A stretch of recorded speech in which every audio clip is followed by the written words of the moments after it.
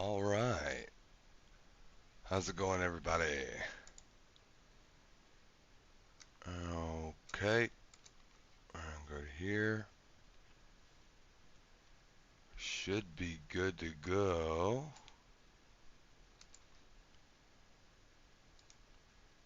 Okay, let's go ahead and pull this up. Post your links in chat. And we're going to do that.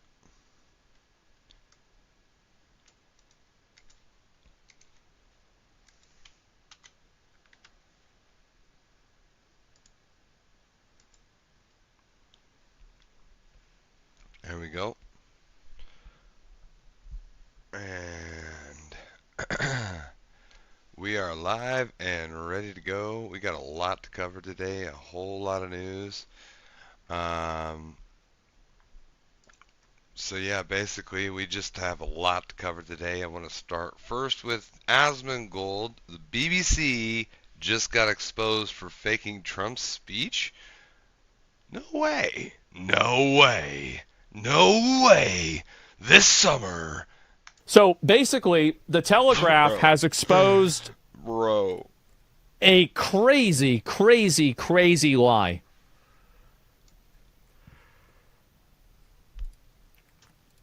The BBC claims to be the pinnacle of impartial reporting. But they're lying. They're not. They're totally biased. Of course they are. What if there was an internal dossier that revealed that wasn't the case?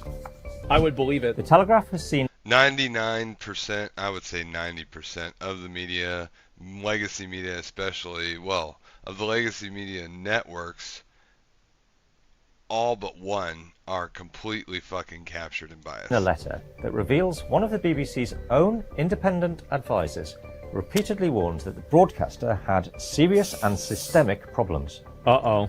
A week before the US election, BBC Panorama released a documentary called Trump: A Second Chance, and in it, they played the following clip. Uh-oh. We're going to walk down to the Capitol, and I'll be there with you. That's and a we cut. fight. We fight like hell. Second cut, third Trump cut. didn't, in fact, say this at all. The BBC spliced together two clips that took place 54 minutes apart. So let's go through it again. We're going to walk down to the Capitol, and I'll be there with you. Now, see there, between Capitol and Bro. that's a cut. Here's what Trump... Yeah, it's a cut. And then so that you can't tell, they take the cam shot of the crowd instead of the close-up. Because otherwise you would see the jolting movement of Trump's face and head. Trump actually said. We're going to walk down to the Capitol, and we're going to cheer on our brave senators and congressmen and women. It's complete misinterpretation. Complete misrepresentation. Entirely. Absolutely. Completely insane. Totally. But of course, I mean, like anybody who is, it's 100% anybody who voted for Trump already knew this. Like literally already knew this. Do you not remember watching this 3 minutes ago? Yeah, I am. It's spliced together. We watched a news report of this, but I figured I'd watch the original video since they were the ones that put it out originally. Yeah, of course I saw it. Different. It wasn't until nearly an hour later... It's narrative creation. Yep, there it is. BBC executives resigning. ...that he then said the We'll second see. part of the BBC's version. We're going to walk down to the Capitol. It's so disgusting how they operate. It's obvious. And They're parasites. We fight like hell. Now, it's true that a lot of people will still feel Trump's claims that in 2021 the election was stolen were entirely inappropriate and I think they were unbecoming inappropriate. of a figure in politics. Yeah. But irrespective of your Sure. personal views on Trump, Look, there are a ton of ways other than just voter fraud or fake votes or fake ballots. There are a ton of ways where you could make the very legitimate claim of a stolen election when it comes to shit like the Steele dossier, the Russia hoax, all of I mean, we know without a shadow of doubt, beyond all doubt, all of those stories were completely fucking false. They were totally fabricated. And the worst one was the Hunter Biden laptop story, where it literally, I mean, it totally decimated Biden, his campaign, his family, his son, all the corruption going on. It revealed a lot of who was actually in collusion with not only Russia but other countries. And it was buried immediately by Twitter at the time. I mean, if all these fake, fabricated, and then real but suppressed stories, if these events had not, like, you can make a very strong argument that the bullshit that came out of the election and of course the lawfare and all the other shit after that. I mean, not that that has any bearing on the election, but still, just the outrageous number of completely fabricated bullshit and then suppressed truth. It definitely, and then of course the Trump suppression on Facebook, not just Facebook but Twitter, all social media. I mean, he was buried. There's no excuse, rhyme or reason, or explanation for any of it other than complete and total corruption. The question remains. So you could make the argument it was stolen in that way. How is a national... If they were never so know. inappropriate and so problematic, why do you need to create fan fiction in order to create the narrative for it? So, like, I have no problem saying that, like, yeah, Trump shouldn't have said the election was stolen and it was bullshit. Like, yeah, for sure. But, like, if that's the case and it's such a definitive thing, why are you making things up about it? Why don't you just simply show what the data is and show what actually happened, rather than splicing it together in a way that's misleading? Funded by taxpayers. Twitter also deleted the clip of... Because they're so ideologically and completely fucking biasly captured by the radical, insane left that they wanted to utterly bury and destroy Trump's future prospects for any office, let alone the presidency. And so they unleashed all literal hell in the most corrupt and false and despicable and dishonorable way they could possibly do so. Trump when he called the protesters to go home. Now, in my opinion, how would I deal with this? Like, I think that people that do this should face serious repercussions. I do. Premise that it will provide impartial reporting, Yep. allowed to splice together content in a way that one of its own advisors said materially misled viewers. Absolutely, without a question. It was designed to mislead viewers. And we're not even done yet. Well, of course the it footage was. Panorama showed of the Proud Boys marching towards the Capitol building, Oh, no. seemingly spurred on by Trump's rousing speech. Well, that was actually taken before he'd even addressed the crowd. In fact, the BBC themselves later published a report. See? It's all about framing. This is what they... This is just to scratch the fucking surface. This is just scratching the surface. Once you go through all of the footage that's out there, the documents, the what, like, after he left and how he tweeted twice for everybody to be peaceful, even though, because he had heard that they had started acting fools, right? He is literally the furthest thing from guilty of instigating anything, but more importantly, when you see the footage on the ground of what's happening on January 6th, it'll shock you, because none of it, if you think that there was some kind of insurrection, revolt on January 6th by far-right militants, you're a fucking insane, or just an ignorant victim of the captured ideological woke media that wanted to lie to you. That's the truth. They do. This is what they do. At odds with Panorama's own timeline. These are the Proud Boys, another right-wing militia seen a framing, little earlier that morning. Out of your boy! Donald Trump will not appear for another hour or so, but they're already heading towards the Capitol. They even time-stamped the footage to show that the march began at 10:58 a.m., well before Trump's midday speech. Right. The true chronology raises serious questions about the way in which the BBC decided to portray the events of January the 6th. In fact, the memo highlights that shortly after the first extract of Trump's speech, the now president actually said, I know that everyone here will soon be marching over to the Capitol building to peacefully and patriotically make your voices heard. The BBC... Yeah, there it is. And this is the thing, is that January 6th obviously was bad, but I don't view January 6th as some kind of unique evil. Whenever you have all of these retards running up and harassing ICE officers and stuff like that, do you also have politicians saying that, be peaceful, make your voice heard, etc.?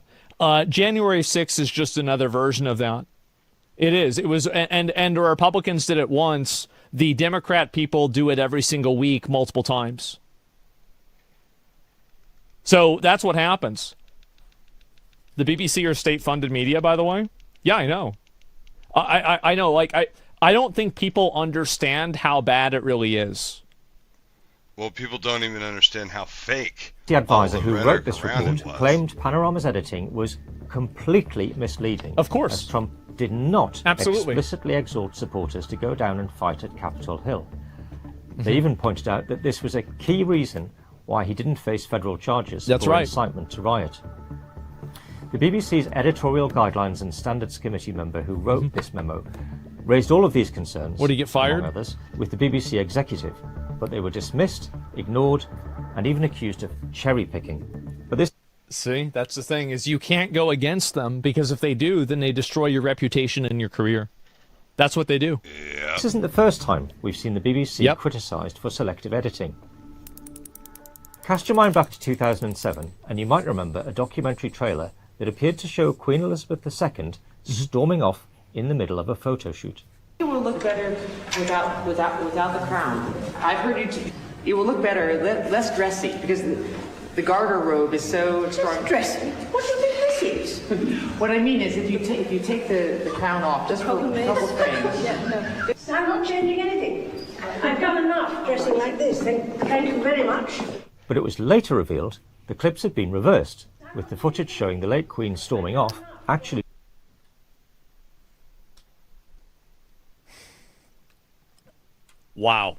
being the moment she first entered the room. And those seemingly cantankerous comments made during the photo shoot? So different, they were just some well-intentioned sarcasm. Dressing? Yeah, they're laughing. The Crowngate scandal, as it was called at the time, resulted in the resignation of Peter Fincham, the BBC One controller. Now, 18 years later, it appears the broadcaster has not learnt its lesson. No, they're going to keep doing it, and the reason why they do it is they think their message is more important than the truth. So they are more focused around making sure that they spread their message and they push their agenda. That matters more to them than being able to actually tell the truth or represent things correctly. So to them, it might be confusing to you because you're like, well, why are they lying? Well, that's the reason why they're lying, is that they view the truth as downstream from their agenda and their message. So if the truth is conflicting with what the what I can't understand is how no one else on the, like, aside from the ones who do know, I would assume probably half, if I would say 80 to 90% of the people who voted for Kamala Harris, even if they wouldn't change their vote, don't know about any of this. They literally don't know a thing. And they don't know most of the truth about Trump. Messages, then the truth is basically reinterpreted or misinterpreted. Because this reflects a wider, broader pattern of everything they've ever done, and the only thing they've ever done to Trump. In order to make it reinforce the message. The truth creates the message. Or sorry, the message creates the truth. The truth does not create the message. That's their value system. The letter? That's 99% of all mainstream media, not BBC. Oh, I know. I know. If it was up to me, well, I'll stop myself right there. States if BBC journalists are to be allowed to edit video in order to make people say things they never actually said, then what value are the corporation's guidelines? Why should the BBC be trusted? The guidelines are created in order to control people who they disagree with. Every rule is a weapon. And where will this all end? It will never end. It will never end. And that's why you need to have oversight. Remember, those aren't my words. They're the words of someone who sat on the Editorial Standards Committee. Now, Director General face the same level of accountability that Peter Fincham did in 2007. Worse. Should do worse. Well, that remains for the BBC to decide. But if members of its own... And then figuring out inside, look at all the internal communication, figure out the people that were okay with it all the way down the line, fire every single one of them, and tell them that they're lucky it's not worse. That's what I would do. The Editorial Standards Committee have no faith in the broadcaster. You have to ask, should we? No, you should never. Never. They are absolutely against the people. They are working against them 100%. But it does seem like they have issued an apology. This is it. It's happened. The letter that has been published by the BBC chairman, Samir Shah, it has been published on the Culture, Media and Sport website.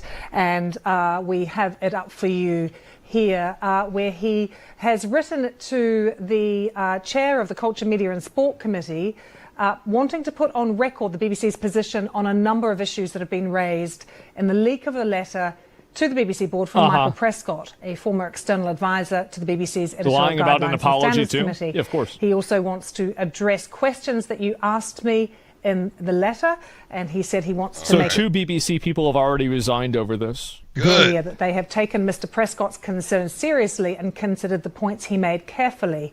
They have met the board to discuss this. He said it is worth stating at the outset that some of the coverage of Mr. Prescott's memo has implied that he has... The reason why it takes so long for people to fact-check stuff like this is because there's an intentionally created media apparatus that exists for the purpose of misleading you and creating a false reality in order to make you believe something that isn't true. Yep. That's the reason why. Is. It's the same reason why when a games journalist brings up an issue with diversity or any DEI stuff, they are immediately met with hate and harassment from people inside of their field, because it's supposed to create a chilling effect inside of the space where nobody is allowed to talk about these topics.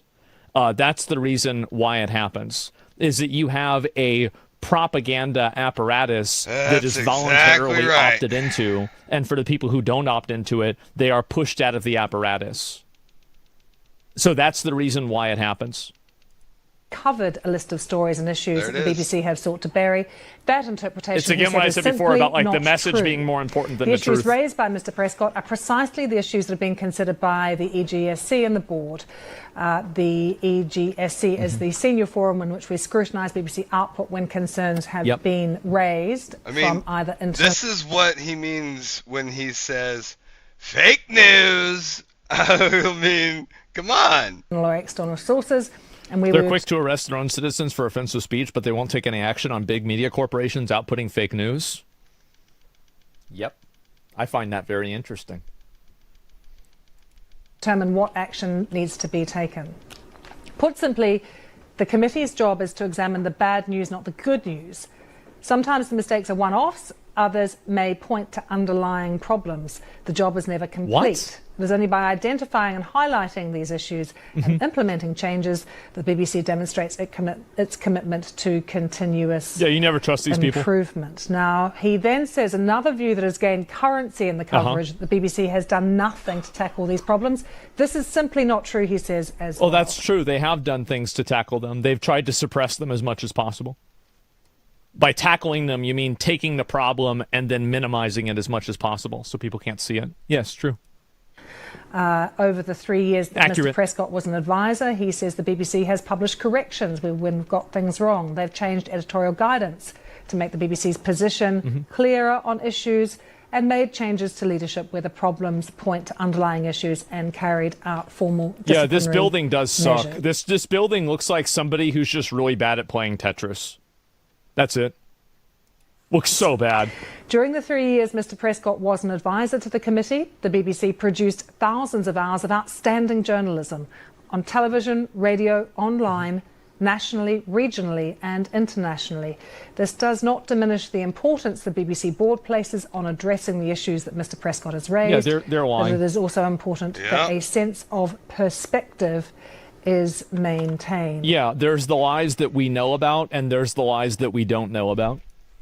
So just to point out to you that what we are reading out to you now is the BBC chair, Samir Shah. This is the letter that I have right now from him that we have just seen in the past minute or so to the chair of the Culture, Media and Sport Committee. And also to remind you in context, the BBC Director General Tim Davie and CEO of News Deborah Turnus both resigned on Sunday after a leaked memo that criticised a 2024 Panorama programme made by an outside production company about the US president, where they edited together two parts of a speech. I'll believe that they care about this kind of stuff whenever you start seeing people getting prosecuted for election interference. Yep. That's whenever I'll be like, okay, all right, now they're taking it seriously. Until I see Old Testament answers, everything is a lie. The president made so that it appears the accountability? That he explicitly encouraged the Capitol Hill riots back in January 2021. America should start doing that first. I agree with you. I totally agree with you. Other things have been criticised in that memo as well. But here is a reaction that we have been getting now from Samir Shah that I am bringing to you. It's long. I'm trying to take you through the details and bring you the key lines. It's just bullshit. As I see them. This is just literally them talking. This is so fucking boring. I can't watch this anymore. But yeah, there we go. We've seen it. This is obviously what happened. And now they are apologizing. Big fucking surprise. There are some there any more of this? Yeah, this is the whole thing. Of some pretty senior named individuals throughout this. We're working through this in real time, Katie. But you know, there's some quite kind of strong views as to how things went wrong from the chairman's perspective. Well, they went wrong because you have people with biases that are trying to put them into the media. That's the reason why. Man, he's taking the words right out of my mouth. Maybe I should have watched the original because, yeah, obviously that's what's happened. And it's the thing that has happened every time you have seen in the news anything about Trump in the legacy networks, CNN, NBC, ABC, CBS, okay? All of it, nearly all of it, 90% of it, is completely spliced, fabricated bullshit lies where they take shit, splice it together, and make it seem like he said something that he actually did not. That's 99% of the coverage of the legacy media of Trump. Obviously why. Yeah. Yeah, and I mean, for them to have tried to defend this edit. Liberals just lost their January 6th argument, I guess. They never had one. I mean, January 6th was really bad, but it's obvious that if anybody has been paying attention for the last year, the overwhelming majority of, collective political unrest has been by left-wing people. And this has been at the same time as a ton of extra violence. People burning up Teslas, people destroying property, people attacking ICE agents, everything like this. And they're the ones who basically have ownership over this problem. Now, obviously, there have been right-wing bad actors, too. But if you're talking about collective violence and collective problems, you have BLM, you've had the Tesla burnings, and now you're having the ICE crash-outs. And these are all left-wing things. When Elon Musk went and called Donald Trump or implied that he was a pedo in the Epstein files, not a single Republican went out and started burning random Teslas and destroying them at dealerships. This is a Democrat problem. And the reason why it is a Democrat problem is because because they have convinced themselves that they are fighting against Nazis. They've convinced themselves they are fighting against, fascism, and this is some kind of existential threat that basically the ends justify the means. Anything bad that they do is totally justified because it serves a greater goal of getting rid of something that they view as problem. Yes, the Democrat. This is I think it is a unique Democrat problem. Now, when a Republican does something bad, here's the big difference, right? It's not that Republicans don't do anything bad, but when a Republican does something bad, everybody generally says, oh, okay, that's really bad. But the problem is that Democrats look to try to, oh, it's not that big of a deal. It doesn't matter that much. Who cares? And I think that has radicalized a lot of people. Yeah, and I'll view that, and we can contrast this now with, you remember whenever they had all those text message leaks and it was all those young Republican people talking about how much they liked Hitler? And nobody really cared about that anymore. And the reason why, it's because left-wing people have established basically a standard, and now right-wing people are living up to it. So you have all these conservatives that are saying this crazy stuff, and there's never a point of moral authority that, any liberal can have when you're the one justifying, shutting down a college, or you're the one justifying being violent to an officer, or you're the one justifying, destroying property, somebody's car, something like that. Exactly. They all got blacklisted and fired from their jobs. Yes, but I understand that structurally, but that doesn't matter. It doesn't matter what happened to them. What matters is how the public perceives it. And I think that this is continuing to become the case. I think that any conservative at this point should totally stop purity testing, because left-wing people don't purity test themselves. And if you allow other people to create the optics for you, all you're doing is you're allowing your enemy to define how you lose. And basically, you can see how they had no problem voting for Jay Jones, right? This is a guy that fantasized about killing, his political opponent's children. Well, if you're going to vote for that person and you're not going to have people withdraw their nominations from them, well, then I don't want to hear from you about how bad it is that somebody said something bad in a group chat. You've just lost all of your right to be able to be any sort of moral authority on this topic, period. Dang! It's total bullshit. Totally based. Absolutely based. You'll love to see it. Like and subscribe on the YouTube side, and we'll see you if you're still with us in Kick and or YouTube, because we are streaming live. Thanks, guys. Have a good one. Holy shit. Let's finish this out real quick. Particular. I mean, the That's thing what I that think. has enraged people so much over the last few days is how there is any justification for an edit where you take a speech where one section was at the start of the speech and it was sort of sandwiched together with something that was from 15 minutes later in the speech. I mean, with any sort of journalistic newsroom, few would kind of... the thought that is formed. It's disgraceful. And I think that, again, it's election interference. It is it's disgusting. You shouldn't be doing this, right? It's definitely not just the Democrat, probably more of a lapse of morals with society and people. I'm not arguing that it's not mostly left-wing, but I don't think it's specifically that. I think that right now it is. I think that in the future it will also be right-wing. I think this is a pendulum, and right now there's a lot of left-wing political violence because they feel like they're justified to do it. I don't think that they have a monopoly on that, categorically by the nature of them being left-wing people. I don't think that at all. But what I do think is that a lot of left... Okay, but it's close to a monopoly, and the reason why there's so much of it is because they're gaslit by this complete fucking fabricated bullshit. I mean, they are feeling like they are existentially threatened. And it's all from gaslighting, fabricated lies in the mainstream.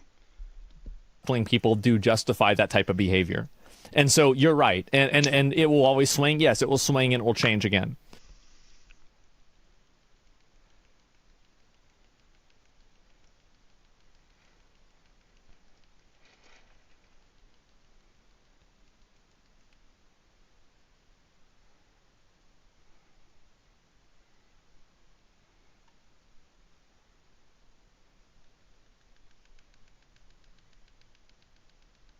Man. guys. I just, holy shit.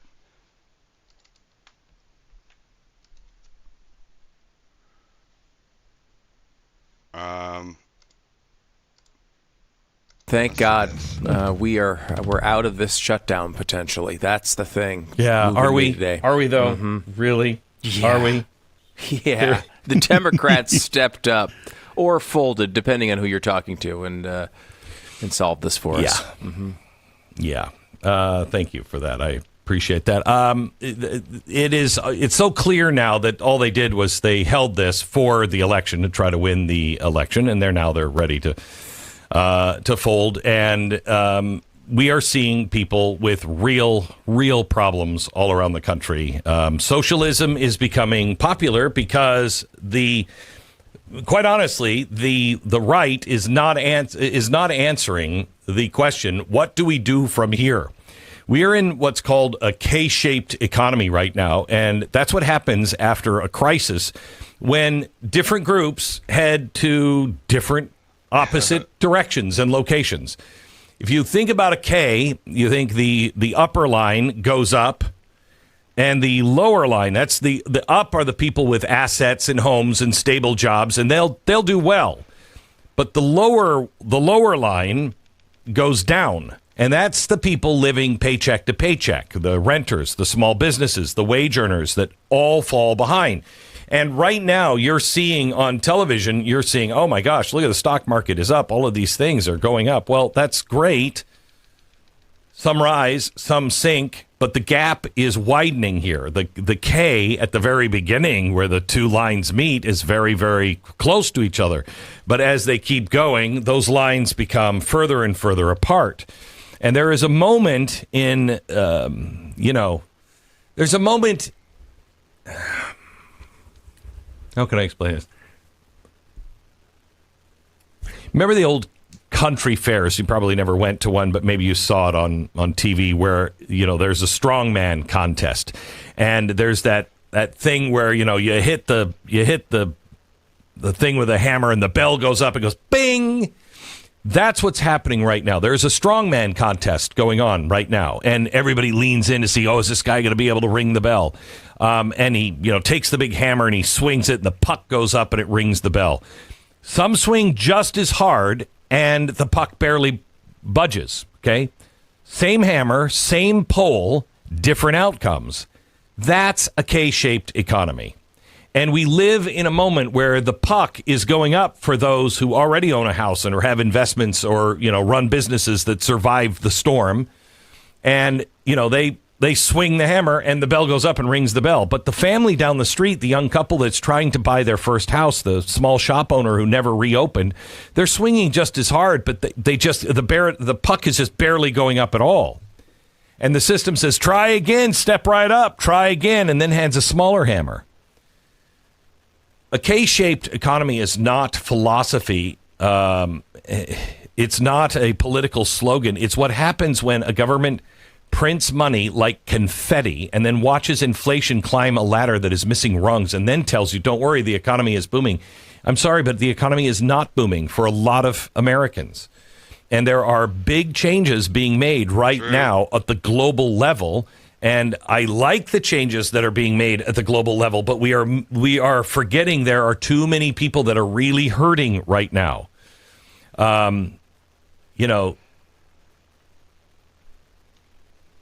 Yeah.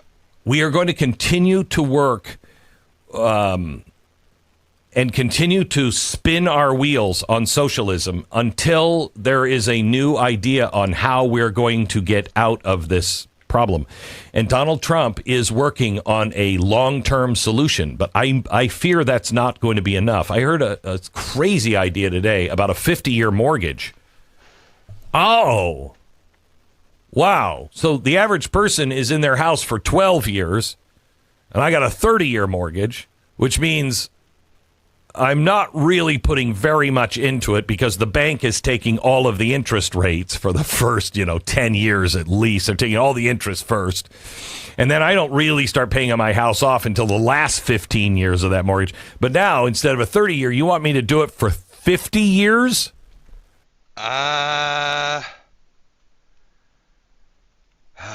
You're talking about paying into a lot of interest. You're paying not much of the principal at that point.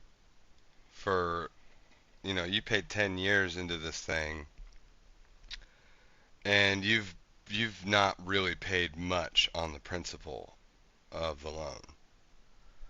50 years means that it's going to drag out just by that much more, and ultimately result in you paying more interest over time than toward the loan. Even if you have a good percentage, I mean, actually, the truth is, it'll be a higher percentage of interest, because the idea is with 50 years, you split the payments up that much more. So it's less per month on a house payment, but you're going to be paying out the wazoo in interest. I don't know about this. Obviously, I think one of the best solutions that nobody seems to be entertaining is that people who are able to make rent, that should go toward their credit score and get them a loan, after a year, 2 years, maybe even 3 years. Fuck it. Make it hard, but then make it count. Because after that point, they could, if they look at a house, roughly the equivalent in property that their apartment or townhome or house was that they rented, and they want to buy it. The thing is, on a 30-year loan, that is going to be a significantly lower a month payment than what you can get for rent. It's always more expensive to rent in the long run. Always, always, always. Because there's a profit needed on top of everything. That's what I don't get. Oh, okay. Well, what is that going to do? Well, first of all, it's going to raise the price of the house. I mean, if everybody starts to get able to, well, I get a 50-year mortgage, so I can afford a house. We have a shortage of housing, so the mortgages, the house payments, the house prices are going to go up because we have a lack of housing. And then on top of it, you're going to double the payment anyway because you're paying all that extra interest. You're just charging more and stretching it out. It's like solving hunger by not giving food, but just giving longer straws to people. Okay, wait, what? You're going to pay double for the same house. It means double the interest rates. And while your roof has to be repaired, the brand new wiring that you had when you bought the house all needs to be redone. The appliances have to be replaced. The bathroom is completely out of date. It all has to be replaced again. You're still paying on that house. Okay, this is like buying not one house, but two houses, and it's not freedom. It is trapping you. And, what really bothers me is it is home ownership. No, I'm sorry. It's renting disguised as home ownership. That's what that is. You're not going to build equity into a house like that. You won't own your home until you're in your 80s. And if you bought it later in life, your children are going to inherit the payments that you have. It masks the problem that we really have is home prices, because we don't have enough homes. We also have these giant corporations that are buying up homes en masse and then renting them to us. And we also have prices for the home that is broken from the wage. A 50-year mortgage is like giving somebody a longer plank, on a sinking ship. No, I mean, I'm going to end up in the water anyway. I guess that's helpful in a strange sort of way. What we don't understand is these are the conditions in which socialism thrives. If we keep just trying to say socialism is wrong, we're not going to help anyone. Well, there's two things that have to happen. It doesn't hurt. A, have to come up with new solutions for these very old problems, and the new solutions cannot involve printing more money, bailing the banks out, giving the banks more interest, or anything like that. Because socialism is coming with a vengeance. And, boy, I got to tell you, it is going to have all kinds of answers, because it always does. Yeah. In January, I'm going to start something new called The Torch, and it exists really for one reason. We're running out of time to relearn what our grandparents knew by heart, okay? The lies that we face today are not new. They're old ghosts wearing just modern clothes. And starting January, I'm dedicating the next part of my life, the last part of my career, to education on history and usable things, going deep. You know, the thing about broadcast is you go very wide and very shallow. I need to go narrow and deep at times. We're still going to be doing what I do here every day, which is bringing you all the news and trying to make sense of it. But I need to go deep on things, and socialism is one of them. So we are working right now on new programs, a new podcast, a new daily rhythm of learning that I've never done before. And some of these shows are just going to be you and me every single day, just walking through history with a flashlight in one hand and the truth in the other, trying to figure out what's going on. But one of the lessons that I think we need in this is a series on socialism, on why it never works, how it happens, and how the lies always begin exactly the same. This is the kind of work that the Torch is being built for. So let me just give you a highlight of one lesson on how whenever a society gets into this situation, history will show us a poisoned promise begins. Let me give you, with a K-shaped economy, the socialists always arrive making all kinds of poisoned promises. And there is a pattern, and it is so ancient it could be scripture, also modern enough to sit on the news crawl as you're watching, whatever news you're watching. Every socialist experiment starts with the same smooth-tongued promise. We are going to make life fair. Unfortunately, for socialists, history keeps impeccable books. The receipts are really, really damning. Fortunately for socialists, nobody ever reads history. So let's take just a quick stop at history for a second. Hugo Chavez is probably the latest. When Chavez took power in Venezuela, it was 1999, and he told the nation, which was booming. It was like America 2000, okay? He said he's building a new revolution that would create a classless society where oil wealth would lift the poorest into dignity. Okay, he had the richest country, besides I think the United States of America, in the Western Hemisphere. He said it wasn't enough. We need no more hunger, no more shantytowns, and the state will guarantee your rights, and we're gonna distribute the wealth of the rich to the people. And everybody cheered, and everybody was so very excited. And for a short moment, the fantasy glowed, because it always glows for just a fraction of a second. He nationalized the oil industry, and then he said poverty he would end by decree. Well, he ended something by decree. By 2014, the shelves were completely empty in the stores. By 2016, the average Venezuelan was losing over 20 pounds a year due to food shortages. Let me just remind you that by 2016, they were eating the dogs and the cats in the streets. Not making that up. Look it up yourself. And the zoo animals in the cages of the zoo were also being cooked up for people on the streets to eat.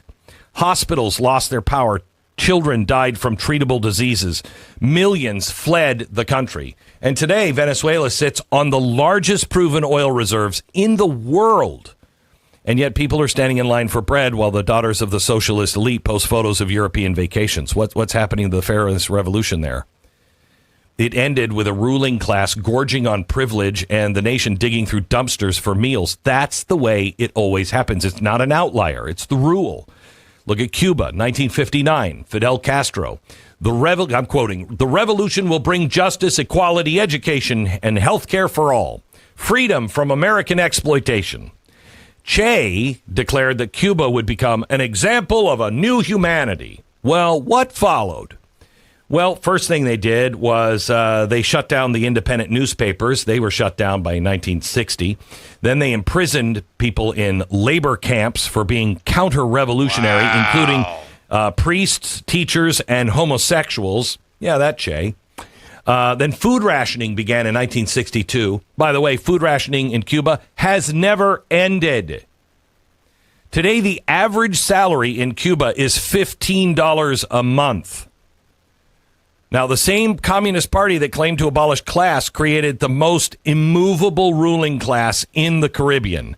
And yet the billboards still show smiling peasants and slogans about equality, while the sons of party officials are driving imported cars through Havana's rotting streets, and everybody else has to fix a car from the 1950s. Remember, the promise was fairness, but the result was an island-sized cage. All right, it was just those two.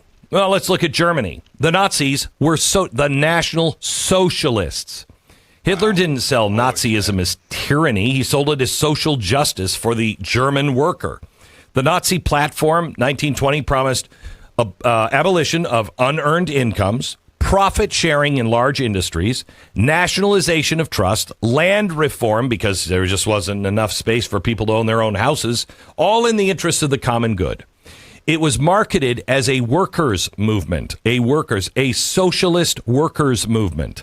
And it was going to correct all the inequality, punish the greedy capitalist, and restore fairness. So what happened? Well, first the disabled had to go and the sick children because we can't afford to keep them going. And the political dissenters, they were just stopping us from all this progress. Oh, and the Jews, of course, and the Slavs, and the Poles. I mean, anyone who didn't fit the utopian math, they were gone. The promise of fairness became the most industrialized murder machine the world has ever seen. But don't worry, we could also go to the Soviet Union, the grand cathedral of socialist dreams. Here's what Lenin promised. We'll bring about the complete equality of all citizens, end quote. The state, quoting, will wither away. Oh, yeah. The workers will own the factories. The peasants will own the land. Okay, so they got power, and what happened?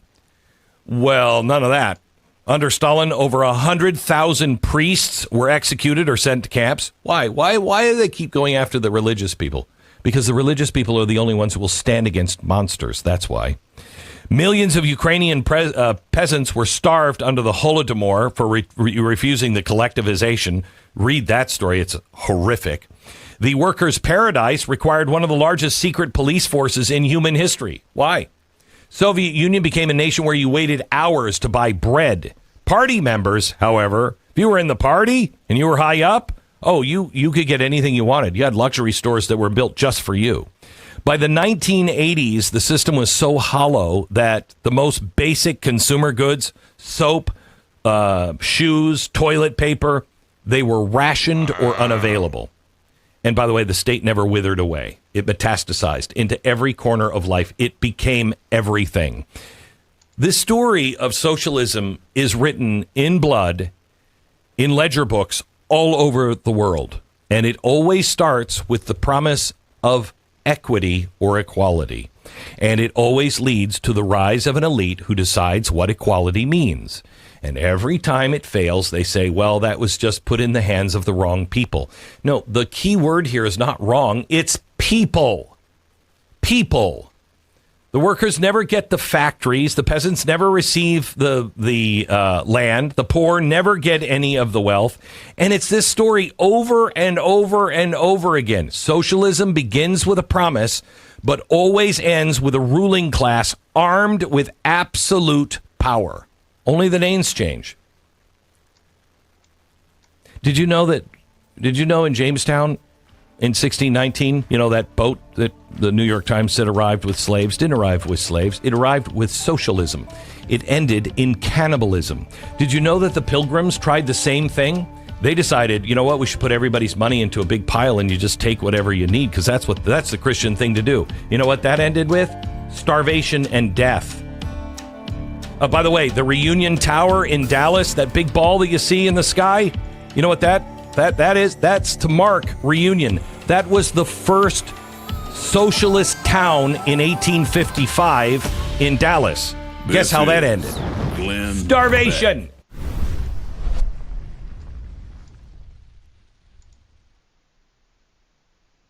Man, that's just freaking wild, man. I mean, yeah. Where is it? Oh, yep, this is the one.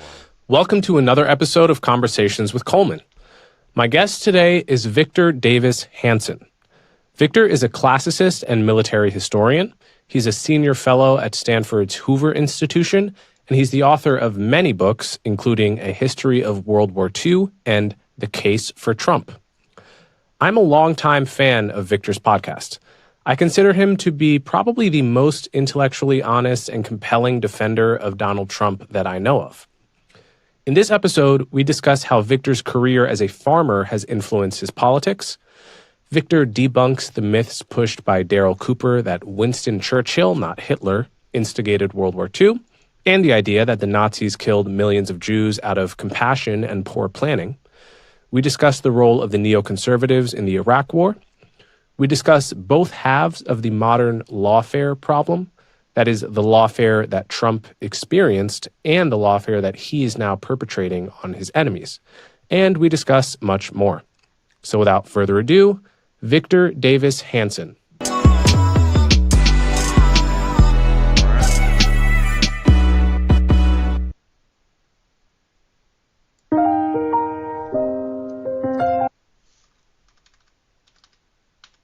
So much for coming on my show. Thank you for having me, Coleman. So I am a longtime listener of your podcast.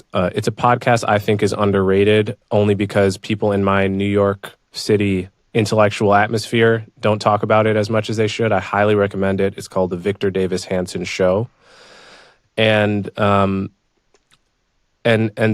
I have a lot of things I'd like to talk to you about. But before we get into current events and the piece you just wrote critical of Tucker Carlson for the Free Press, maybe some of the myths about World War II that have been circulating in the culture recently, I want to give my listeners a sense of who you are. You're a very interesting intellectual to me because not only do you have deep scholarly experience as a historian of ancient civilizations, ancient military warfare, and modern warfare, you also have this whole other life filled with practical experience and wisdom as a farmer in California. And I've heard you talk on your podcast about this. So can you just give me a little bit of a bio of how it is it that you came to be a historian, and how did that intersect with your career as a farmer? Well, I grew up on a 130-acre orchard and vineyard farm that my great-great-grandmother had founded. And we had to work pretty hard. My grandfather was a very weird guy. He had 3 daughters. One was severely crippled. But he believed that no one would take over the farm, so they had to be educated. That was in the 1930s. So he sent his daughters to Stanford University in the 30s, and one got a JD, one got an MA, and but then they came back here and raised families, and then so I grew up in a kind of a weird situation where nobody had been to college except my mother and father, and my mother was a housewife here on the farm in a little tiny house. I'm sitting today in my great-great-grandparents' home, but I didn't move in here until I was 25. And then my mother became she got back into the law. She became a first Superior Court judge that was a woman. And then she was the first state appellate court judge woman. So I had a kind of a schizophrenic existence of people saying, you got to go to college, but then my grandparents. And anyway, when I went to UC Santa Cruz, I think that was a mistake. It had just opened as kind of an experimental college. And my father, being a very practical guy, said, you, your twin brother, and your brother are all going to go there. You'll rent a house, you'll save money. So we did. And then I went to Greece for a year, a junior year abroad, and I went to Stanford University and got a full fellowship in classical languages and a PhD program. But when I finished, I was 25, and my grandfather had died, and my parents were working in town. So I came home, and that time I had my paternal grandfather's little farm. So I farmed with my twin brother, who was in a PhD program, and he quit. I finished, and then the two of us and my cousin ran this, and I did that for 5 years. And then I'd never been to Cal State Fresno. I drove up about 35 miles, asked them if I can get a job, and they said no. They had no Latin or Greek program. But finally, I weaseled my way into one class, and after 3 more years, I started a classical language program, and I did that for 21 years. We had to teach 5 classes a semester. And I hired 4. When I was 50, I was kind of burned out. I had been teaching 9 to 10 semester classes for 20 years. So then John Racine called me up out of the blue, and he's wanted to offer me a job at the Hoover. So I've been there for the last 22 years. But I've never moved to Palo Alto. So I have an apartment in Palo Alto, but I stay here on the farm. And my siblings moved away, so the farm is all broken up. But the original homestead that Luciana Davis homestead in 1870, I have that in the house and 40 acres. It's kind of been an anchor because, and a weight, because my children, I have 2 surviving children, and they don't really want to come back here. It's a very different landscape than when I grew up. So I don't know what's going to be the future, but I have 40 acres of almonds now, and a few years ago I rented it out. I couldn't keep up with everything. So is this the farm you have today? It's a direct lineage from the farm your ancestors got in 1870 as part of the Homestead Act? Is that correct? Yes. Luciana Davis and her husband, my great-great-grandfather, came out from Missouri right after the Civil War, and they had been on the northern side. And the family lore was that there was a fight after the war, and he had, been culpable for manslaughter. I shouldn't say that. They kept it quiet. So they told him that he had to get the northern judge, and,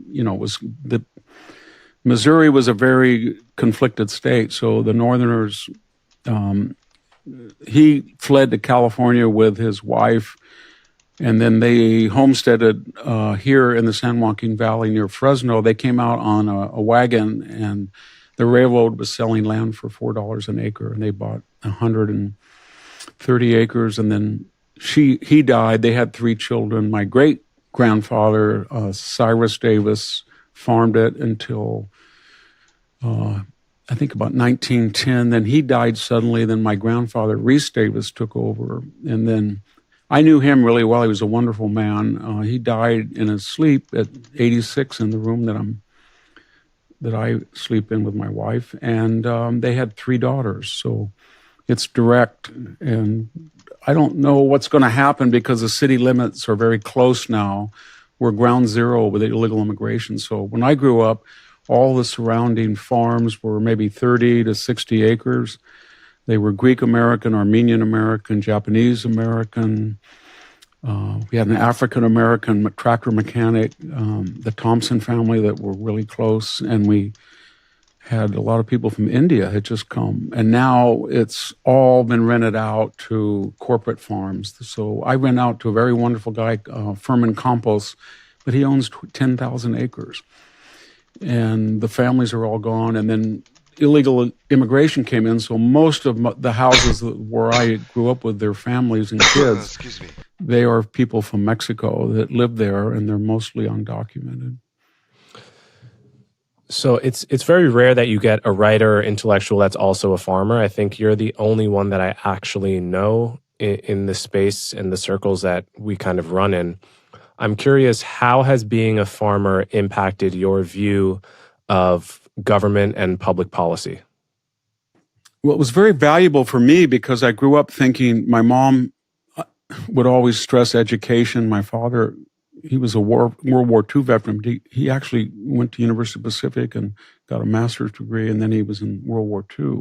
He had a really rough time. So they were telling me, you got to go to college. But I'd always say, well, you came back here. Why did you come back here? And they didn't want to really answer that question. So when I was 18, I thought, I want to get out of here. I'm tired of doing farm work. I'm tired of this little tiny town. And then I went into this world of the left-wing UC Santa Cruz professors, the whole 70s, late 60s, and then Stanford. And that was very intense philological. Mostly my professors were European. But I came back every 2 weeks, so if I had kind of a schizophrenic existence. I think I counted one day that I had come back and forth a 400-mile drive about 50 times a year, maybe, and 40 to 50 for 40 years. So I got back and forth like a yo-yo. They weren't different, they were just antithetical. Because here, everybody had not gone to college. It was muscular. They were tough people. You had to know how to weld. If you were, if I drove down the Vineyard Row and one of my neighbors saw me make the turn, he said, you got it in the wrong gear. Your RPMs are it's too dusty. You don't know what the hell you're doing. Then I'd go back and, it was, can you conjugate the optative mood in Greek? It was just too much. And then culturally, it took me a long time, and for 5 years I didn't go anywhere. I just farmed full time. So when I was 25 to 30, but I guess to answer your thing more concisely, I developed a suspicion of intellectuals. Is what I'm trying to say, and their lifestyle, their view, that they were not connected with the physical world enough. And I'm not saying that they should have been truck drivers or 7-Eleven, but I got a greater respect from this perspective of the people I grew up with. And I decided that if I saw someone farming 180 acres as we did, and you have to cover insurance, workforce, theft, security, the weather, soil, you have to know all of these different things, physical, mental, psychological. And then you compare to when I went to Fresno and I heard all these professors saying, I have to teach 2 classes this semester. It's so terrible. I just couldn't connect with them. I think the first week I got there at Fresno State, I walked out to my pickup and it was surrounded by campus police. And I said, what are you doing? And they said, you have a shotgun in your back of your seat. And we do it because when you're, there's a lot of coyotes and stuff when you're out irrigating and pit bulls and stuff. But it wasn't loaded, thank God. But they said it was a felony to bring in a loaded weapon on the CSU campus. But that was a big shock. I didn't even think about it. And things like that. I didn't really fit for about 5 or 6 years. I don't think I do today, but nevertheless, it's been a schizophrenic life. Okay, I want to get into some of the myths and lies that have been abounding about World War II. You wrote a book about World War II. I'm not sure how many years ago it was. 2018, I think. 2018, okay. And what's happened in the past year or two is you've got people like Daryl Cooper who have been amplified by Tucker Carlson and others that are basically telling the following story. They're telling the story that World War II isn't quite what you thought it was. We've been sold this meme that we, America, and together with Britain, were the good guys, that we won World War II, we defeated a great moral evil. And not only is that not true, what's actually true is that there's basically probably a moral equivalence between the two sides at best, or at worst, we were actually the bad guys. What really happened is that Hitler had legitimate grievances around the mistreatment of Germany after World War I, the taking of German land and after World War I, and what he really wanted was a local war just around Germany to sort of to take back lands where ethnic Germans lived, and perhaps at most he wanted a war with the East. He wanted a war with Russia. He didn't want a war with France. He didn't want a war with Britain. He certainly had no beef with the United States. And if Britain had just, if Churchill had just stayed out of it, World War II wouldn't have really happened. It would have been a small regional war. Far fewer people would have died. The Holocaust wouldn't have happened. And the world in some way would be better for it. So maybe you can just take that chunk by chunk and tell me what's wrong with that. Well, what you said is a very good description of the phenomenon of World War II revisionism. The question is, why do people say these things when the evidence is overwhelmingly antithetical to that position? And I think part of the problem was that we had backed Joseph Stalin. That was a decision that was made. If you look at the discussions, and they were intense. In June 22nd, 1941, we were not in the war. Abruptly, Hitler turned on his partner under the Molotov-Ribbentrop Pact of August 23rd, 1939, and he invaded the Soviet Union. People in the United States said, let's keep out of it. This is kind of good. Kind of like what Donald Rumsfeld said about Iraq and Kissinger, Iraq and Iran war. We hope they both lose. Stalin, we knew, had killed 20 million or so in the great famines and the collectivization. And then Hitler invaded. And then Churchill was trying to persuade us to help Britain get further in the war. And for that 6 months, we were arguing what our stance should be. And then Pearl Harbor abruptly ceased those discussions. And we made the decision to provide a lot of stuff for Joseph Stalin, but not on what the revisionists say. The discussion was that the Red Army had 400 divisions, and while they probably would lose, they would attrite the German army, and that would be in our interest. After all, they declared war on us right after Pearl Harbor. We didn't declare war on them. And that's exactly what happened. We provided, along with Britain, 30% of the wherewithal of the Red Army, especially ground attack aircraft, radios, sea rations. There's certain types of armament they really liked. They liked certain brands of Sherman tanks, Air Cobra. Anyway, it was very successful. And then the war was over, and we discovered that Stalin broke all of the agreements about free elections on occupied Eastern Europe. He did not give back Poland, which was then, which is now Western Ukraine. He did not give it back to Poland. He took it. And more importantly, he had kept all of the agreements with our enemies. He had tried to keep the agreement with Germany. They turned on him. He had a non-aggression pact with Japan. He kept that until the last 2 weeks of the war.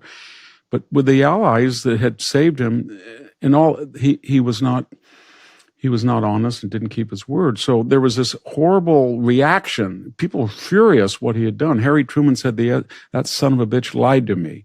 And that by 1946, and then what would become the Berlin Airlift. So 50 years of Cold War. In that period, a gestation was, we made a mistake. And it was that then carried on after the Cold War, where paleoconservatives like Pat Buchanan said, well, we have all these problems with the border and all that. It was pre-Trumpian, and we're an empire, and that was all because of World War II got us tangled up. So it had a long pedigree. Ron Paul was another revisionist. So then Darrell Cooper and Tucker also had on David Coleman. He's a chemist at Cornell, and he had essentially the same message. Why now, though? And I think what brought revisionism back in these cyclical periods is they believe that they see things like World War II. They think that Israel is drawing us in. I should say there was a subtext, Coleman, that when we did back the Soviet Union, the argument at the time was the Jews are getting us into this because Bolshevik Judaism is the juggernaut behind the Red Army. Even though Stalin was an anti-Semite, and even though they had gone after Trotsky, they believed that Jews, because of Germany, were trying to use the United States to help the communist Soviet Union to destroy Nazi Germany. And Roosevelt's advisor, Bernard Baruch, and others had been unduly successful. If you look at a movie, The Best Years of Our Lives by William Wyler, 1946, there's an incident in there where the crippled veteran gets in a fight with Dana Andrews. And one of the guys said, you were taken, you were had. It's almost coming right out of the mouth of Daryl Cooper. So now this narrative resurfaces to say the Israelis, they do all of these things. They manipulated 9/11. They manipulated the death of Charlie Kirk. And one of the things they did, they drew us in, that we have no problem with the Arab world. So that's the context. And to show you that this is not new, they say we did the same thing happen in World War II, but they won't let us. The Jews did the same thing. They don't tell us. And so then they have to fabricate. So when they say Churchill is a terrorist, they mean that he firebombed Hamburg and Dresden. They don't realize Dresden was a military target. It was a long discussion whether they should do that. The first firebombing of Hamburg was in retaliation for the initial, who introduced firebombing was the Germans. They had firebombed Rotterdam in 1940. They had bombed Coventry, firebombed. They killed 50,000 British subjects with incendiary raids. And so-called Arthur Harris, Bomber Harris, had warned them. He said, you have sowed the wind and you're going to reap the whirlwind. And of course, the myth started because the United States came in late in April 1942 and said, we know what to do. We're going to do high-level bombing. We have the Norden bomb site. We have the B-17. You don't know what you're doing. And the British said, look, we've been doing this for over 2 years. You cannot fly into Germany from Britain in the day. The Norden bomb site is not accurate. You have no fighter escort yet. You're going to be slaughtered. We tried it, and we were slaughtered. So what I'm getting at, it was a last-ditch effort to use area bombing, and that's one of the fallacies of that whole narrative. The other big fallacy is that, well, Germany preempted in July 22nd because they knew the Soviet Union was going to break the agreement and hit them, so they hit them first. And that's based on a couple of letters and communications that people thought about in the Soviet Union, but it was a win-win situation for both. The Soviet Union got a lot of industrial machinery, know-how, optics, and They even got plans for German battleships. And then in exchange, they supplied the Third Reich with oil, grain, etc.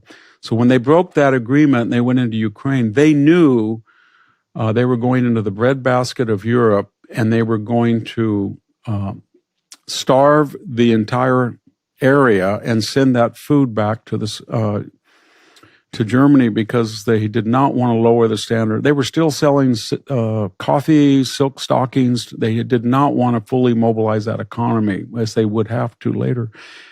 And so when Daryl Cooper said, well, yeah, maybe 1.5 million Russian prisoners, Jews and Ukrainians died, but they had no idea they'd be so successful. What were they going to do? Well, there's actually something called the Hunger Plan by a German professor who turned general, Mr. Beck. And they had planned to the letter how many tons of wheat would go to Germany and what would be the effect. And German generals in their diaries wrote, we weren't really ready for this, but the higher command just says, don't worry about it. They're going to die anyway. And so that's a selective I don't know about all that. use. As far as the Holocaust, there are allusions to it in Mein Kampf, and within 7 days of getting into Poland, they were slaughtering Jews. And within 15 or 16 days of getting into the Balkans in early 41, they were slaughtering Jews. And one of the reasons that they attacked the Soviet Union, and there was no reason to do it. The only opponent they had was Britain, and it was surrounded. They said they were attacking Russia to put pressure on Britain, which was kind of lunatic. But Hitler said as well, they're going to attack us. But he also said that's where most of the Jewry in the world is. It's not in Western Europe. And the other problem they had very quickly is in Western Europe, most Jews were assimilated. And they had a problem because they had members of the Wehrmacht who had Jewish relatives, and there was always this exemption. Goering himself was Hitler himself, they were alleged, had Jewish relatives. And the whole thing was kind of bankrupt because they said Jewish people are unter Menschen, but they have to wear a yellow star because we can't otherwise identify them in the West. But in the East, they were unassimilated, mostly Orthodox Jews, and they felt that this would be a much easier, they were more ostracized, they were not integrated, and they could go in there and wipe out most of European Jewry. I don't know if that was the primary, there was discussion where that was a primary, but that was surely one reason to do it. When the war was over in table talk, Hitler said, I know that going into Russia cost us the war, but it was worth it, because years from now they'll say that we got rid. This is where the 6 million Jews mostly came from. I think there was only 300,000 or 400,000 from Western Europe. Yeah, so you wrote an article for the Free Press recently about Tucker Carlson. I think that by the time this episode comes out, that article will be out.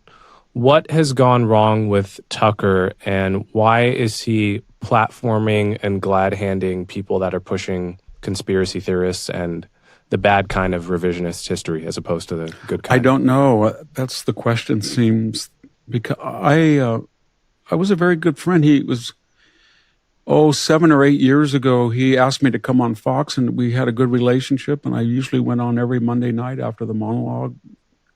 There were things that were a little eccentric, like UFOs, and some topics that he was interested in. But more or less, there were parameters or guardrails that he operated within. And I would call him a MAGA conservative, but more libertarian than MAGA. And then I think it was kind of abrupt and probably unfair the way he was fired. And there's a long backstory to that. But he was on a Friday night, and all of a sudden they fired him. And he had the largest audience, really, in Fox News history, larger than Bill O'Reilly's even. And then he got his own platform, and I don't think there were people saying to him, this is too far. And I think the people around him were encouraging him to be more edgy. And when you're autonomous and entrepreneurial like that, the more controversial, the more clicks or whatever we call it happen. That's just one exegesis, but there soon developed a pattern when he introduced a pastor from Bethlehem, and we all know that the Christian population of Bethlehem on the West Bank went from 80% Christian to 10%, and that happened mostly under West Bank Palestinian Authority.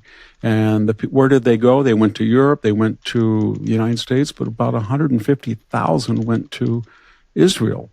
And there's about 180,000 Christians. So when Tucker interviewed this person who has to say something that his Islamic Palestinian overseers approve, Tucker just took it as gospel that the Israelis had ethnically cleansed the Christians out of Bethlehem, and that the Christian Zionists should look at that. And yet these Christians were living with more freedom anywhere in the Middle East, in Israel, many of them.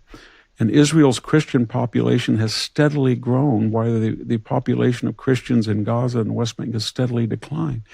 That's just one example that I don't know why. Or when he had the eulogy of Charlie Kirk, you remember Coleman, he said something that it's sort of like a bunch of people from the Middle East, in a room with eating hummus, talking about Christ. I guess the obvious simile was that Charlie Kirk was Christ, and the modern Pharisees in a room had engineered his death. So, and then when he had Candace on, and he had Nick Fuentes on, he had David Cullum, the revisionist, he had Daryl. There became a pattern. I should say at this point, very quickly, and I'll stop, there's nothing wrong if you want to have an edgy, out of the ballpark figure, if you're willing to cross-examine him. William F. Buckley had his brand and those firing line episodes was to have people like the convicted rapist Eldridge Cleaver, like the known segregationist George Wallace, with a kooky eugenicist William Shockley, to have Huey Newton. But if you look at those episodes, he cross-examined them. He tried to tell the world that these people are out of the ordinary and they're trying to persuade you, but I'm going to cross it. So if he really wanted to take the risk, and I don't think he should have, because you're giving him a platform he didn't deserve, like Fuentes. But Candace maybe is a different story, or Marjorie Taylor Greene.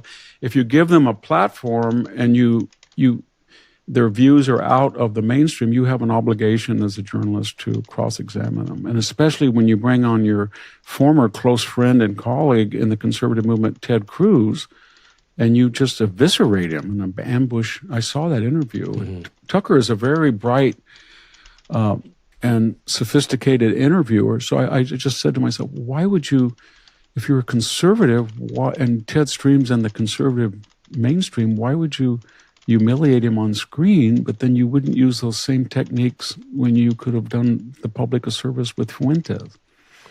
No, it's a great point. I mean, like, why would he absolutely dig into Ted Cruz for not knowing off the top of his head the population of Iran, which I admit he should have known. Yeah. But why would he absolutely humiliate Ted Cruz for saying that? And then when Nick Fuentes comes on and says, I love Joseph Stalin, he just says, okay, let's put a pin in that and come back to it very politely, right? Yeah.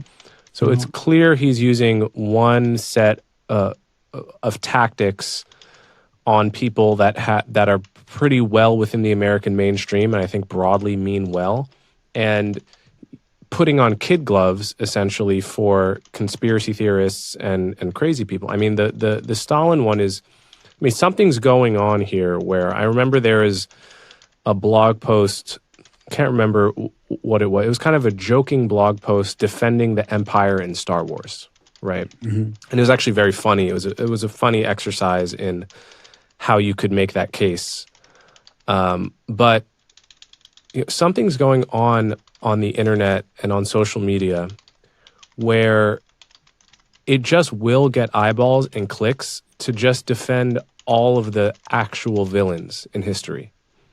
And if more and more people believe this stuff, then it turns out there are actually no bad people that have ever existed on Earth. Hitler was great. Stalin was great. Mao was great. I mean, the left has been making that case for a long time. Actually, everyone you thought was bad from history that killed and slaughtered millions of people for bad reasons, they were all actually great.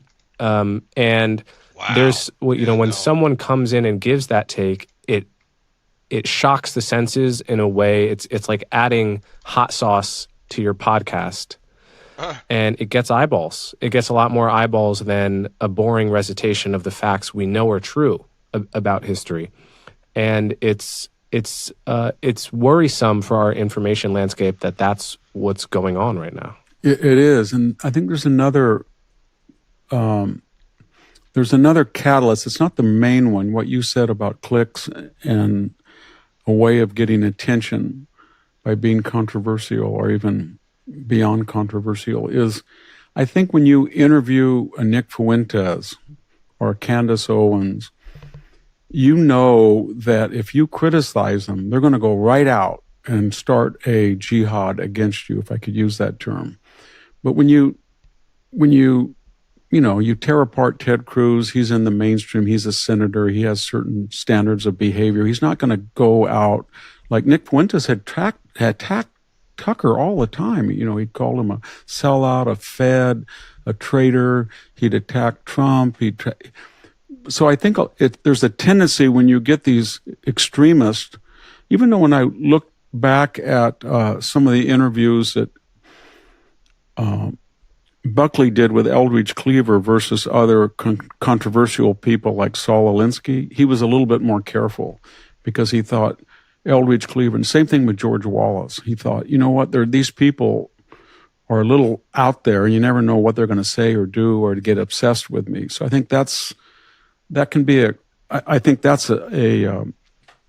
of the causes. The dark cause is that somehow he feels that he was done a disservice at Fox, that there were certain cosmic forces in the Dominion suit, that he was the scapegoat. that he was sort of a paleocon, and there's two groups that he, on the air in the last days, as you remember, Colin, that he had a fixation on and felt that they were, in fact, he said one group, I hate them more than any other people in the world. And they were Christian Zionists, he said, and neoconservatives. Both of those are synonyms for Jewish interests, whether we like it or not. And he was always saying the neocons got us into the war, they got it, and why did we get in Iraq? And we got in Iraq for Israel. And then he would say, you can be against, which is true, you can be against the Israeli government and not Jews, but when you keep talking about Israel in a conspiratorial fashion and why we're supporting them, why is that? And ultimately the subtext is there's powerful Jewish forces, and then the neoconservatives fit that bill. So those are the two groups that he is angriest at, because he felt that they put us in a multi-trillion-dollar war as if there was no, the Don Rumsfeld or Condoleezza Rice or Dick Cheney. 66, nice to see you. Yeah, it is interesting. As if they are not free thinkers and they're subject to Jewish influence, like a Paul Wolfowitz or Richard Pearl. It didn't really make sense, and the same thing was true about Christian Zionists, and he mentioned John Bolton. I don't really consider him a staunch Christian, but Mike Huckabee, as if Mike Huckabee, who is very religious and very pro-Israel, but I don't think he has a lot of influence with Marco Rubio, for example, or others in the Trump administration. Yeah, I mean, I think I told you this when we were at a conference recently, but I had Dave Smith on my podcast for 3.5 hours. And I think we spent like a good hour just on this topic of who are the neoconservatives? Did they in fact get us into Iraq? Hint, they were into Iraq, but not for any reason having to do with Israel, right? Yes. So he believes Israel got us into Iraq, which is actually the opposite of the truth. The prime minister of Israel told us not to go into Iraq, that it was a stupid idea. Not only that, the more the neoconservatives, these supposedly evil people, come out and talk in public, the more it's just clear that they're American patriots that had legitimate foreign policy-based reasons to have their opinions. Like David Wormser, for example, who is the author of the now infamous Clean Break Memo. He came out on a podcast recently. I think this was after my Dave Smith episode, so I hadn't seen it. But he came out and sort of explained not only himself, but also the Clean Break Memo. He served in the Navy for like 10 years. He's an American patriot. His mother, this was an astonishing fact, David Wormser's mother was apparently the head of the underground resistance to communism in the Czech Republic. And fled to America, escaping the Soviets after World War II. And she had also fought the Nazis. So he grew up in a context where America... I saw the debate and conversation that he had with Dave Smith. Dave is just a captured conspiracy theorist. He pulls at threads that is all extremely speculative and conjecture with just but the facts overwhelmingly argue against his conjecture. But he ignores that because he has emotions on this topic. And so, it's just like the woke shit.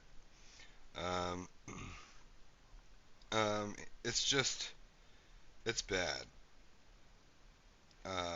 The way Dave tries to portray everything as, neoconservative and Israel's fault. It's so stupid. Was the haven for freedom, and under a mother that deeply hated communism. Like that was his DNA, going into being Dick Cheney's advisor. Nothing to do with Israel. Nothing to do even with Judaism. And remember, there was a group. Remember, I think it was formed in '98 because they felt that Bill Clinton had been lax on enforcing the no-fly zones from the '91 war, And in addition, the Project for a New American Century. Yeah, that was Bill Kristol and Robert Kagan. But there were a lot of people in there. Francis Fukuyama, I think, was in it. Don Rumsfeld was in it. Dick Cheney was in it. And they had advocated a preemptory strike on Iraq, but there was no support for it in the Clinton administration. There was no support for it before 9/11 in the Bush administration. George W. Bush ran. I went back and looked at that because I had remembered it. I thought it was a fantasy of my imagination, but he had said repeatedly he didn't believe in nation building, that Bill Clinton was too involved in the Balkans. And you know what I mean? We're not going to go in there and solve the problems of the Balkans. The military is there. And Colin Powell had already said it's a pottery barn theory. If you go in and break something, you own it. So you got to be careful. So they didn't, what I'm getting at is whatever neoconservative influence there was, it was pretty inert until 9/11. And after 9/11, people said, we've tried to deal with Saddam. He breaks all the rules. The Taliban have been out of control. All of these people represent a general coalition of radical Islamicists. And then, they always talk about WMD, but if you look at the United Nations resolutions, I think there was 21 of them authorizing the U.S. Congress and then later the United Nations for Afghanistan. But in the case of Iraq, the U.S. Congress, 21 of them, and I looked at them the other day, and I remember them very clearly. We got to save the Marsh Arabs, that the architects of the 91st World Trade Center bombing, Nadal was there. Abu Nadal was being in sanctuary from Saddam Hussein. They have violated the no-fly zones. They have liquidated the Kurds and tried to exterminate them. They had a lot of reasons other than just WMD, which I think were only 3. So I think it may have been wrong or right, but the idea that David Frum and Max Boot and Richard Perle and Bill Kristol all conspired, Elliot Cohen, to get us into a war against our interests, and you're right, Israel strongly disapproved. They thought it was a misdirection of Western resources. I want to get into Trump because, in my view, you've been one of the most intelligent defenders of Donald Trump, pretty much right from his first term. When did you write your book in support of Trump? When did that? I wrote it. I wrote it the first year in 2016-17. I think it came out in 2018. But I was writing 2 columns a week for National Review, and at first I didn't really talk about it. I think I wrote a critical one of all, that they didn't have good candidates. But the more that I started talking to people in my area, farmers and other people, I started to sense that this was not Ron Paul, this was not Pat Buchanan, this was not just some, it was going to be a lot more serious, and that he had something about him that was, it was off-putting and crude, but he was authentic. He didn't change his accent. He didn't change the type of dress he wore. And then he was talking about class more than he was race. He had weird, eccentric views that I found to be quite logical, that the Hispanic community would come around to closing the border because they were the people who suffered the most from illegal immigration in their schools and the emergency room. So there was all these contrary to... Yeah, but of course the rhetoric that the media tried to spin and misinterpret deliberately. I mean, we've seen this already earlier today with the other video, that they just completely misrepresent and totally fabricate a different message entirely to what Trump is actually saying. And it has continued that way and happened that way since he announced he was running for president, period. So, yeah, that's basically just how it's been. Fact things that the establishment was saying, and it was very hard for me because I was writing at National Review, and as you know, they had a whole issue on Never Trump. Right. And, each week there would be, Jonah Goldberg, David French, Ramesh Pomeroy, Kevin Williamson. Just this guy is Satan incarnate. And this was the genesis of the Never Trump movement. And I was the columnist writing, he's better than the alternative of Hillary. It's always that type of choice. He's a tragic hero. He has certain skills. He's kind of like a Shane or Clint Eastwood in these movies that comes in, solves a problem, then repulses us that we had to call on such an outsider. But it finally led, by 2020, I had to leave National Review after 20 years. But, and I'm at Hoover, and I think I was very unpopular there in 2016, 17, 18, 19, 20, 21. And maybe there's some more, but the Republican establishment was very critical, as you know, in the mainstream Bush, the Bob Dole candidacy, the John McCain, the Mitt Romney, the two Bushes. That was sort of where most people were. And I would have voted for any of them over a liberal, but they were not willing to do the opposite. That's what I found kind of disturbing.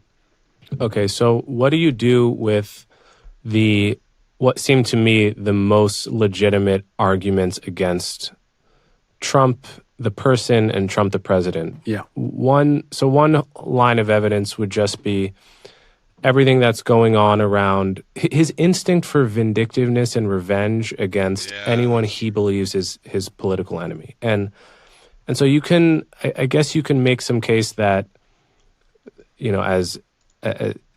as you quoted earlier, if you send a wind out there and a whirlwind comes back, that's sort of the way of things. So if Letitia James tried to bankrupt him on a kind of BS lawsuit, well, now he's doing the exact same thing to her.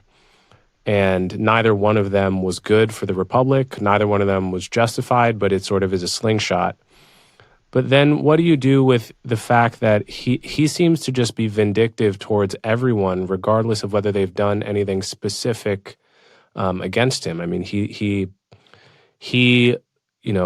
passes executive orders banning law firms from entering federal buildings, which is really just meant to bankrupt them. And it wasn't even something I knew was possible. He'll file a lawsuit against a pollster for releasing a poll he doesn't like, even though he won the election in question. Like this, it's behavior that I can't actually put myself in the shoes in. Yeah. And so that's like one line. And then I'll get to the second line. Why don't you just address that first? I understand, but I separate rhetoric and intent from actuality. So Donald Trump rages and screams, and then we look at what actually happens. Now think about the law firms. I'll give you an example. Where did that come from? That came from after January 6th, Fannie Willis on the direction, after all, Nathan Wade met on November 18th with White House counsel, the same day Jack Smith was appointed special counsel, the same day that Michael Colangelo stepped down from the third spot at the DOJ after coming in from Letitia James's prosecution to go back to Alvin Bragg's, all 3 days after Donald Trump on November 15th of 2022 announced his reelection campaign. So there was a coordination there, but what did they do? I mean, they went after almost every lawyer that had anything to do with Donald Trump. So there was a colleague of mine, just to take one example, on the Bradley board, Cleta Mitchell, conservative, well-known lawyer, big law firm, very well compensated, very effective. Her expertise was not in politics, it was on 401(c)(3)s. Elridge66 says, to be more accurate, it's actually like Trump says blunt, hyperbolic rhetoric, and then the media rages and screams. Not Trump himself. Man, absolutely true and based. Elridge66, 100%. What happens? She's down in Georgia. Donald Trump calls. He did not say to the registrar at Georgia, get me votes. He said, I know they're out there. Find them. 10,000. Well, I've talked to a lot of candidates, and I said, when you have a close race, you ever call up? Yeah, we call up all the time. We say, you're not counting this district. Can you recount? Everybody does it. Anybody who was on that phone call, they hounded. They either tried to indict them or, more importantly, they pressured their law firm. So she came back, and the first thing she knew, she was fired from her law firm. They didn't do it crudely like Donald Trump did. They did it they used a stiletto, not an axe. And then more importantly, then, of course, the January 6th Congressional Committee met, and you knew what that was going to be like. They were going to subpoena these people. And when it was all said and done, she was unemployed at 73 years old, and she owed $250,000. And that was repeated again and again. And that was sort of a simile for what happened. So you can look at this two different directions. The way I interpret it, Donald Trump came along and they felt that he was an existential threat to the bipartisan, not in a conspiratorial fashion, but to the bipartisan post-war consensus domestically. And they felt that he was also crude enough that he would be buffoonish if they went after him.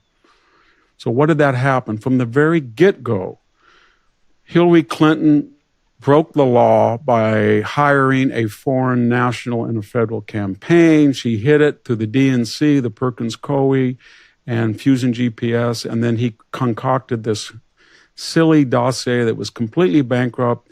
James Comey hired him as a contractor, and we're off to the races. Barack Obama says, I want this even after the election to be used. They say there's nothing there. Our subordinates can't find it. Go ahead and do it, blah, blah, blah. Carter Page, FISA, and you get to this surreal situation where finally,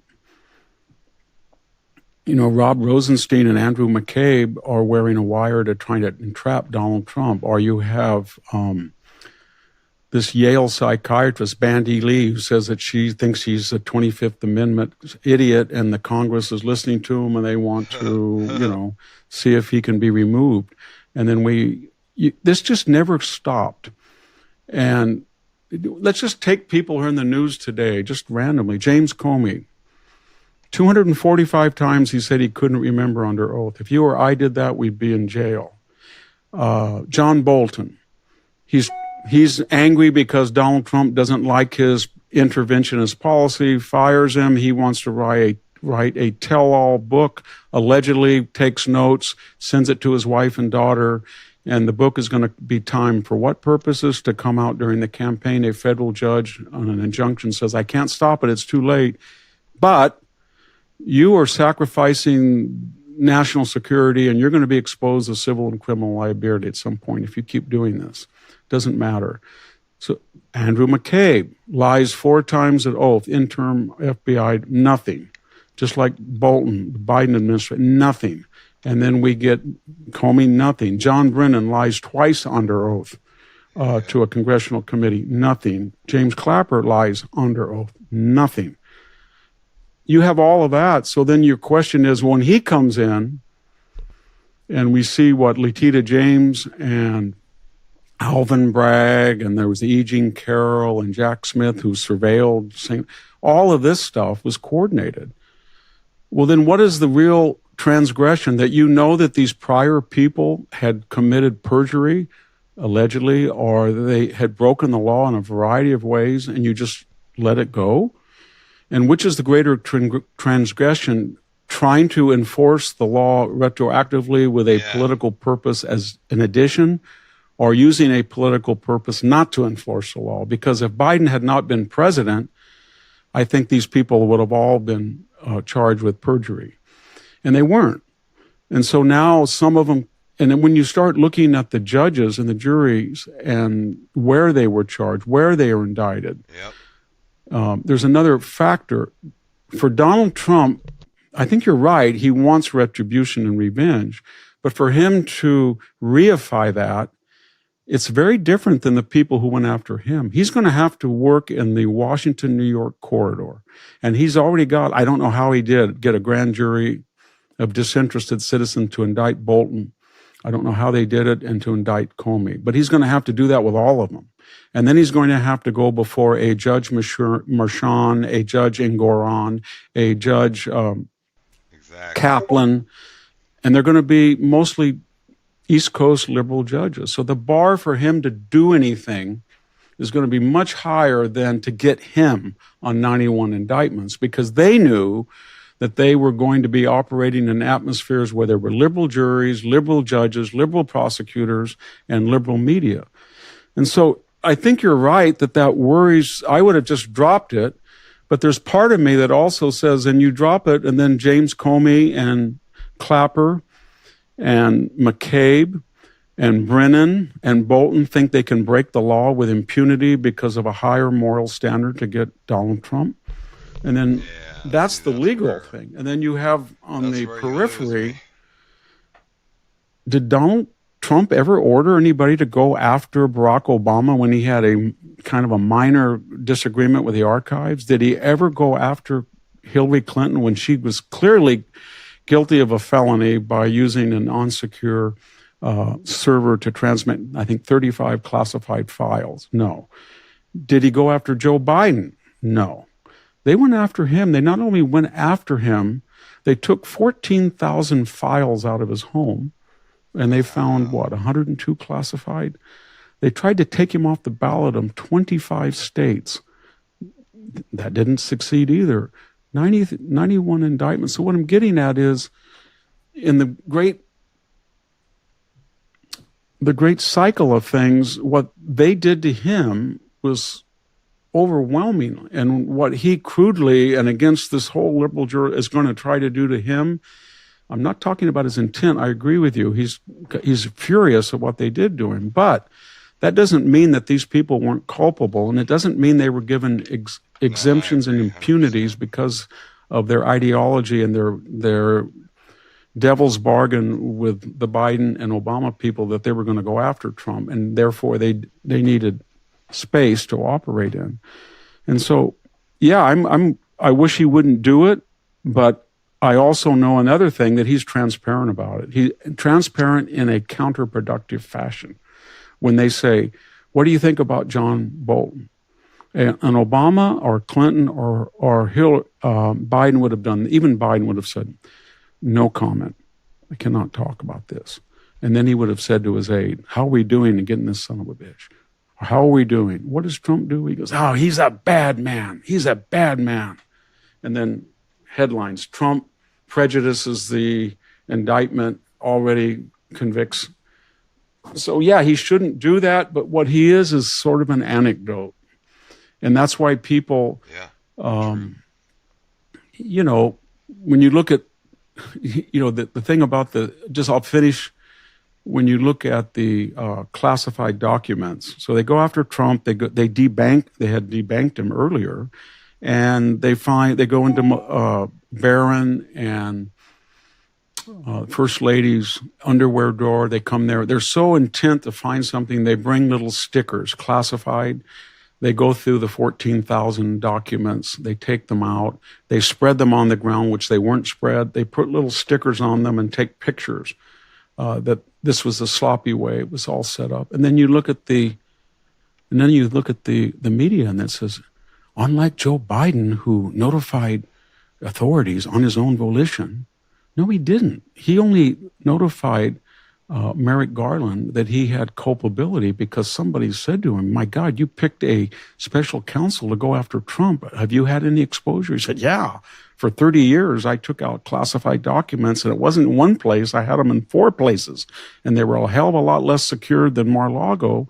And then he was advised, well, you better come forward, and then the media will go from there. So he went forward, and they said, Joe Biden, unlike Donald Trump, volunteered. He didn't. He was smart. And then he tells Robert Hur. Robert Hur goes through all the evidence, and he says, this man is culpable.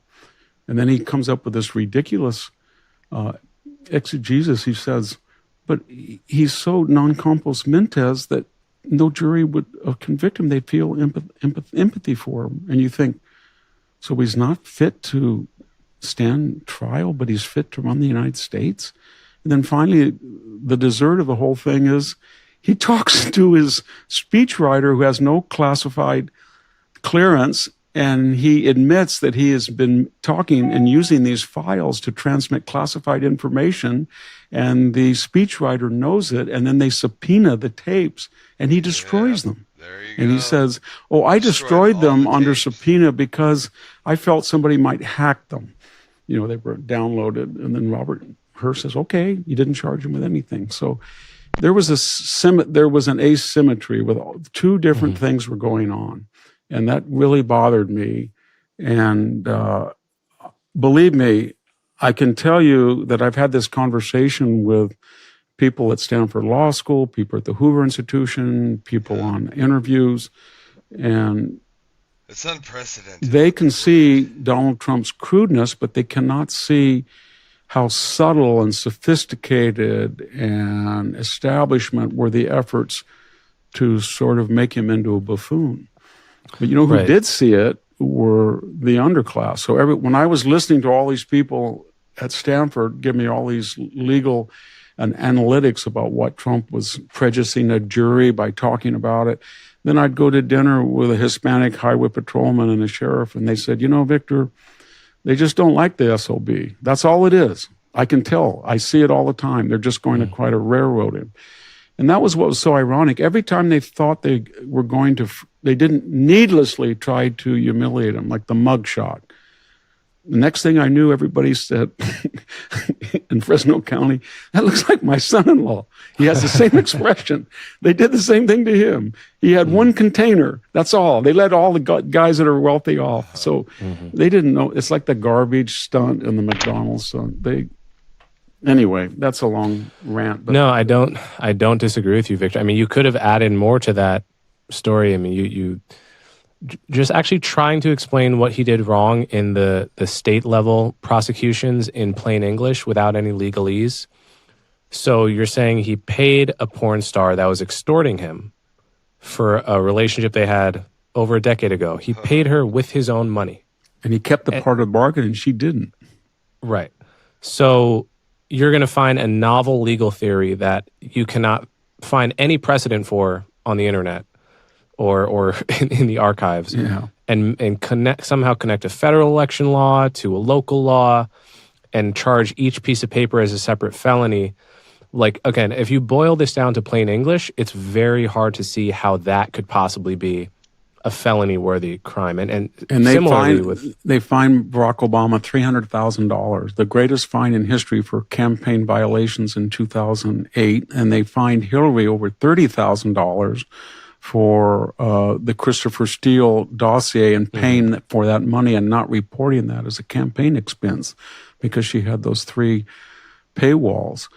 So yeah, that was it. And then the Engoron was even, I mean, the Letitia James was even more egregious. Basically, the Deutsche Bank said, you don't know what you're talking about. We know this is what we do. That Mar-a-Lago is worth a lot more than $17 million. We know Trump. Trump probably deliberately got it down valued for tax purposes or something, but we know that thing is worth a fortune. So we loaned him all of this money. He paid us back. He paid the interest on time. He paid it off in full, and we want to loan to. And most of that testimony by experts was not allowed. And so then he gets $500 billion in the first fine before it's reduced. $500 million for the bank. There was no victim. And Fannie Wills was, that was kind of a circus. And then E. Jean Carroll, oh my gosh, this is a woman who can't remember what happened 30 years ago and says that I can remember only the dress that I wore. And then people point out the dress didn't exist when you said this happened. And then she says it happens in a bathroom where he forcibly sexually assaulted me. But yes, it's exactly the same as a 2012 Law and Order episode that I happened to watch. I might have been influenced where a person who's very funny, very famous, goes into a bathroom in the same department store and sexually assaults. And that's the storyline. Oh, by the way, since then, I've talked about rape being a fantasy. I made a app, how to break up a game I put on my phone, tried to sell it. How do you break up a marriage by falsely accusing someone of adultery? It goes on and on and on. And then you find out, well, wasn't this the statute of limitations? Oh, well, the state legislature of New York passed a special law that said for 1 year only, anybody charged with sexual assault, there will be no statute of limitations. That's outlawed in the Constitution. It's a bill of attainder. So each of these, and then you get into Jack Smith and, insurrection. Nobody had ever been charged with that. Please, that's like saying he says all these crazy things, and at one point he says, please assemble peacefully and patriotically at the Capitol. And then Kamala Harris in June, right in the height of the riot looting, says, this is not going to stop. It should not stop. This is going to go on. And everybody says, she didn't mean violence. So all of these things were very dangerous. I thought they were lawfare, and they were a manipulation of the legal system. And I think everybody knew it. Robert Mueller testified he didn't know what the dossier was, and he didn't know what Fusion GPS. Those were the two catalysts that made him appointed. I have no idea what it is. So I hope they all are held culpable for what they did. And I agree with you. I think Donald Trump, if somebody could just say, Donald, don't comment on any of these things. But on the other hand, every time he's been outrageous and everything, it brings people's attention to it. So that's his strategy. Okay, final question. Do you think that after this Trump term, American politics will revert back to the relative normalcy that we remember, where public figures aren't getting prosecuted every 2 months, and there's, when you hear of a husband and wife that are Democrat and Republican, the first comment isn't, oh my God, how does their marriage work? It's, yeah, sure, that's normal, happens all the time. I mean, is there any prospect of a return to the normalcy, the pre, say, 2012 normalcy that those of us my age and older would remember? I hope so, but the reason that we're having this chaotic period is really, if you think about it, the Republicans had lost 6 out of the last 7 elections. They hadn't won the popular vote since 2004. I don't think they'd won 51%. Not that Donald Trump almost did, but they hadn't won 51% going all the way back to Mike Dukakis. So there was a sense that they needed to appeal to the people that were not interested in them. There were people in the United States that didn't care about capital gains. They didn't want to privatize Social Security. They were worried about China. They didn't think China was going to democratize if you gave them more stuff. So they wanted a closed border. They thought it lowered their wages. So this guy comes along. He could have been a Democrat or Republican. Trump had been both. And he says this stuff, and the aristocratic wing of the Republican Party is just shocked by him. And then they start looking at him, and he said, this guy wants to entirely overthrow the post-war order in foreign policy. Not that he really did, but he used a certain technique to make NATO pay, or he wanted to shock us about China, et cetera, et cetera. And then people started looking domestically. He speaks nice of the Teamsters. And what they were basically saying is that this guy has changed the Republican Party into a workers' nationalist populist party, and people, the white working class, black working class, Hispanic working class, are going to have more in common with each other than each does with their own elites. And that was kind of a frightening thing to the establishment. And you can see why they walked. But I started to see it when you saw that 26%, I think, of black males voted for him, 55% of Hispanic males. I think it was 60 of white males, 62. It kind of worked, and I could see where it was going, because when I go to the university in the week and I listen to black intellectuals or black politicians or Hispanic population elites, they have nothing in common with people I see out here. No more in common than farmers have with professors or intellectuals. So he saw that, and he forged a new way of politics. And he had certain mannerisms. I'm not trying to deprecate or be condescending to the middle class, the working class, but what intellectuals found off-putting, they found authentic. And so he revolutionized party, and that caused a lot the Never Trumpers really went, if you look at the rhetoric, I mean, Bill Kristol just said he would vote for Mamdani if he was in New York. So he really made their head explode. And people who had told us they were conservative their whole life suddenly said, I renounce everything I've done because of him. And then it had even a greater effect on the Democratic Party. They basically said, this guy came in and he robbed us of the middle class. And he's exposed us of a party of technocrats, big donors, financial people, global people that were making a ton of money on the two coasts, and the subsidized poor. So that were the catalysts that stopped this. So to finish, I think we're going to be in, let's hope that we don't have this furor in terms of personality and comportment. I agree with you, but I think whether it's Marco Rubio or J.D. Vance or someone over, they will not be able to return to Doleism, Bushism, McCainism, Romneyism. Yeah. No, because this was working for them, and I think people want them. And I think the Democratic Party, Trump's legacy, I think his main legacy will be he destroyed the Democratic Party as we knew it. He really did.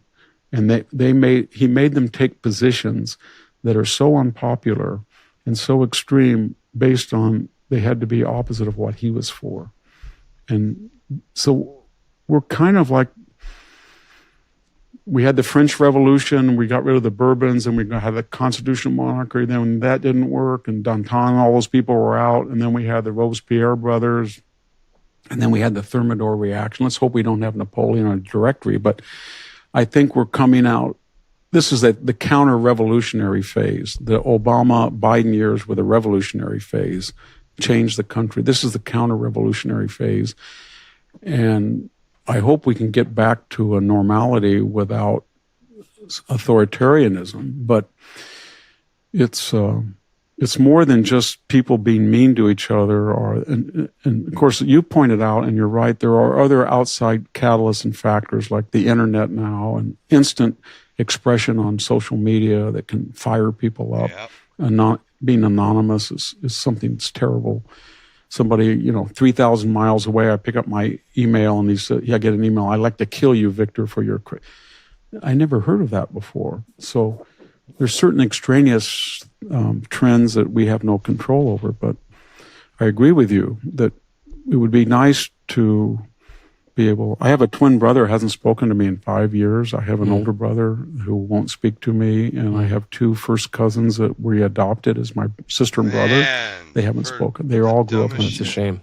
Yeah, we all grew up in a Democratic family, and they as long as I was, I was an independent, but as long as I voted or I said I disagreed with him, I voted for Bush or somebody like that, they were fine with that. But when Trump came along, it was, how dare you do that? So they haven't spoken to me, and they won't as long as Trump is around. And that, I don't know how you get over that. Yeah. Okay, Victor Davis Hanson, thank you so much for coming on my show. I highly recommend your podcast, The Victor Davis Hanson Show. If there's anything else you want to plug, now's a good time. Yeah, we went to a new platform, everybody. It's the Daily Signal changed the title. We had to leave our prior one, so it's a Victor Davis Hanson in his own words. You can find it at victorhanson.com or at X at VD Hanson or at the Daily Signal. All right. Thank you, Victor. Thank you.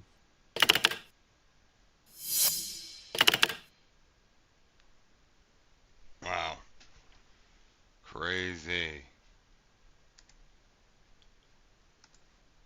Welcome back. Well, the Senate taking a major step toward reopening the government overnight, voting 60-40 to break the filibuster and advance a spending measure. A final package vote set for the coming days, and if the bill clears the Senate, it will move to the House, where once it's passed, we'll move on to the president's desk for signage. And then the government can officially reopen probably by the end of this week. GOP leaders are now promising a December vote on extending enhanced Obamacare subsidies, which have been the Democrats' main sticking point in this Bro, what I can't wait to see is this. All right, let's do this one. Here we go. Okay, YouTube, we got a live stream going on Kick and YouTube, so be sure to follow, like, and subscribe so you can be there for it. But this is going to be just me. I can't wait to see this. This is going to be epic. Lefties Losing is one of my favorite shows by Sky News Australia, and they're just going to rip into the BBC after the latest news. This is nuts. It's time for Lefties Losing It. Time to check in with former First Lady, perpetually miserable Michelle Obama. Here she, again, reflects on her time at the White House. It was so awful, having a glam team, making you look your absolute best every single day. What an imposition. Every day, every time I was up, as we called it. You know, I was up for the public, and the days were long. So, as you mentioned, to save time. You know, I know having a glam team, a trifecta, it feels like a luxury, but it was a time necessity.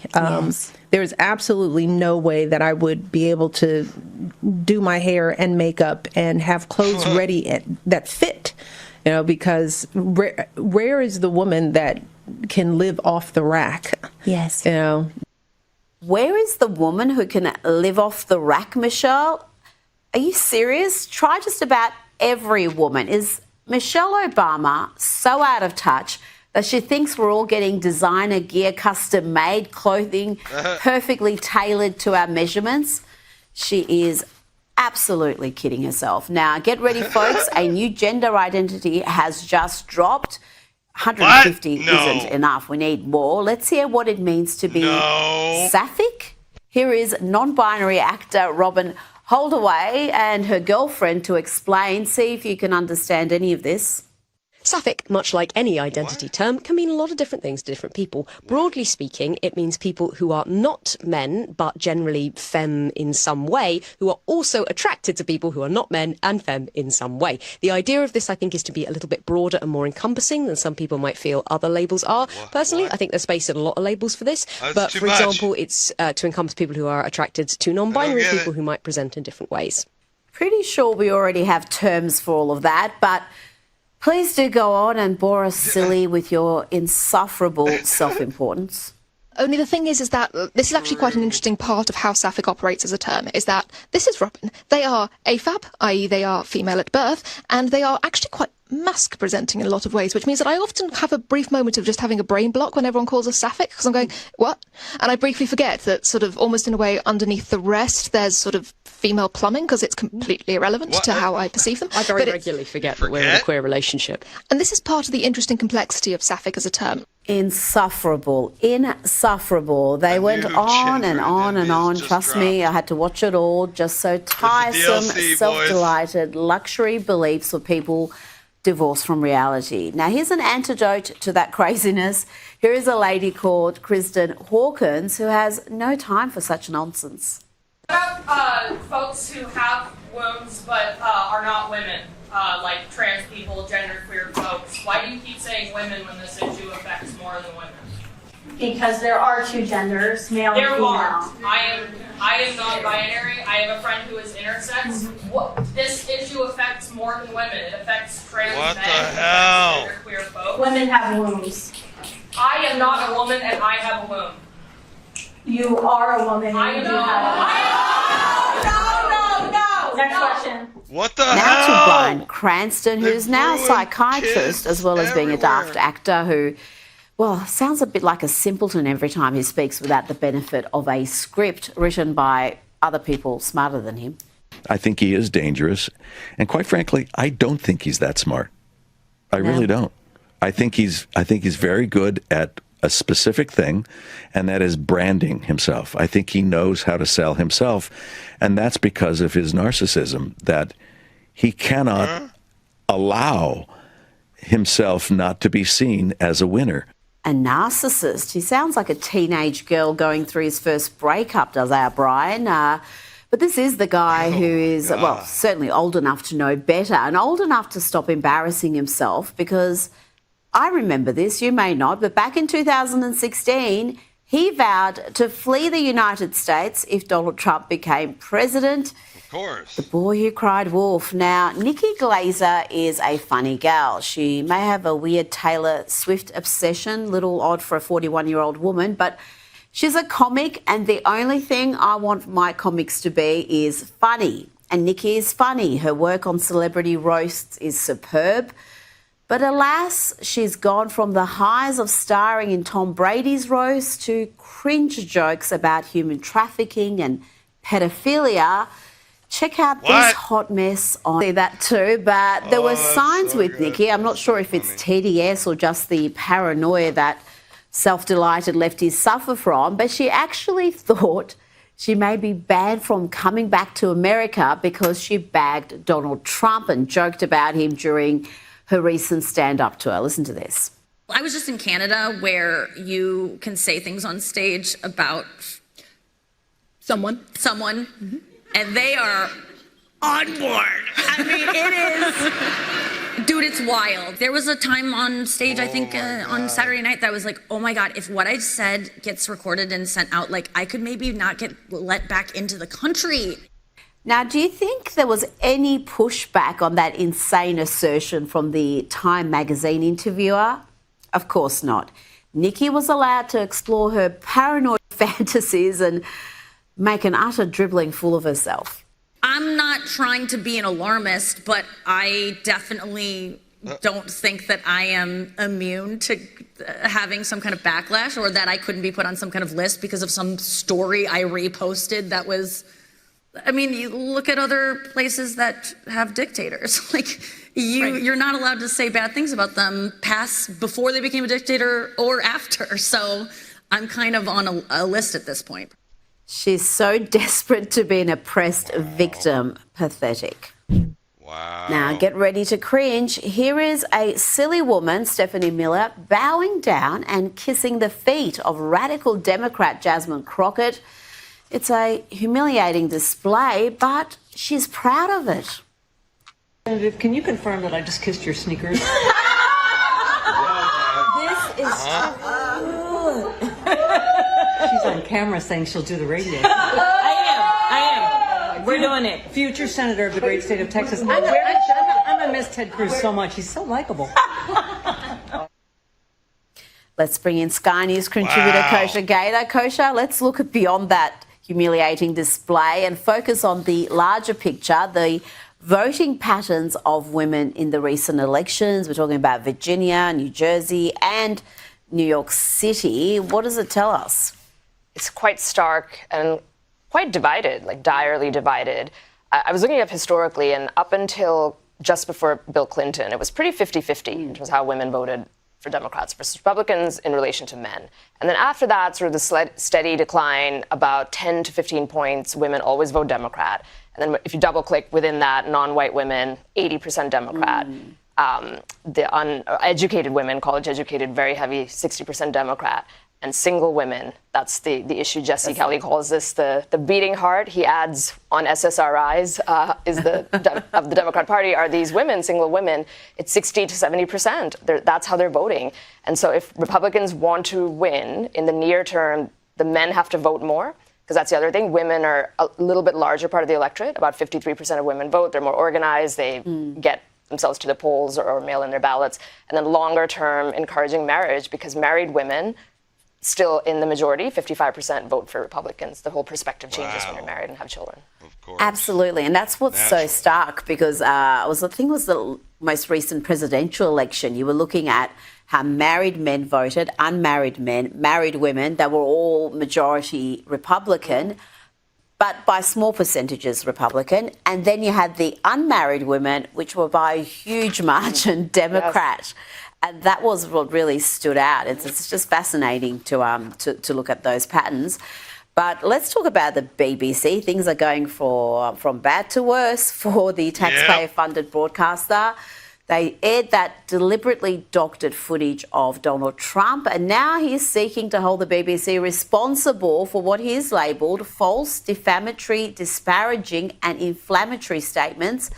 He's given the BBC a Friday deadline, Kosha, to make things right, or he's going to launch a $1 billion lawsuit, and we're talking about $1 billion US, yeah? Get him! This is really something, because it is so egregious in terms of what that cut up did and how they were basically stitching together things to suggest that he was actually calling an insurrection. And it's interesting because Trump is not shy to use litigation as one of the tools in his arsenal. He's sued in his personal capacity, civil lawsuits, various American outlets, and always the suits are above $1 billion, $2 billion. I think the CBS suit was $20 billion was the suit, even though they settled for 16. So it's sort of like a tactic for him. Do the big ask, and then you may settle where you settle. All the funding is going to the beautiful ballroom or his library, which is kind of funny. This would be the first time he would sue a foreign outlet. I don't think that has happened. The libel laws are not as protective of the press in the UK. There's a lower bar, and the burden of proof would be on them, which is different from the US. So there's a high chance that they would fear that. And they do have a precedent of having settled. They've settled all the way in the 90s with Richard Branson to some politicians recently. And this is, I think, at a gigantic scale beyond that, because they're alleging that the sitting US president incited an insurrection. That's basically what they did. So this is not going to end well for them. No, and they aired this a week before the election, so he can argue that could have caused maximum damage. And like you said, the laws are harsher in Britain for the press, and Trump has had remarkable success with securing significant payouts from multiple media outlets in the US. I didn't know he was putting all the money towards the ballroom and the library. Yes, that's hilarious. I think it's also a PR thing that he's not taking it to line his own pockets, but he's trying to divert it to something, for the people. And I think he's tracking at about $100 million so far in payouts he's received. That's not bad. Now, the shutdown is over. Democrats did fold, but not until after the elections that we spoke about in Virginia, New Jersey, and New York City. How do you see this shutdown saga? It was the longest in US history. 41 days. The second longest was in Trump's first term. I'm sure that's not a coincidence, 35 days. I see it as two things. One is performative. All of politics is performative. Everybody's playing a part. Even this alleged civil war that's going on between the Democrats right now, and they're angry with the aide who caved, quote unquote. They all know it, and they're all deciding what role to play. That's my view. And also, it isn't missed that they very conveniently decided to end it right after the election, where the Republicans got trounced. I don't think this would have made a big difference because Republicans really got trounced, and I don't think the outcome would have been any different. But maybe on the margins, it played a bit of a role because it makes the party in power look bad. The second thing is it's temporary, so it's only until the 30th of January. So in very short order, after Christmas, we're going to be back here again, and another shutdown could very well be looming. And that's why this whole discussion about whether or not to abolish the filibuster is facing growing calls. A lot of people want that. It's very controversial. It could lead to short-term gain with long-term pain. There's one view for the Republicans. The other view is you're in power now. You may not be in power for much longer. So go for maximalist strategy. And I think we're going to see that debate continue to bubble because the shutdown saga is going to be back again on the front pages February 1st. Well, did they achieve what they wanted to? Did they get a bump going into these elections? Is it something that they will look back on and say, yep, it served a purpose and, we can expect to see it again? I think a little bit on the margins. Just the margins were so high, though, with how the Democrats defeated the Republicans that they probably would have won that maybe by a little bit of a lesser margin. I don't see the outcome being fundamentally different. Because it does make the Republicans look bad. And the other problem is the sticking point in this whole shutdown was Obamacare and whether to have those subsidies extend. Should they extend when we know so many illegals are taking advantage of the system? And it's so crazy because that was decades ago when Obamacare was put into place, and now these subsidies are going to expire. And the average person doesn't know all this and won't pin the blame on Obama, who's been out of office for multiple terms. It will get hung around Trump's neck. So in that sense, you could say that the Democrats did succeed a little bit, but they've also paid a price, and there's a bit of a civil war in their own party.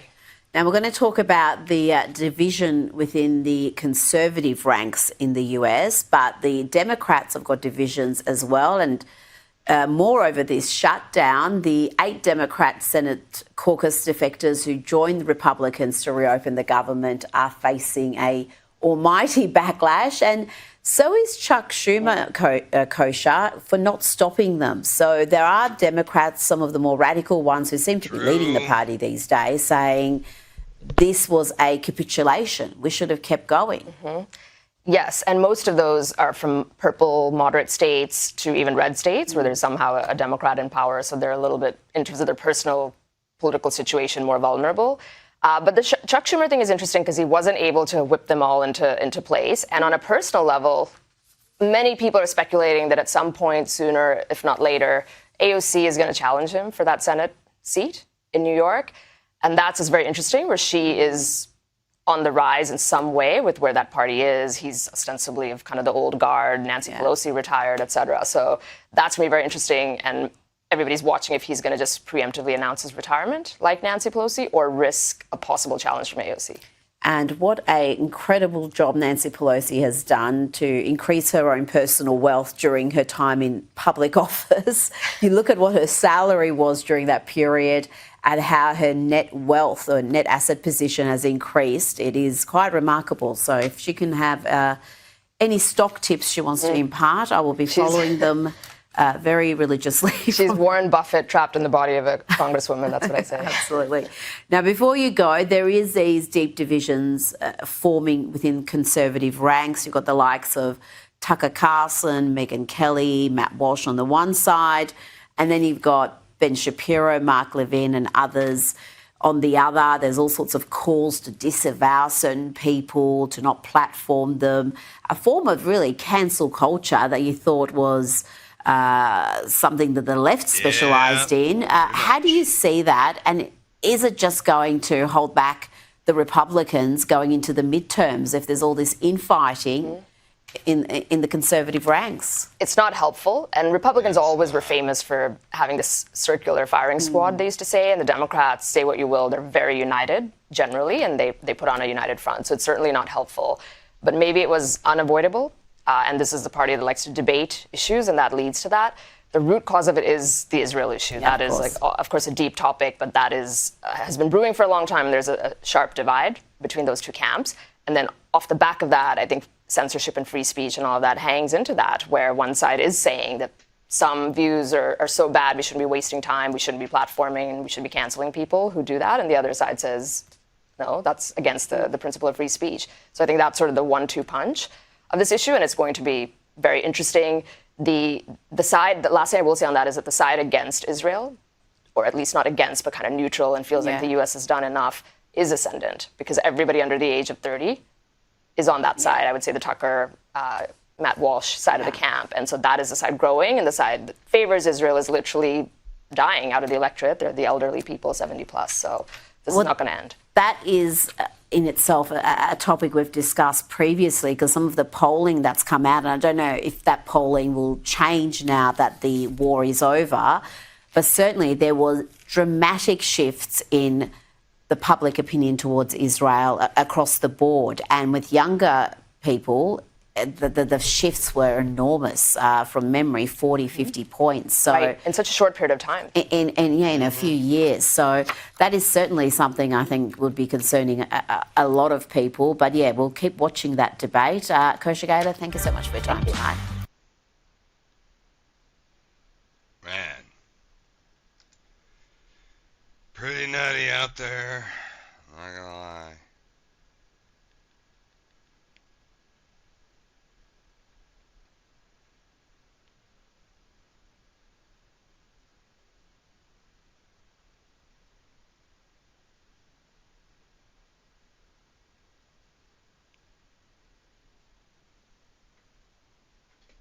All right. From the Free Press, this is Honestly, and I'm Barry Weiss. Who owns the future of the Democratic Party? That's been the question on everyone's mind since last Tuesday night, when the richest city in America elected a 34-year-old Democratic socialist, Zohran Mamdani, as its mayor. One way to see Mamdani's win is particular to this race and to New York City. Mamdani is a hyper-charismatic politician who is running against a deeply unlikable candidate, plagued by controversy, and who ran a terrible campaign. Also, there was a Republican, spoiler, who refused to get out of the race. But the other way to see Mamdani's victory is as an emblem, a sign about the state and future of the left. Because here was a candidate who was offering a... I have to agree with that. Personally, I really, really do think that if the other candidates had dropped out, bro wouldn't have won. Mamdani would not have won. No way. Clear vision to solve the affordability crisis. Free childcare, free buses, rent freezes, government-run grocery stores. It was socialism. And yet, most establishment Democrats fell in line to support him. From Governor Kathy Hochul to Hakeem Jeffries, even to Barack Obama, who gave Mamdani a phone call offering to be his sounding board. If you buy that argument, that Mamdani's win represents a shift, that Mamdani might be the new standard bearer in the way that Barack Obama once was, where does a guy like Pennsylvania Senator John Fetterman fit in? Because Fetterman didn't just withhold his endorsement for Mamdani. He went so far as to say that socialism is, quote, not the future for American Democrats. It's an interesting take, given that just a few years ago, John Fetterman ran a progressive Senate campaign focused on criminal justice reform, legalizing marijuana, and raising the minimum wage. He was supported by AOC and Bernie Sanders. The right called him a silver spoon socialist. Then, after suffering a near-fatal stroke on the day of his Democratic primary, he was accused of being unfit to lead and faced calls from both sides to drop out of the race. He didn't listen. He stayed in, and he won, flipping a GOP Senate seat blue. Since coming to Congress, Fetterman has stood out, and not just because he's 6'8". He's shown strong support for Israel, a departure from many of his Democratic colleagues. He said that Democrats mishandled border security under Biden. He praised the President Trump that is, on his peace deal in Gaza, and he recently met with Trump in Mar-a-Lago. He's also publicly blamed his own party for the government shutdown, saying, I follow country, then party. Adding that he refuses to play chicken with the food security of 42 million Americans, and voting 15 times with the Republicans to reopen Washington. On Sunday night, the Republicans, joined by a handful of Democrats, including John Fetterman, moved to reopen the government. But that only happened after 40 days of chaos in which government employees weren't paid, air travel was up for grabs, and millions of Americans risked losing their SNAP benefits. Whether or not to embrace socialism, that's one litmus test. But surely the government shutdown is another one, and demonstrated the daylight between the centrists and the progressives, or between, for lack of a better word, the Fettermans and the Mamdanis within the Democratic tent. And now the choice facing Democrats is a stark one. Which impulse will win in the midterms in 2026, and then, of course, in 2028? Today, I asked John Fetterman about all of that and more, about his choice to speak out against his own party, about his dinner with Trump and the backlash that followed, about the government shutdown and who is the real leader of the Democratic Party, and finally, his new book, Unfettered, about his journey to the Senate, his stroke, his chronic battle with depression, and his time in office, often as an iconoclast. Stay with us.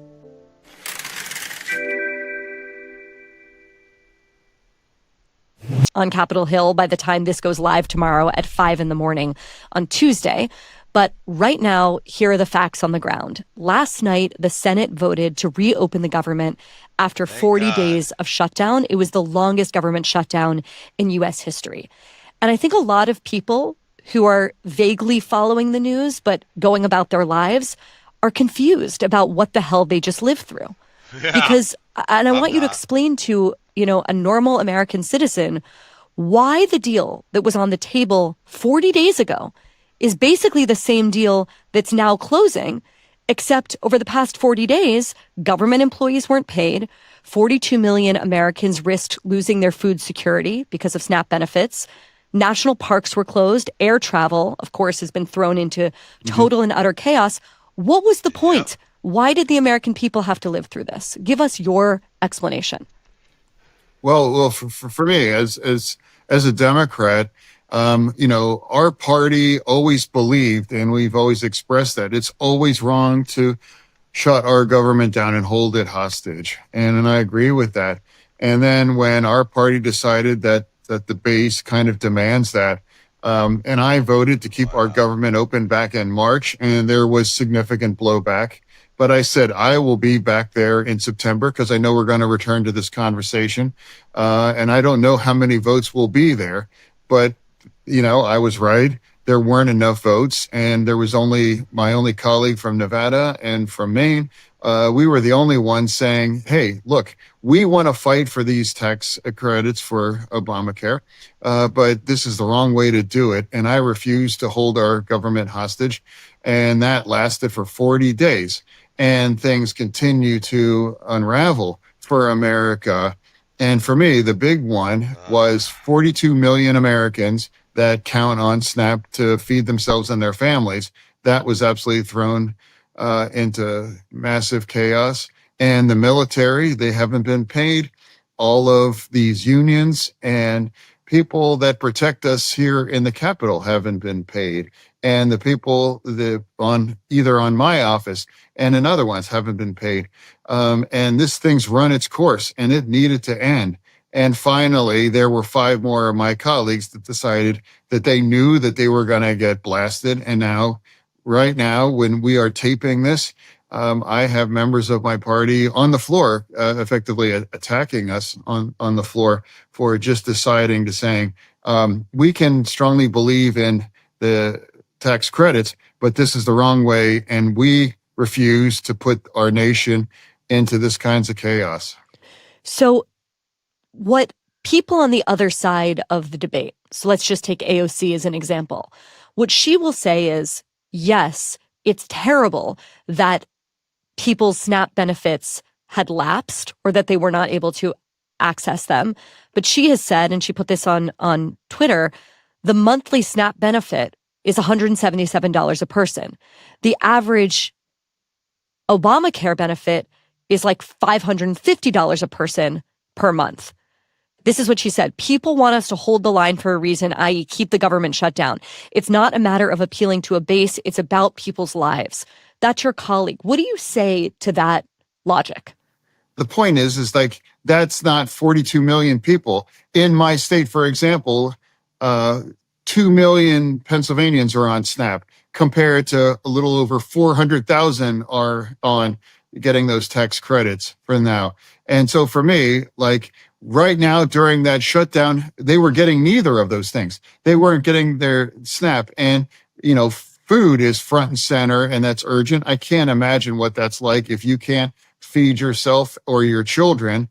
And now it's not a political game. And a lot of these other Democrats now, unfortunately, are turning it into just a political game. And now that's where it's at. And the people that are driving it aren't the kinds of people that aren't representing a very purple place like Pennsylvania is. And now you explain, she can explain to 2 million Pennsylvanians, well, I think it's like you should just, it's okay not to get your SNAP benefits. Or if you have a family in the military, they haven't been paid. Or I have actual members on my team. They actually have to find a way to loan money to people just because they couldn't even buy food at the grocery store. Yeah, and now just a fucking member unions here are now, they had to borrow it's approaching $500 million from their credit union just to pay their own bills right now. So you're not saying you want the same Obamacare tax credit that AOC and others more on the left of your party want.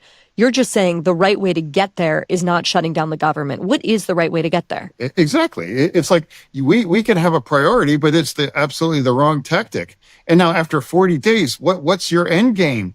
Do you really want to play chicken with SNAP benefits for 42 million Americans? I refuse to do that.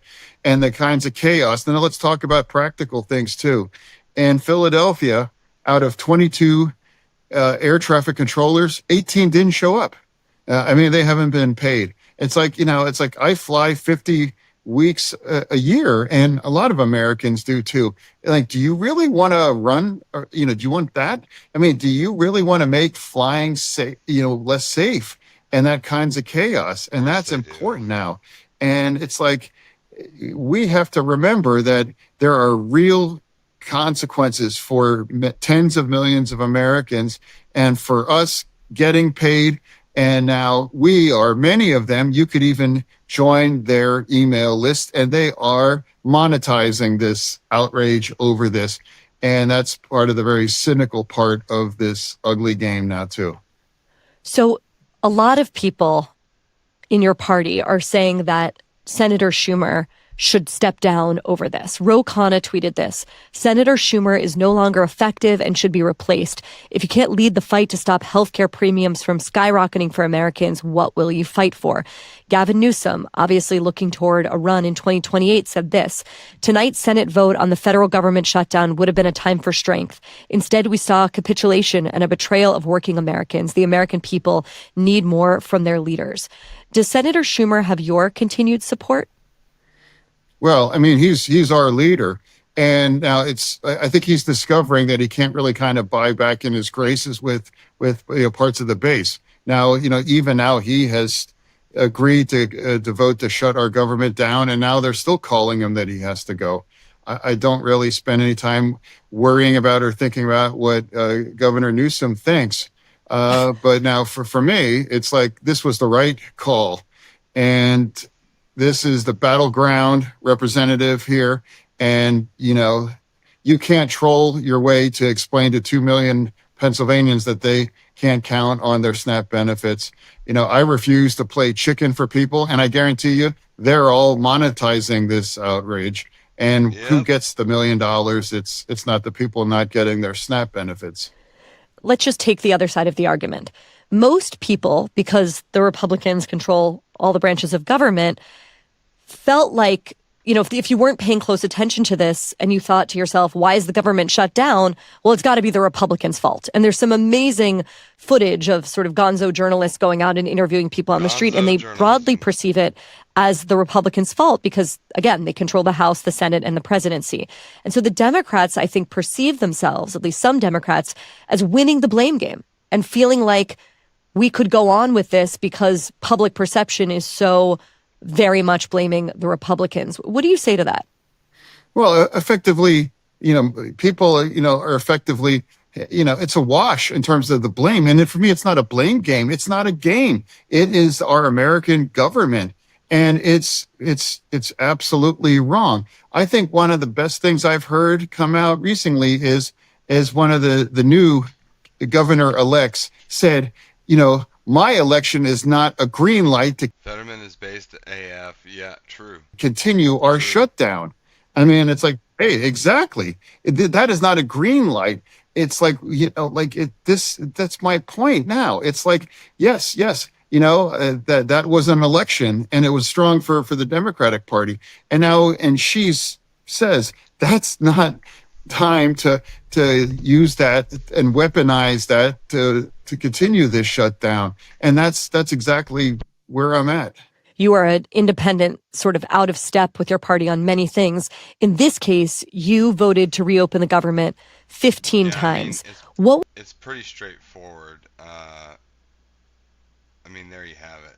What was the reaction you got from your colleagues in the Senate? Well, when I'm out everywhere in public, whether it's in Pennsylvania and Washington, D.C., the appreciation from the Capitol Police, members of the military, people stopping me everywhere. It's like I haven't had a single negative interaction. I think people can understand where we are now.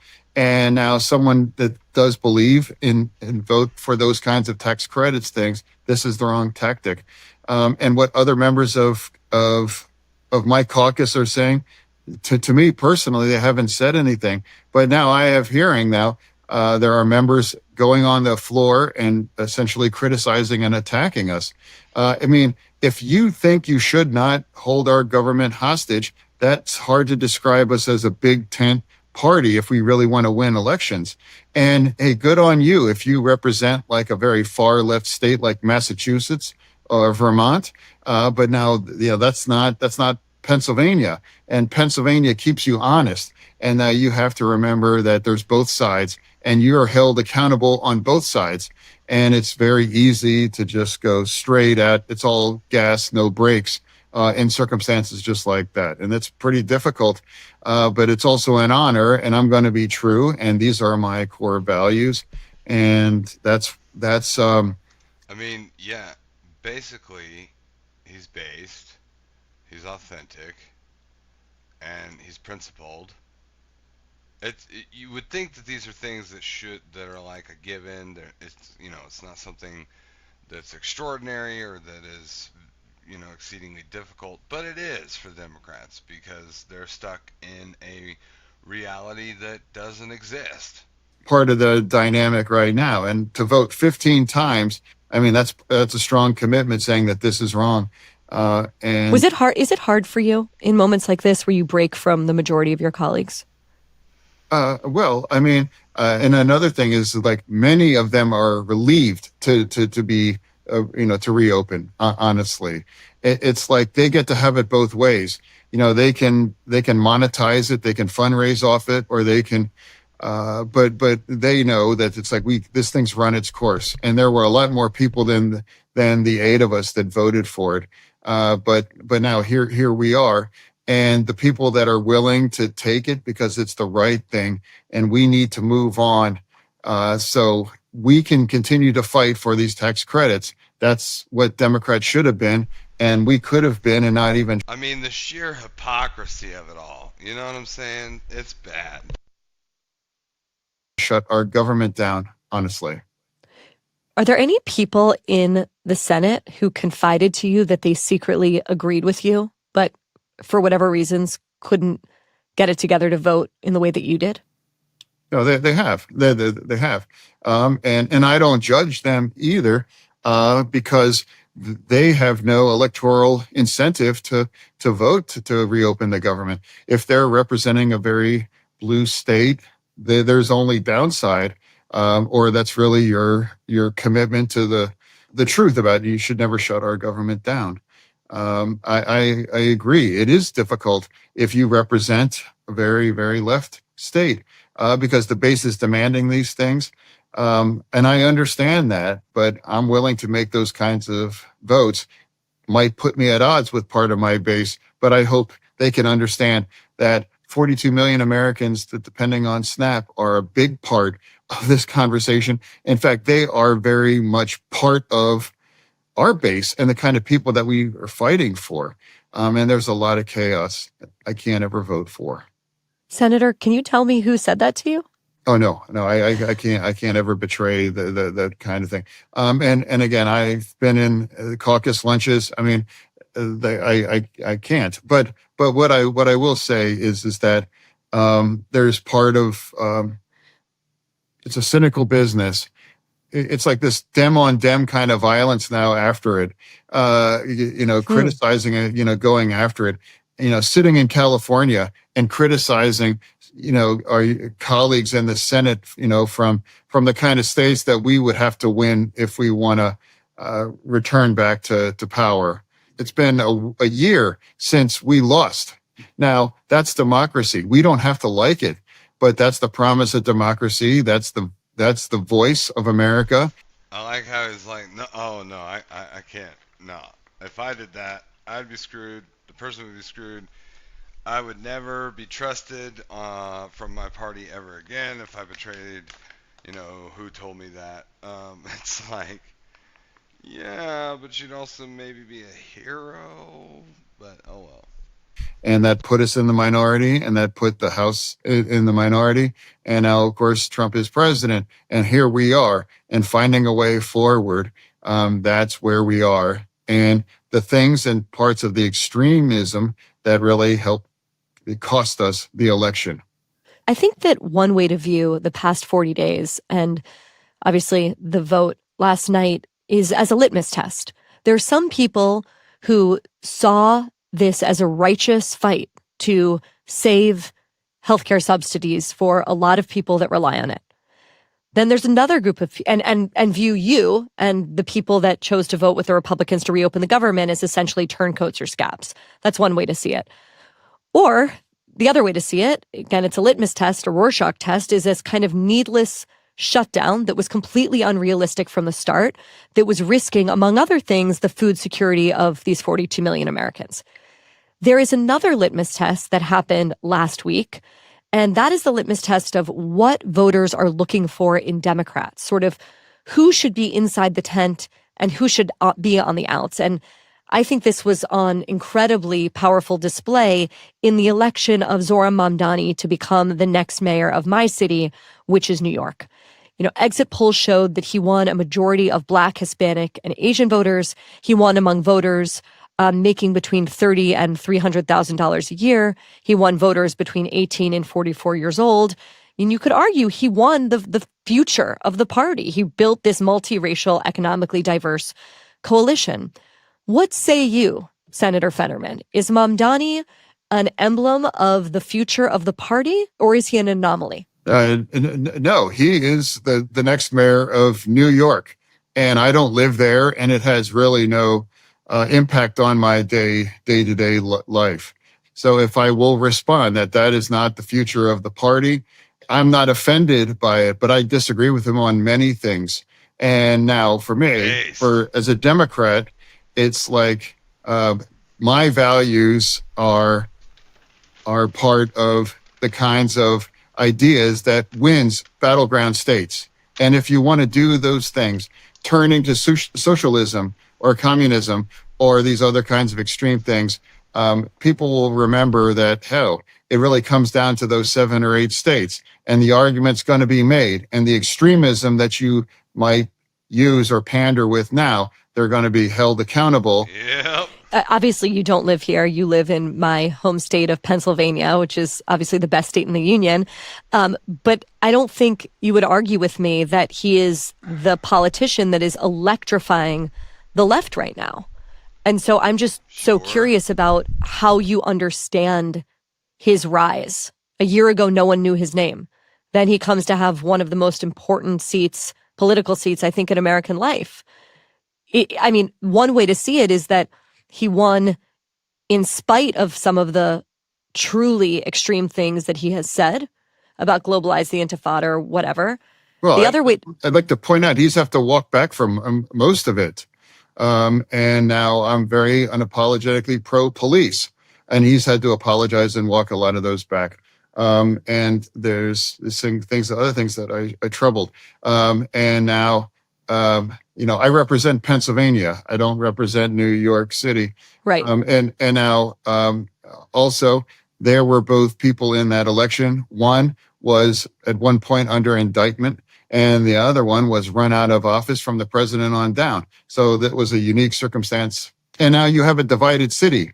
And now one of my favorite book is The Ungovernable City, and that was about John Lindsay. And it's a hard job, and it's not about speeches. It's about deliverables, and that's what's necessary.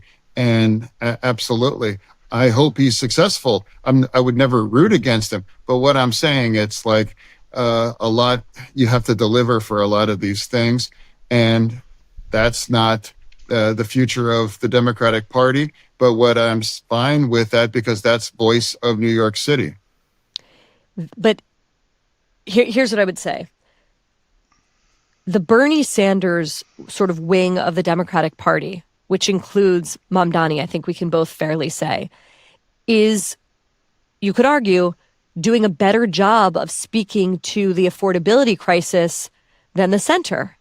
And one way to see their rise, the rise of Mamdani and a lot of these other Democratic socialists, is because young people feel like they are speaking directly to the hardships of their lives, that there's inability to buy a home, incredible economic precarity, and, they feel totally cut out of the things that were, for their parents, a guarantee that if you worked hard, you could get these things. That is no longer the case for a lot of people. And one way of seeing the rise of Mamdani and others, and then I promise I'll move on from Mamdani, he's just, to me, a powerful symbol, is that he is speaking directly to what people want. So when he says freeze the rent or free childcare or fast and free buses. Yeah, he had a charismatic way of correctly diagnosing a real problem that New York City residents, and to be frank, a lot of Americans have. Doesn't mean his solutions are any good. They're dog shit. That is a very clear set of policy prescriptions, even if you say, and many others say, it's totally implausible. The point is, the left has a clear message. What is the center-left message on affordability, which, representing Pennsylvania, is something that your constituents care a lot about. Well, I'm saying it's like, if we think that's the future of the Democratic Party, how many elections in states in very, very competitive seats for the House and for the Senate, how many he shows up in? Is he going to campaign in Georgia? Is he going to campaign in my state? I mean, I guess we'll see. If that's part of the future, well, then we'll see. But I'm willing to bet that he probably isn't going to be invited to a lot of these very competitive is there now too. And free for everything.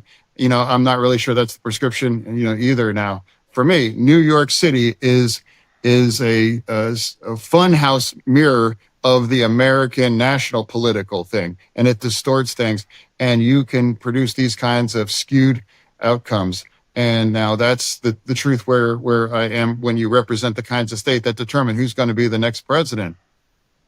Right. So it wasn't just that Mamdani had a good night on Tuesday. The Democrats had a great night. Abigail Spanberger unseated Republican Glenn Youngkin for governor.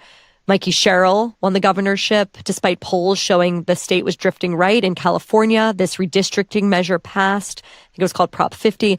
A year ago, it seemed like the consensus was the country's moving right. The Democrats are on their back foot.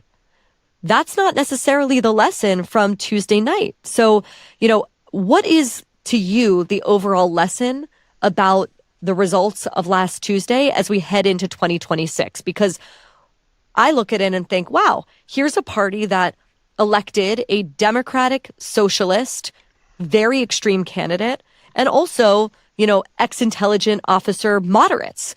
And maybe what the Democratic Party is showing is we can have both. What do you think? Yeah, well, let's look at Virginia. Well, Youngkin wasn't up for re-election. Virginia is a one-term governor situation, so he wasn't running. Who was running was that she was like an incredibly weak candidate, and that was never going anywhere. That's a blue state, and it wasn't a surprise to me. In New Jersey, I look at the friends that represent there, whether it's Cory Booker or Andy Kim, both very unapologetically progressives as well too. Those are two blue states, and now in New York, we've discussed that. So for me, the only surprise in the actual race was that Golden in Maine now announced he's not going to run for re-election the day after the election.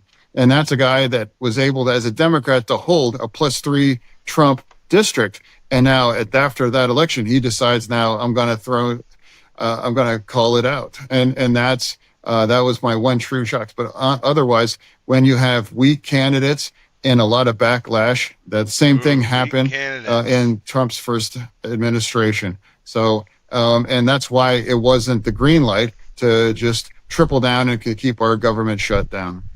There you go. The other news that happened last week is that Nancy Pelosi announced she wasn't going to seek re-election. And it got me thinking about just what people have called the gerontocracy, how old people are that work in Washington. The average age in the Senate, as you what do you think the average age in the Senate is, John?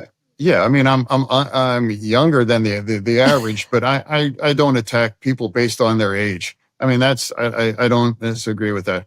I mean, I know Chuck Grassley. I mean, he's very sharp, and he's, I think, 91 or whatever. And again, that's, that's democracy. If Iowa wants that, then they get that. I'm not going to declare a war on someone based on their age, but what I will say that I respect the state's choices and their voice on that. I don't think that's our party's problem. I think we have different problems, but I think that's that. And I think it was entirely appropriate for her to step down. She's run for 40 years, and now it's like appropriate to sit down. Yeah. I was just trying to say that I think a lot of young people feel that many of the people that are representing them in Washington are not experiencing the same America that they are.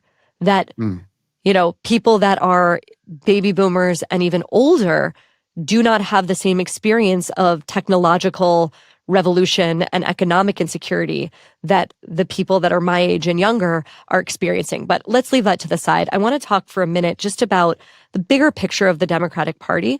If you had to say, I know that Chuck Schumer is technically the leader of the Democratic Party right now, but if you had to name a leader, like the person you feel is best poised to articulate a vision of the Democratic Party in the 21st century, would it be Chuck Schumer or would it be somebody else? Who's the real leader of the Democratic Party?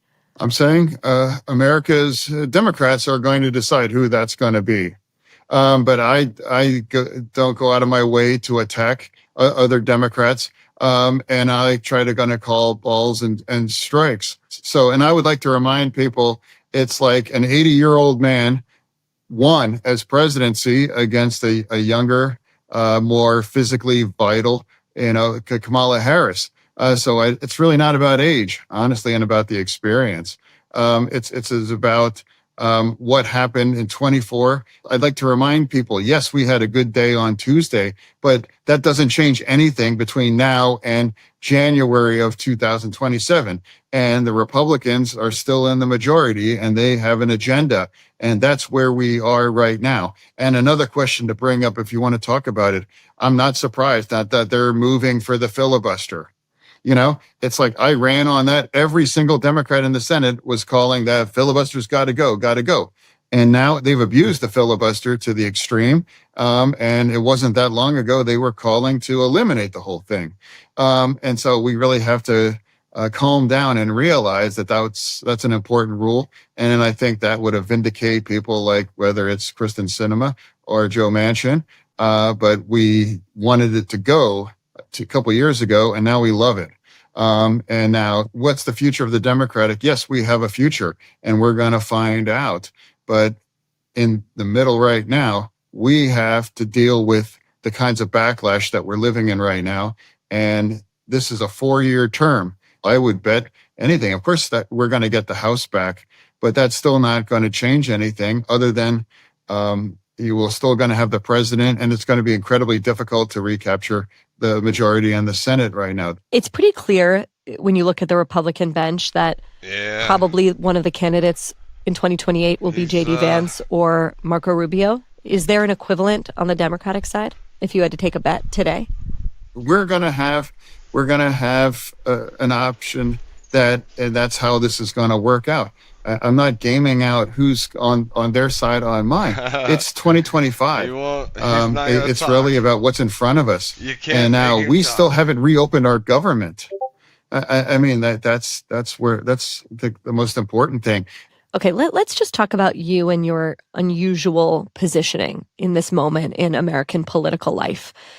Obviously, you've been out of step with most of the people in your party about the shutdown, but that is not at all the only issue where you have sort of stood out. One of them is just on your attitude towards Trump and Trump voters. This is what you said recently to Jesse Waters. One thing I refuse to do as a Democrat, I'm not going to call you a fascist or a Nazi. I'm not going to compare anyone to like Hitler. That's wrong. And if you resort to that thing, you've lost the plot. You also said to him, if you call Trump a fascist, then you're also saying the people who voted for him are fascists. And that's not true. Talk to me about that position. Why is it so important to you not to villainize Trump or Trump voters? Well, I know and I love a lot of them. Like I don't live in a bubble. I don't represent a bubble, and I don't curate one of myself online either. It's like I love to have my views challenged. I like to be around people that have different views that I don't have to necessarily agree on all those things. That's my world politically and personally as well, too. And if you call people with these extreme terms, it's like they are not Nazis, they're not fascists, then if that's your best argument, that people realize that it's like, obviously they don't really have anything to say other than these kinds of extreme terms. And they have cheapened our language, because if you go into history or in current examples of real fascists or these kinds of autocracies and those things, that's not America. And, I think we have to just turn the temperature down significantly. It's like those, you have to convince them to vote for you, calling them names or implying that they want to destroy our democracy. It's like I treat people with respect, and I don't have that kinds of desire into using that kind of extreme rhetoric. You recently had dinner with the president. Tell me about that. My dinner was in January, and that was before all this happened. But I don't know why. What did you guys talk about? a lot of things. I thought it might be like a 10 minutes high and by kind of a thing, but it was a long conversation about different things. And he had a much different persona than the kinds of person that you see in public. And we both had near death experiences. He was shot in the head in my state, and then I almost died from a stroke. It's like that changes a person. It definitely changed me. I just had the opportunity to just kind of find out all that is after being shot, and you actually had this comeback. What do you want to do? Because you have the power to do incredibly, important things. And it was an opportunity to spend time with the next president of the United States. So I don't know why that was controversial, but for some people that was controversial. Have you maintained the relationship? Do you guys talk? I mean, it's like we don't speak frequently or anything.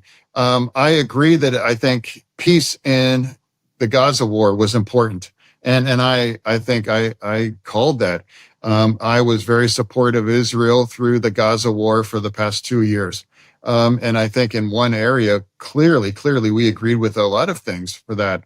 And it's like, I don't care if it comes from a Democrat or Republican. When you have profound peace, then all you can do, I think, is to acknowledge that and to celebrate it, honestly.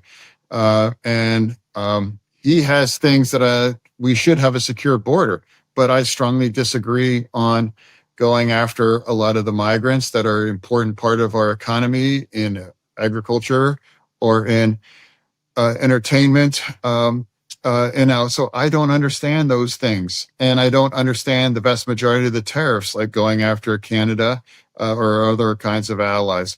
I do think it's entirely appropriate to hold China accountable, but I don't agree on everything. I disagree on many of them, but I am, as a Democrat, I'm not sure why it's controversial for some people to agree to disagree on many things, but agree on some things.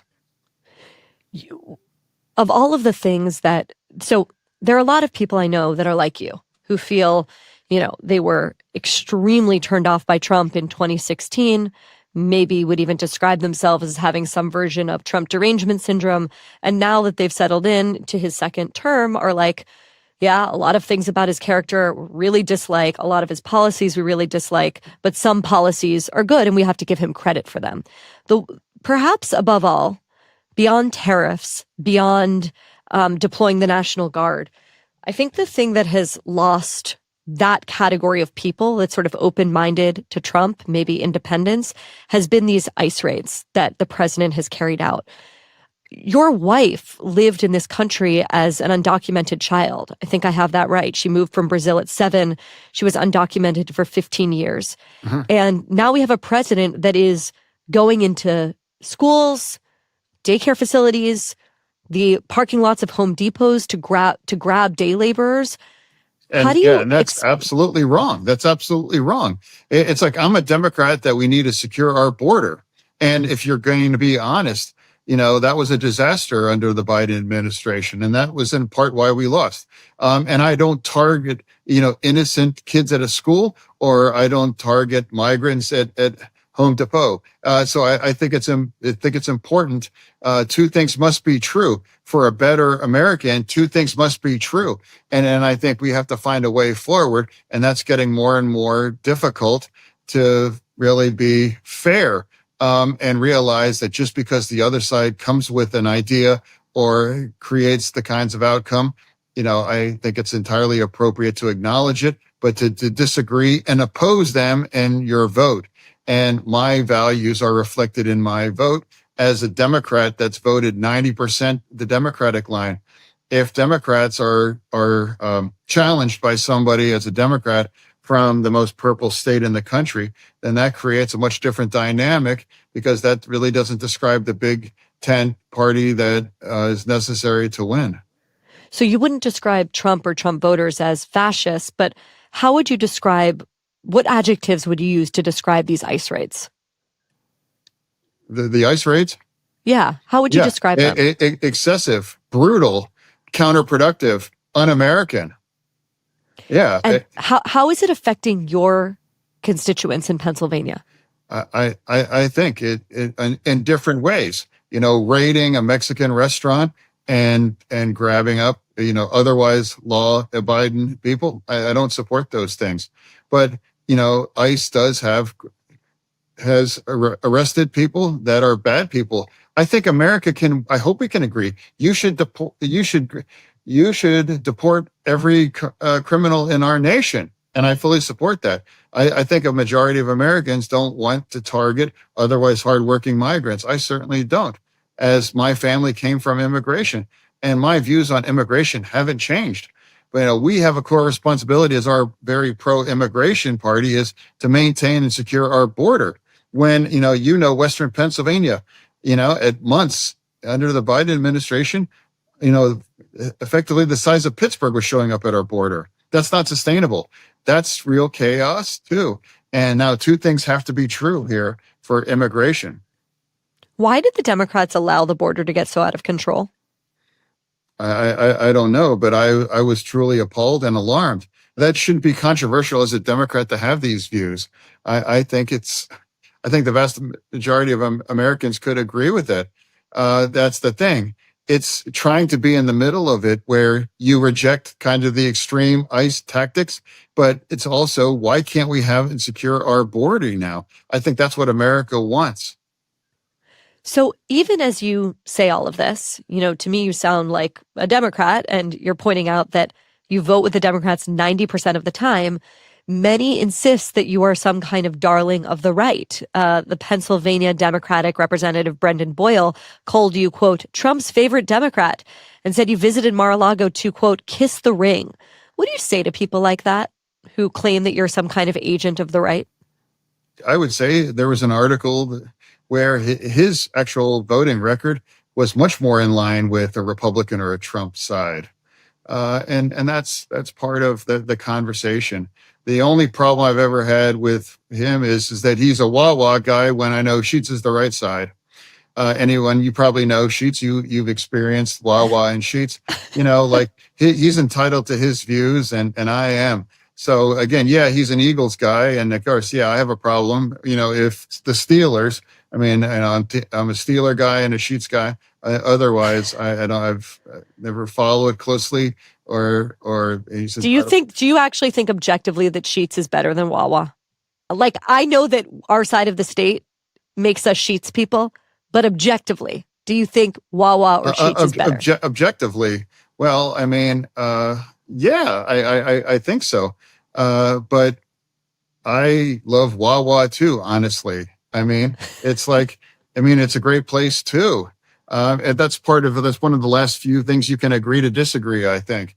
That's the West and the East arguments now. For me, we need both sides because I'm grateful to have both. Honestly, when you've been campaigning all across Pennsylvania, you can count on things that you all need, whether it's a Wawa or Sheetz. But yeah, I represent Western Pennsylvania for sure.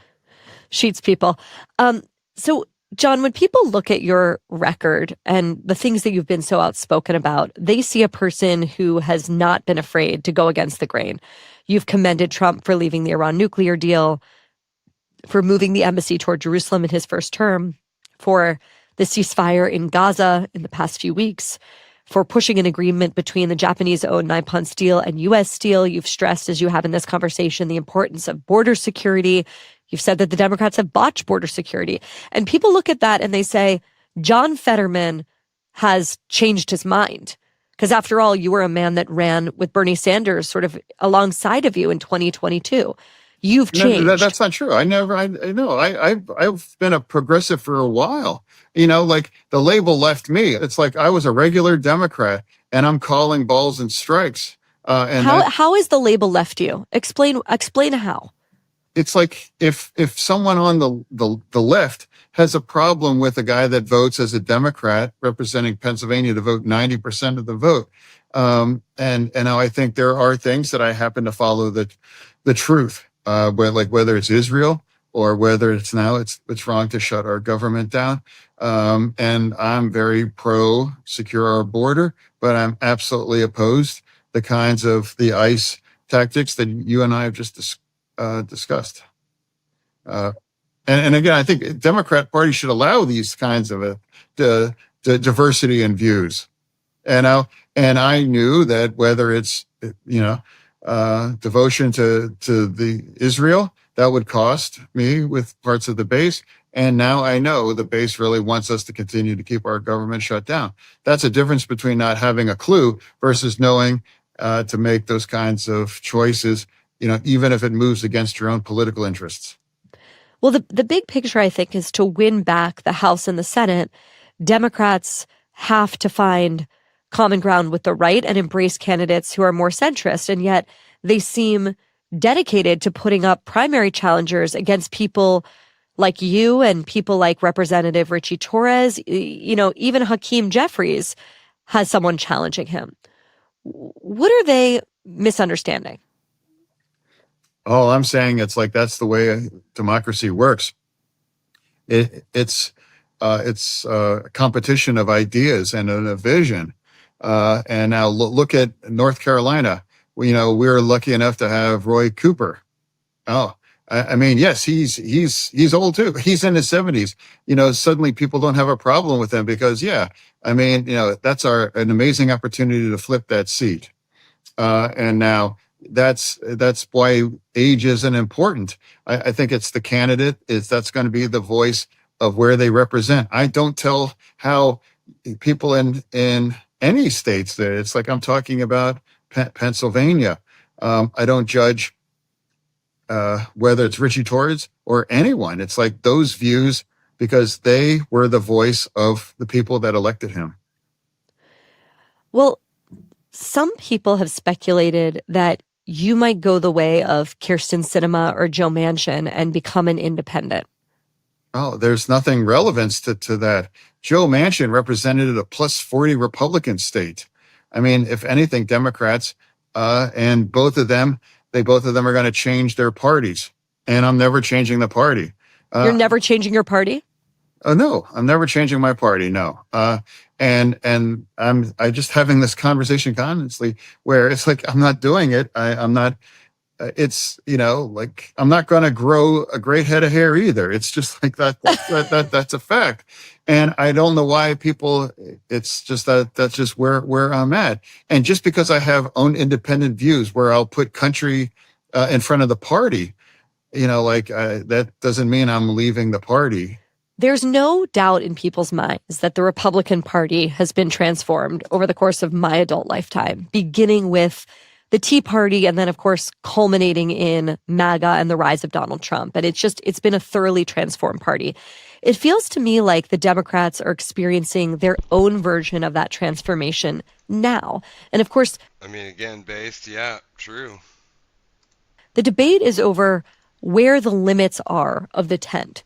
Who is allowed in and who is allowed outside of the tent? What I'm saying, it's like we're not even a year into the Trump presidency yet. The things that we should have learned after that election is still front and center of us right now. And you have a Supreme Court as a 6-3 majority, and we have to find a way forward. And that's part of this conversation now. And I would remind, it's like people say that's why I can't be a Republican. That caucus couldn't sustain Tillis in North Carolina.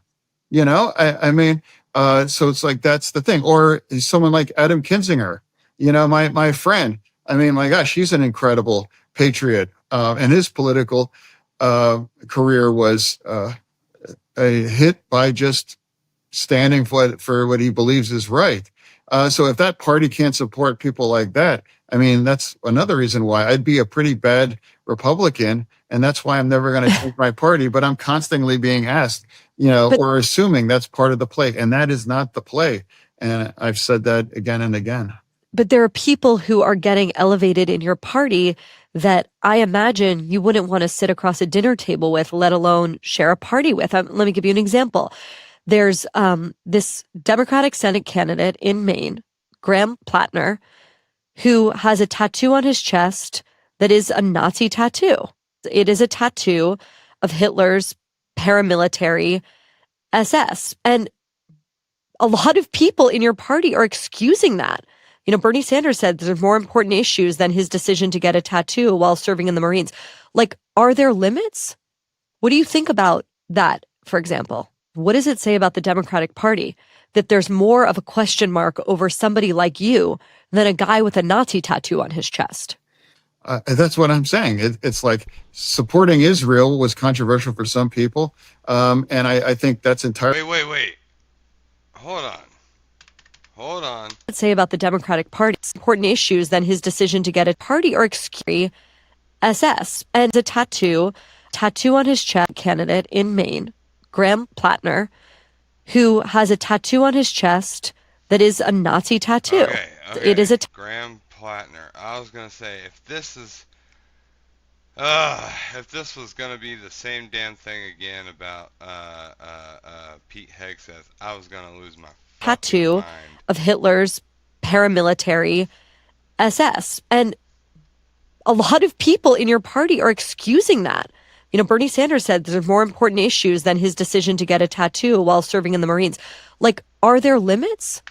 What do you think about that, for example? What does it say about the Democratic Party that there's more of a question mark over somebody like you than a guy with a Nazi tattoo on his chest? That's what I'm saying. It's like supporting Israel was controversial for some people, and I think that's entirely appropriate. I think the country in the region that has our values, I think we should absolutely support them, and we can also acknowledge the suffering of the Palestinians. But I don't blame Israel for that. I blame Iran or I blame Hamas for those things. And if my party's going to continue to maybe back away from Israel, I refuse to do those things. And now some of the new candidates now are getting more and more critical of Israel. I refuse to join that, and I won't. And that's part of my core values. That's the moral clarity for me. That's been very clear from the very beginning. And when I was running in the Senate in 22, I announced in an interview, it's like, hey, I believe in the two-state solution, but if the shit hits the fan, I'm going all in on Israel. And that's what I did. And here we are. And the disappointment for me is that it's getting more and more difficult to be a very proud supporter of Israel and the Democratic Party. And that's a mistake. I mean, hold me accountable. Absolutely. I deserve to be held accountable for those. But that doesn't mean I'm going to change my party. And that doesn't mean that other reasonable views should be compatible with being a Democrat from the most purple state in the country. But are there limits? Like in the same way that the right now is in the midst of a debate about whether or not Nick Fuentes, whose views are completely compatible with Nazism, yeah, I can't believe this guy's even in conversations. I mean, saying outlandish, terrible, disgusting things. But is there a Democratic equivalent? In other words, should a guy with a Nazi tattoo or should a candidate who, is sort of saying globalize the Intifada might be okay? Should there be an active debate about whether or not they are within the bounds of what is considered reasonable and acceptable? I agree. And I think people have to walk. Man, there's a guy that is really a true moderate, sensible, and morally grounded than his whole party. Yeah, I have to say, Elridge, that's no lie. Back a lot of these extreme things, whether it's socialism or communism or other things, they have to back away from those things. And now for me, that's the kinds of extremes that we indulge in a primary or during right now, it's like you're going to be held accountable in a general election if it's a competitive one that's required to win in a state like whether it's Maine or whether it's in my state or in North Carolina. There is no future in any individual race. There's no future from any individual race because all those circumstances are different right now.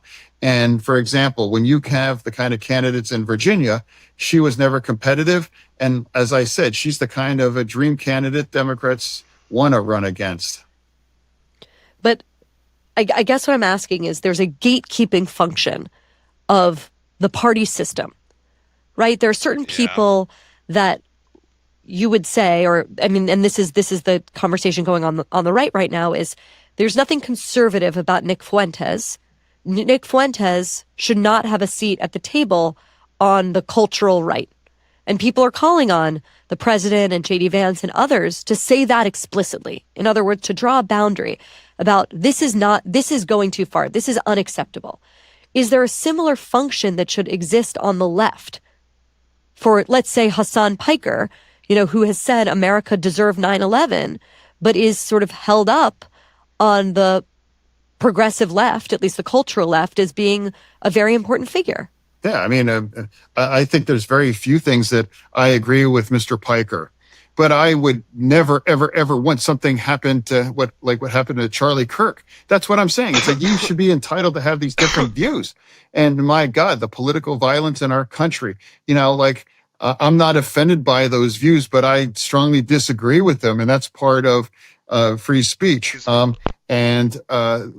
I absolutely believe in free speech, and I think many of those things were repugnant and things I could never sign off on. And that's the point. And now after what happened with, say, Charlie Kirk is a reminder. It's like I just let people grieve. I mean, I disagree with Charlie on some of these things, but after somebody was shot and killed in front of people, it's like give people the opportunity to grieve. Just give people the space that they deserve. And now people that I strongly disagree with are like Mr. Piker, and it's dangerous. That's why I'm not going to call him extreme names. That's not why I'm going to justify this kinds of rhetoric. And if you make the argument that someone is Hitler or someone is a Nazi, then the kind of extreme rhetoric makes it easier for the extreme kinds of solutions to address, these circumstances. You are not Jewish, at least as far as I know. Feel free to come out here to me right now. But you have been one of the most outspoken. It's beyond Washington. It's beyond politicians. You have been one of the most outspoken people in American life on the issue of anti-Semitism. Why is this issue so important? Okay, I don't know what he's going to say here, but here's my take on this. I'm not Jewish. Not even a little bit. I don't have any Jewish ancestry, and I'm a Christian religiously. Our partnership, America's partnership with Israel, for me, unequivocally can be boiled down to a few simple facts. Okay? The mutual, actually, not just mutual, well, it is mutual, but I think that the allyship, the allied relationship that America benefits from the most, okay, that through this ally we get soft power projection in a region that is vital for trade. It is vital for natural resources that we absolutely positively need, most obvious of which is oil, but other things as well. Okay, the most that is Israel. That is our allyship with Israel, and there's so many facets to that. Like, here's a couple of them. The military strategic benefit for the United States, not for necessarily them, but for us, is nearly, it's indispensable. Without Israel there, we basically would not have been able and would not be able and would not have any of the bases that we currently do have in the Middle East to protect American interests, to protect American trade routes, to protect and prevent, for example, radical extremist groups, terrorism, attacking trade ships, cargo ships. It is our military presence there that keeps, for example, China and Russia at bay. Now they have bases, one, China does in the Middle East. Russia has partnerships, for example, with Iran. And but it is our overwhelming military strategic allyship with Israel and our military bases in the Middle East that basically prevents that whole region from just being conquered by both Russia and or China. I mean, they would literally, if we pulled out of there and Israel was wiped off the map, here's what would happen to the Middle East. It would be divided up between China and Russia. That is what would happen if Israel didn't exist. So the military, Lady Zarkia, good to see you. So the military benefits is indispensable. It's unequivocally, irrefutably the most valuable military partnership we have in the world, bar none. Because that military partnership provides us not only with intelligence partnerships with our agencies, but economic soft power in the entire region, right? Like China would be massively, I mean, they're already a growing massive threat, right? And if Israel didn't exist and we didn't have our allied partnership with Israel and our military bases to be able to project not only our military might and power as just by being there in our presence, right? That alone is a deterrent. But it's through that establishment of military, presence that gives our ability to project that soft economic power and cultural power. And not only that, but Israel as a democracy and a Jewish state, their fundamental and core values and principles, just structure-wise, their constitution, all that, it aligns. There's no other system or constitutional establishment of any government in the world that is more closely aligned with the United States of America's Constitution than that of Israel. Okay? They are quintessentially a mini America right smack dab in the Middle East. And they're all basically alone except for our continued partnership and, military cooperation, our bases there, etc. It would be devastating to the United States beyond recognition if we did not have it. I promise you, not only would gas prices skyrocket, but our ability to acquire those resources would plummet. It would be nearly cut in half.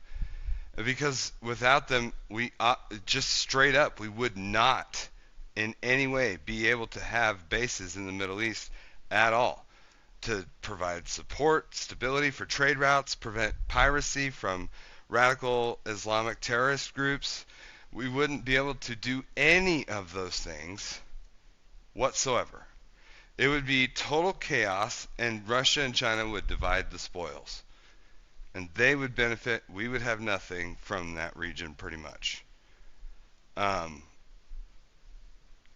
Because they war amongst themselves, they war against Israel, against the United States presence already. Like, I promise you, without Israel, we would be bogged down. Like, just keep our bases there, but remove Israel. It would be like we would have to retreat unless we committed to a full-on World War II style and D-Day level invasion of the Middle East without Israel there. It would be fucking D-Day if we wanted to keep our soft power, and it would be almost nearly constant, right? It would be constant effort. Luckily, thank God, Israel does most of that for us. Okay? Just by being there, they do most of that for us. They don't even necessarily have to do anything but exist. Their presence provides an absolute deterrence because everybody knows their big brother is America. That's it. That's why it is so important that we have that relationship with Israel. Period. The end. And you can bitch and complain and moan and whine about, their unprecedented efforts to minimize casualties in their persecution of a terrorist group that burned babies alive and raped, murdered, pillaged, and kidnapped freaking infants and American citizens. You can bitch about that all you want. But they have every fucking right to do what they've done, to keep doing it, and they could have got, Palestine would be wiped off the map, I promise you, way within the first month if Israel had wanted to really actually just indiscriminately massacre Palestinians. That's what we would have gotten. 2 million Palestinians. The total casualties, including the Hamas militants, is 50,000. 50,000 out of 2 million just in Gaza. Okay? That's not to count the total 4 million that is in Palestine in general and in Israel. Dropping flyers, warning them they're using their own populace as meat shields, and that is basically what's up here. So I want to just kind of dig into that. Beyond politicians, you have been one of the most outspoken people in American life on the issue of anti-Semitism. Why is this issue so important to you? Ironically, Anyway, I right here, I paused it and I went on that rant because that's why it's important to me. I wonder if maybe perhaps that's around the same level of importance, or if he has that level of understanding about our allyship with Israel as I do. did that 23andMe. I'm 97% German and 3% Neanderthal.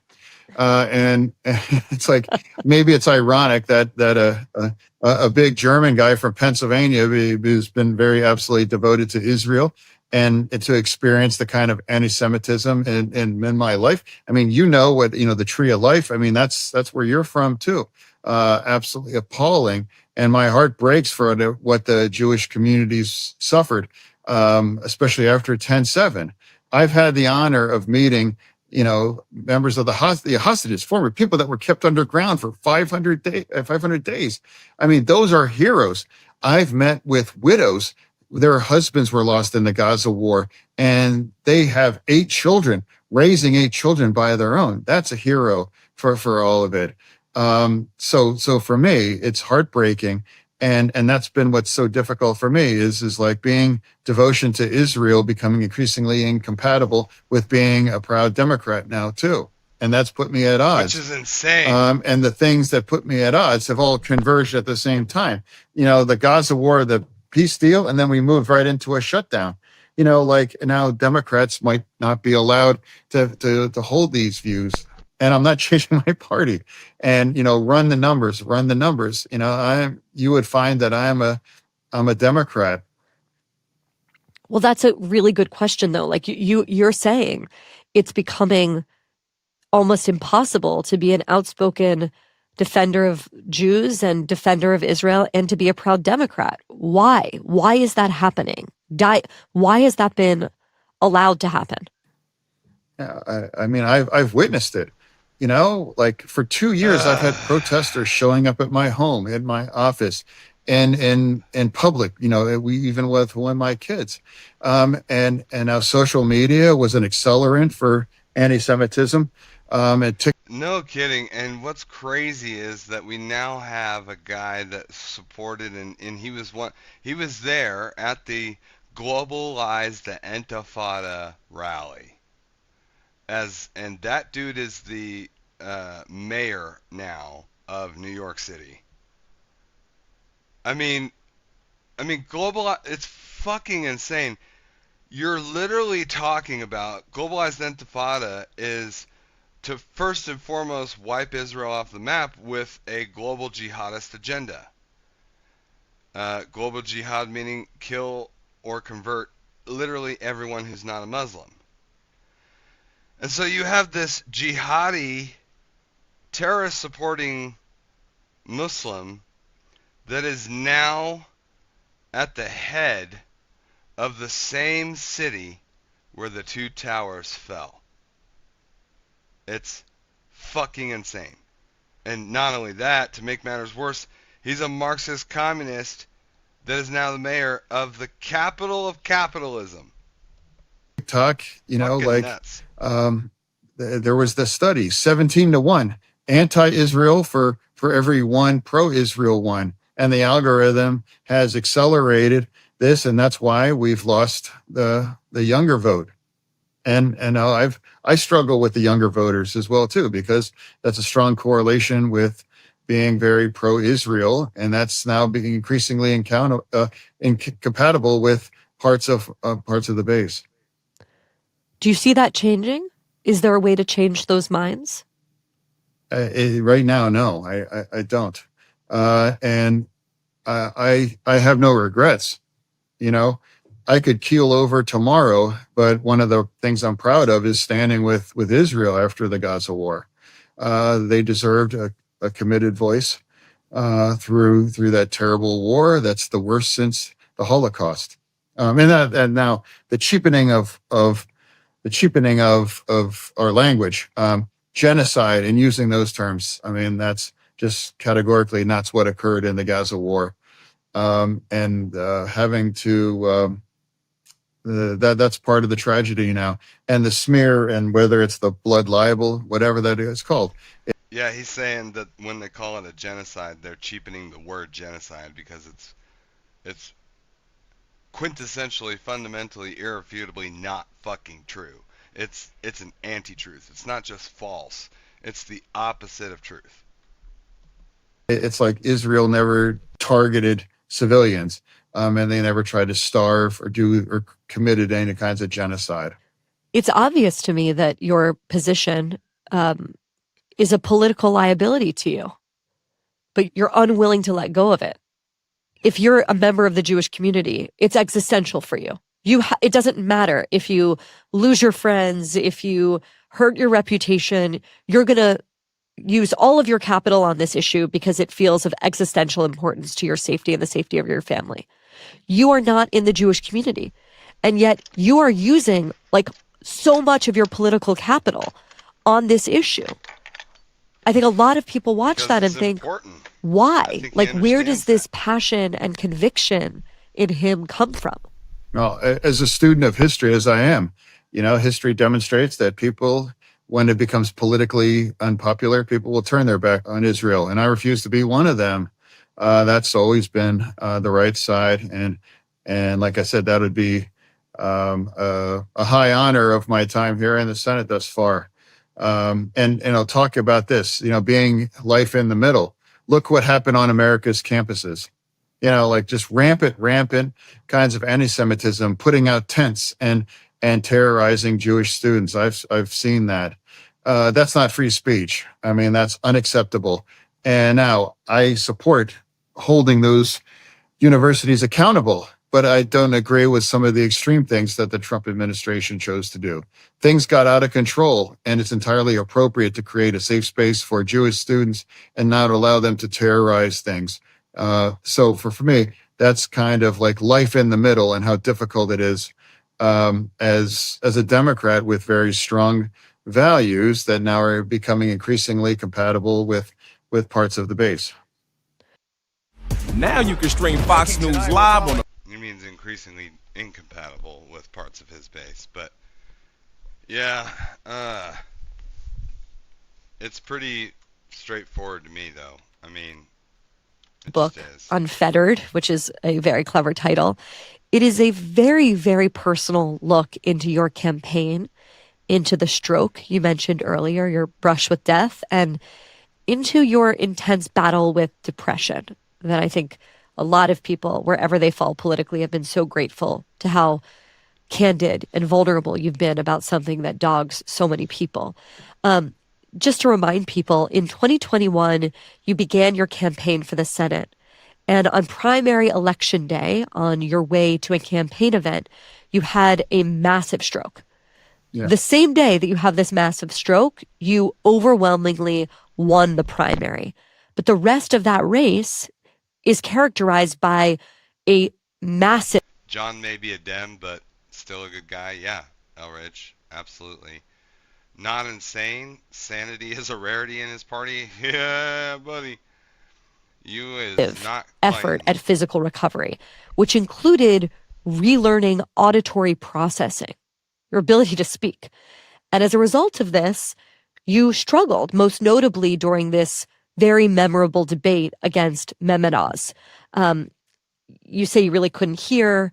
The attacks in the press were legion. Tucker Carlson called it a full-blown 30-car Amtrak derailment. Stephen Miller Oh said, yeah, no, I own it. That was probably the worst debate in American politics. Absolutely, and I've said even maybe. I don't know. The Trump debate with Biden was probably the worst debate in American politics.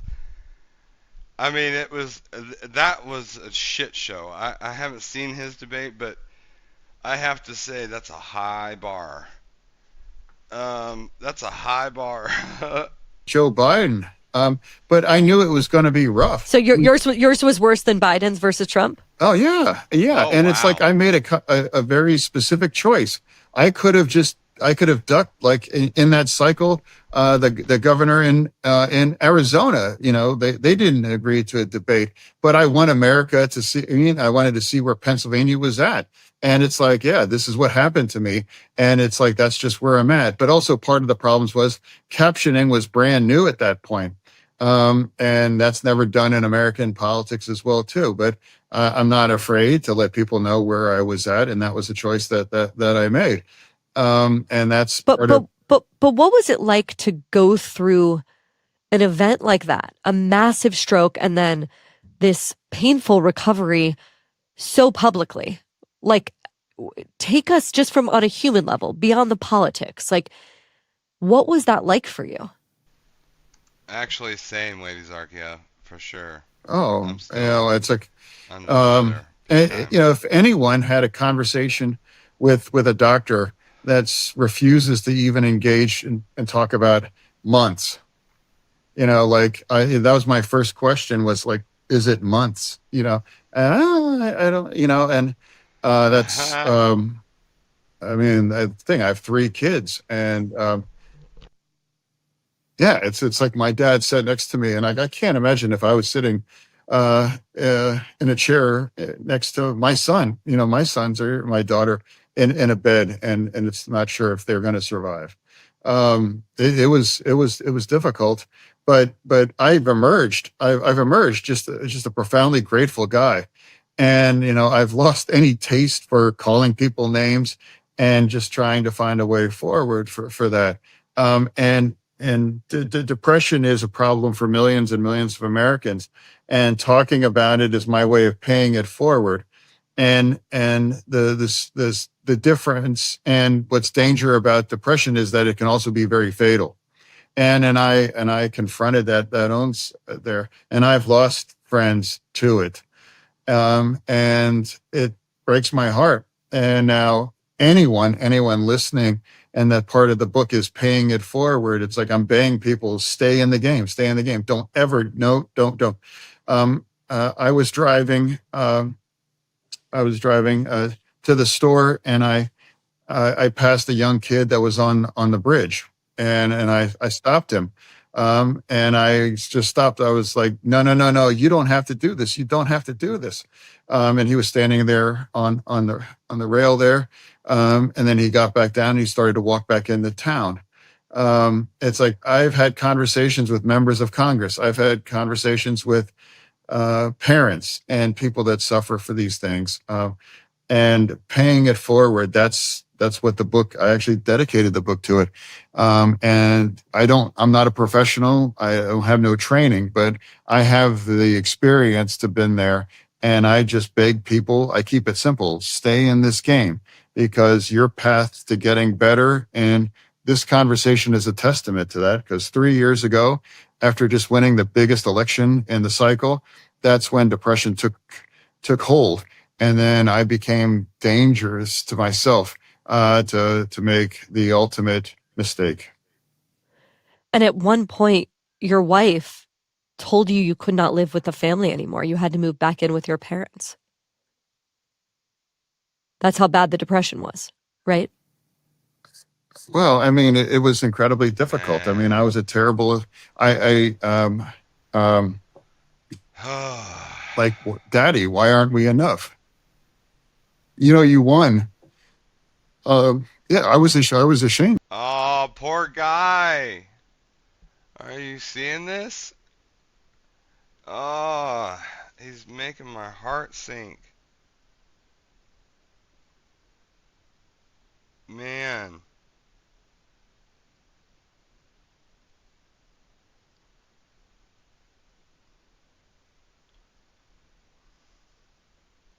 Wow. Absolutely, I was ashamed. I couldn't explain why I couldn't get out of bed. And it was incredible. And at one point, your wife told you could not live. And at one. All right, I'm gonna record this one for YouTube clip.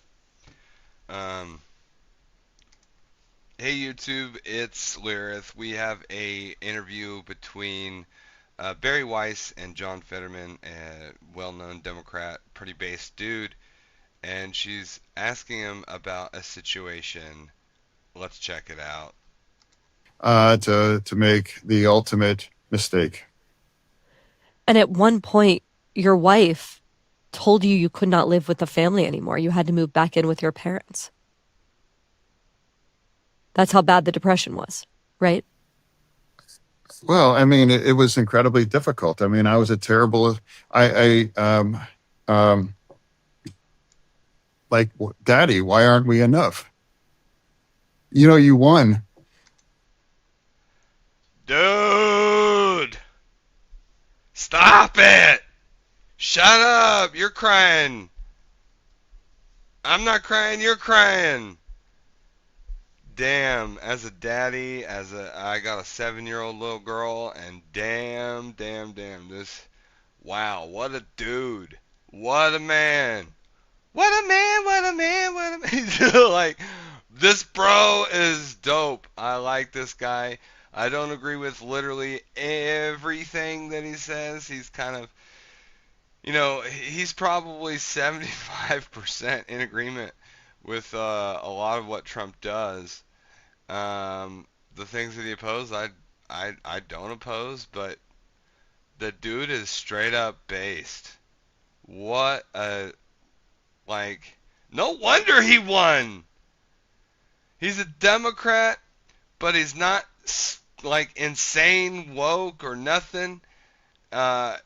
Secure the border, support Israel, deport illegal criminals, illegal migrants.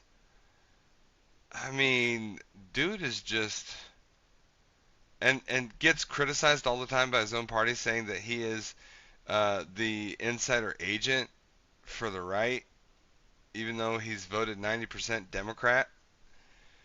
But and as far as the big beautiful bill that the Democrats, held the people hostage, because you need 60 votes to pass the bill, and we have 53 Republicans in the Senate, so we couldn't get it passed because Chuck Schumer kept forcing everybody to vote against it. 15 times they voted to keep the government shut down. They did it the first time to shut it down initially, and then for 40 fucking days the government remained shut down. It's utterly insane that they did that. But this guy, this Democrat senator, he voted 15 times to not shut it down. He sided with the Republicans on this shit. Like, and yet he still has a 90% Democrat vote. So it's like, look, I don't know what else he's voted for or against or whatever, but I respect this man a lot. I respect him. I think he's the most. He surely has to be the most respected Democrat from the Republican or right side perspective, because the dude is just a straight up awesome, dad, Pennsylvania constituency, you know, just wow. I respect him so much. Let's get that last little bit. Terrible. Like, Daddy, why aren't we enough? You won. Yeah, I was ashamed. Absolutely, I was ashamed. I couldn't explain why I couldn't get out of bed. And that was part of the darkness of that after that. And as a U.S. senator, it's counterintuitive, and that's Yeah. what I'm saying. It doesn't matter who you are; these things can happen to you. And you had the young guy from the Cowboys. He took his life after his first touchdown in the NFL. And like the tragedy of suicide in our country. And if Yeah, I just, he's definitely authentic. He's definitely a real one. Love you, John. What a dude. Thanks for checking us out on the YouTube side. And you can join us for the live stream on Kick and YouTube. We'll see you next time. Wow, that was so good. I had to get that clip because, man, who's cutting onions? Bone clicks tier. Ladies Archaea. Insider agent Lamal Wild. I know! It is wild. I don't understand it. I don't get it. I do not get it. Elrich, don't cry, John. Aw. Yeah, he's just a good guy. Like, U.S. senator can be in that. That's saying something. Imagine in this day and age, we find a guy on the other side of the aisle, and not only can we show great respect, and that he shows our side great respect, and then applauds Trump for all the things that he does that he supports, which is a lot. Whereas you have the disingenuous fucktards that have Trump derangement syndrome, and they want to do all the, it's so refreshing to know that not every Democrat is a fucking lunatic. You know what I'm saying? Elrich, Lady Zarkia, you guys know what I'm saying? It's so refreshing to know there's somebody out there on the other side of the aisle that's not a fucking lunatic. Place than anyone can be. And I just beg people, that's part of this conversation. And I know like some things, it's not a winner to talk about these things, but it's important to have that conversation. And that's why I'm grateful to be able to have that. How did you climb out of that hole? I mean, it's an amazing contrast between overcoming a near-death experience, winning, being sworn in as a senator, and being under such a cloud of the depression that you didn't really care and you felt empty and worthless. And people need to read the book Unfettered to get the deepest sense of how vulnerable you are in expressing it, including suicidal ideation. Unfettered. Tell people that are listening. Considering I was planning it. And now for me, what saved me was my kids. I was convinced that. Bro, stop it.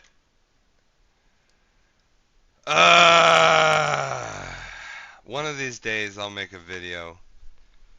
If I ever have, I've had it at most, I've had 50, 60 viewers.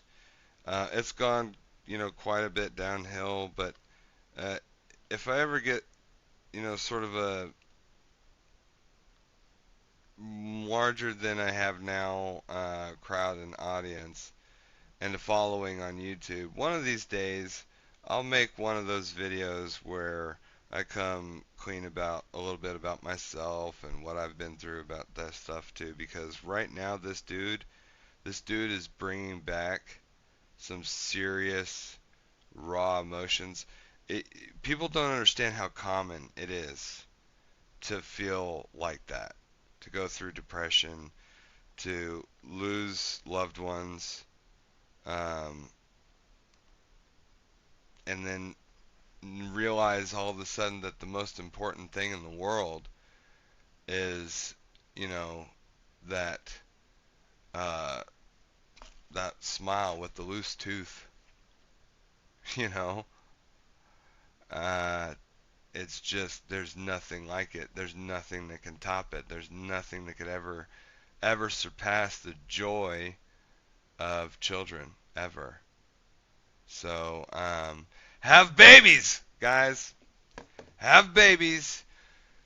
You will find meaning, purpose, motivation, drive, ambition, betterment of oneself in all aspects of your life. Just do it. That they didn't want me anymore, and how difficult it is. And Make babies. Also, it's fun to make babies. It's kind of it's a thing. then I discovered that it's like, no, they wanted me back, and that was my emergency brake, and like that's unacceptable. And at that moment, I realized I can't be the example for my kids.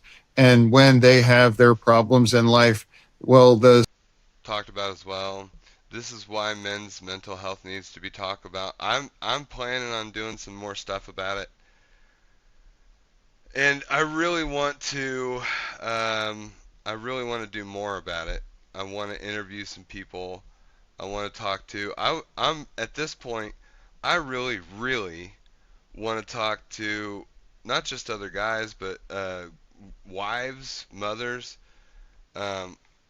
Hell, I'm willing to talk to just about anybody, interview, and just make a compilation, and I can edit it so that it all, slides together real well. But a conversation about that, and some other stuff too, but, sort of in the wide scope of things, men's health, mental health, given the times that we live in. Oda Block Heck. Oh, man. Yeah. You know what I'm talking about, Lady Zarkia.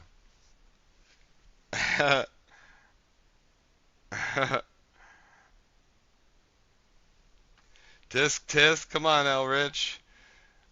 I know, I've heard you say you have kids, so, yeah. Anyhow. solution was, well, Dad did that, so if taking their life, that must be the solution. I can't be that legacy for my children that I left that way. And then that was almost spontaneously was kind of cured from it. I was so grateful for that. Yeah, and good having for this him. conversation made it so critical. And when I read about it, or when I discover that, like I had a friend just 6 weeks ago, I discovered that he took his life and left grandkids there. It's like, I guarantee they would take it back if they could, but suicide is the one decision that you can't come back from. And I beg people that get help. And if you don't have the ability to get formal help, promise yourself, I'm going to stay in this, and things will turn around, or you can discover that that's the wrong choice. I want to ask you a sort of sensitive question, which is, one That's of a the big thing to admit. discussions that has obviously. When could you ever say that a politician could speak that transparently, that honestly?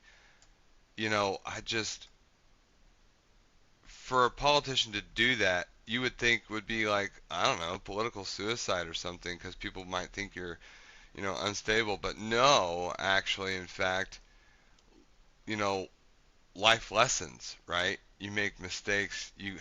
I mean, they're human, just like us. Except for a lot of the woke, like AOC, I'm pretty sure she's a lizard. I don't even know where that came from. Where does the lizard theory come from? The lizard people. What the hell even is that? I don't know. Obviously happened in the aftermath of Joe Biden's candidacy and then his decision to. You know about that, Lady Zarkia? It's like a thing. It's like a thing. It's a whole conspiracy. There's some kind of drug that you injected. It has like, what is it? What are they called? Like T cells that are extracted from embryos, and it's like, I don't know. They to stay young. I don't know. It's some kind of crazy ass. Drop out Maybe we'll look it up. because he wasn't fit to serve. And then obviously you had the 107 day candidacy of Kamala Harris. We know how that went. Is that? Yes, Lamau, very tinfoil hat. Have you heard, like, what do you know? Does anybody here know much about it? I don't really know much about it. I just know that it sounds on its surface pretty fucking tinfoil hat. But then again, they said it was tinfoil hat that COVID, when we said that COVID was just a flu, it wasn't dangerous to kids, that they did not need the vaccine, and that the vaccine was actually a novel treatment, and it was mRNA activation, not a dead virus, which is what a normal vaccine would be, and therefore it's not a virus. They said we were crazy, and that turned out everyone knew it to be true. We also said it came out of the lab in Wuhan, China. FBI found that it turns out that was true, and everybody called us tinfoil hats. They said that if you wore a mask, it would stop the spread and other people from getting COVID. That turned out to be a complete farce. Like, they lied to us, they locked us down for months, years, couldn't do anything. Like, the amount of insane, like, dystopian despair that we had to live through, and were called crazy for just speaking on shit that was obviously true. So, I don't know. Maybe the lizard thing is real. I'm like, I'm sort of a pretty good student of physics, and so actual lizard people, there's got to be, it's got to be a metaphor or an analogy for something, because literally not a thing. It's, we have very little, very, very, very little shared ancestry among lizards. I mean, very, very, very. He really wasn't up to do it. And some people look at you and say, you were unable to run, and therefore, how do we know that you're able to serve? What do you say to those people? Well, I mean, people, we are not having that conversation because not really, because it sounds insane, Lamau. Now, if you want to say maybe they are aliens instead of lizard people, then I might bite and listen to the theory. But IDK, if I can get behind that whole reptile thing, yeah, no, it's kind of just wild and silly. I don't know. Now the alien thing. Okay, Lady Zarkia, we're about to have some fun with this. We're gonna have a talk. I'm gonna play this. I'm and I'm gonna, in the background, part of pull some stuff up for the you. Democratic You're gonna love caucus, and I have my very own views. For me, yeah, it's like the circumstances with Joe Biden. For me, it's like he had a terrible debate, and I did too.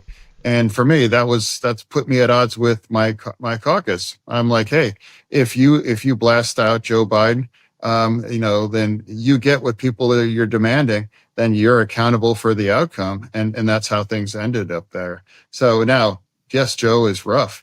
but he's the one guy that won before with Trump, and that's not a great situation for us. But that's the choice that's in front of us. Make that choice. You get what you want, and you have to own the outcome. I have been lucky to never have a near-death experience. But earlier in this conversation, you referenced, the commonality that you found with the president, because he was almost killed on that stage in Butler, Pennsylvania, and obviously you almost died from this massive stroke. And I can't imagine that a near-death experience wouldn't fundamentally transform a person and the way that you view yourself in the world. How has it changed you? Oh my gosh. I mean, I don't find myself getting depressed or sad. It's like, the best thing I've ever described was Warren Zevon. And that just came back after he was just inducted. It's like, enjoy every sandwich. And now I get to hug my kids. Every sandwich. And then shortly after I got out of Walter Reed, my father collapsed in the kitchen, and he was on the ventilator for, I think, a month. And I had to confront his death, and now he's back. And we turn to each other. It's like we're both two guys that shouldn't be alive.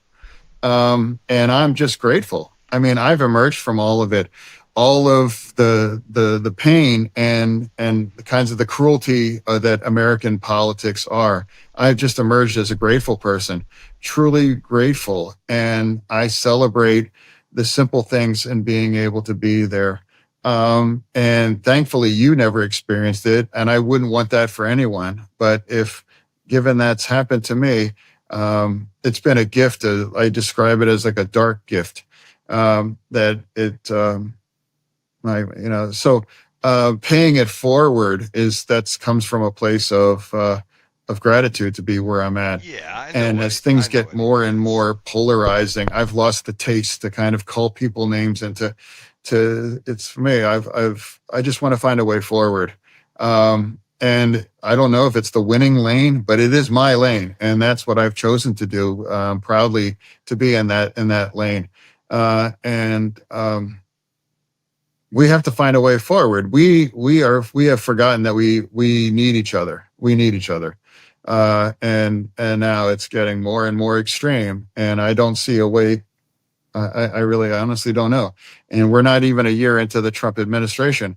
Well, what's it going to be 6 months later, a year later, or from now, that kinds of thing. So, I'm not going to engage in the kinds of extremism or call these kinds of names.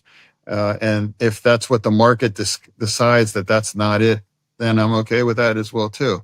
I'll be a Democrat that have very committed to Israel, and I believe that it's wrong to use our government as hostage and to play chicken with 42 million Americans on their ability to feed themselves or their family. And that shouldn't be controversial as a Democrat. Has the pressure on, whether it's on Israel or this government shutdown or any of the other number of issues where you have been a sort of solo dissident in certain ways, does that pressure ever get to you? No, it's like nothing can happen or be said to me compared to having a conversation with a doctor that refuses to use terms like month. I mean, that's sobering.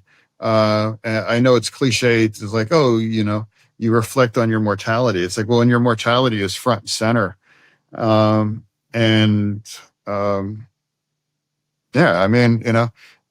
I was unconscious after the stroke, I didn't have like the light or the harps or anything, but I became aware of, it's like, I'm alone here, and now I think I might be leaving. And then I was just brought back. That was my first memory, was like, I woke up and the doctor showed, hey, we got this. And it was a scan of the clot that was almost killed me. And it's just like, I mean, having a conversation with yourself saying, yes, I think I'm leaving, and I may not see my family anymore again. Again, it wasn't harps and lights and anything. It was just kind of alone and preparation that you're leaving.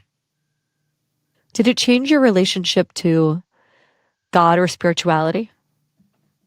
No. Oh, come on, Fetterman. Come on. Lady Zarkia, Elrich, do we have any believers in the house? Do I have any fellow believers in the house? It's like, and by the way, this is coming from an astute, lifelong student of physics, astrophysics, science in general, very much a student of evolution. So, but yeah, just do we have? No, I asked. I said, she asked Fetterman. kind of alone and preparation that you're leaving. Did it change your relationship to God or spirituality? No. And I said, "Oh, come on, Fetterman. Come on, bro. I mean, buddy, if this should have been, could have been, very much likely may have been, a spiritual experience for him, just to come out of that. And obviously it doesn't always have to be. That's totally fine. And if he's not much of, a believer in that way, that's totally fine. I respect that. God doesn't force himself on anybody. But I decided to ask the chat, do we have any fellow believers in the house? And that is coming from me, who is, by the way, a staunch student of physics, astrophysics, science. I've very much studied evolution, all that. But just curious if, we have any fellow Christians, Jews, whatever, fellow believers in the house. Anybody? Elrich66 says, me. Are you a Christian? Or Jewish? Or Christian? Yeah. I mean, it's one of the things that I love to talk about in certain ways. I like to first tackle everything from the logical secular perspective, right, in a way that aligns with my Christianity, right? Because it's Christians get a stigma, and I don't know if you know this too much, Elrich66, but listen, whenever you say you believe in God, or if you say you're a Christian, any of these things, especially within a scientific community, oh man, you are treated as if you believe in magic. It's for the Tooth Fairy and Santa Claus. And they disrespect you, they dismiss your theses and your ideas, and they have no time for you. Even,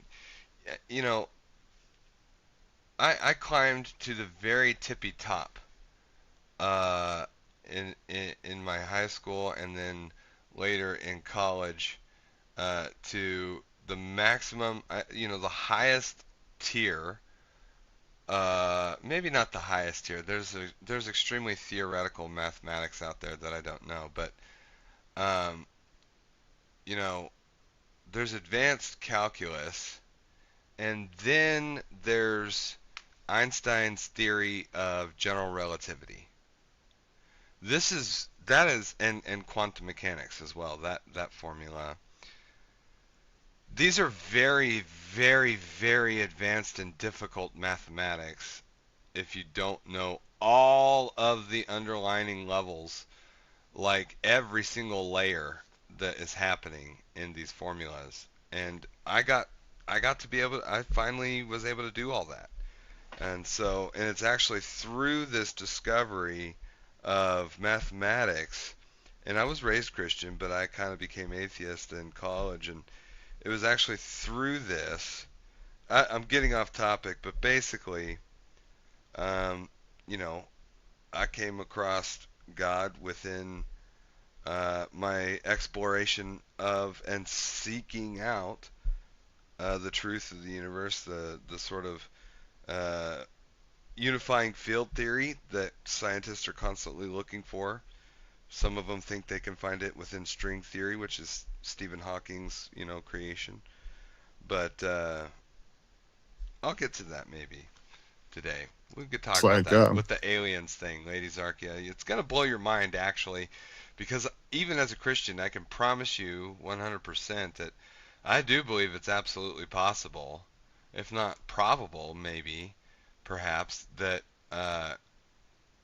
other life forms from other planets could certainly have been, could certainly exist. Absolutely. Um, just because nothing in the Bible mentions that, even though there could be a line you could draw. We'll get into it. We're almost done here. it's like, like I said, I'm just a grateful guy. I don't have any scores to settle. I don't have any bitterness about anything. Every day was gravy for that. And I wish things were less. I'm getting there. Since my dad passed away, I've been trying to mend my relationship with God. It's been a journey, to be honest. Yeah. I lost my dad. Lost, my wife, and so it's not loss that led me to my faith or made me a more strong believer or anything. Although, it certainly was there to sort of help me along the way. But yeah, we got to get into that. The A31 Atlas or something like that. It's a meteor that is making movements it shouldn't. Polarizing as it is Crazy. now. But That's what me and my boyfriend were talking about, but he said he doesn't believe they would visit here. But we were debating as to why he thought they wouldn't and why you thought that they would. Oh, that's interesting. Let's have that talk. We're almost done. I hope we can 1 agree minute that left. it's wrong to take yourself out of the game, and that's conversation. And depression doesn't check if you're a Republican or Democrat or you're rural or you're urban. And that's a conversation that might be a political loser, but that's the battle that picked me. Senator John Fetterman of the great state of Pennsylvania, which will always be my home state. Thank you so much for joining me. Yeah, that was fantastic. Absolute W. Absolute W. We like it. All right. So, right here. Uh-huh. I realized. All right. So first, let's take a look at this comet that keeps headed our way. And also, 2 weeks ago, I realized the arrival direction of 3A Atlas was within 9 degrees of the WOW signal that was detected in 1977, Right. which was an enigmatic, powerful radio signal. Experience. Things are getting very wild. Yeah, there is a lot of misinformation. Some people said I invented 3A. People are saying? Yeah. I would be that you can see from any place on Earth, you can. Those people are fools. You can't listen to those people. I don't listen to those. I don't listen to many people, Initially, a lot. Let's go through and find the transcript where he says, and I know what to look for here. So, movement.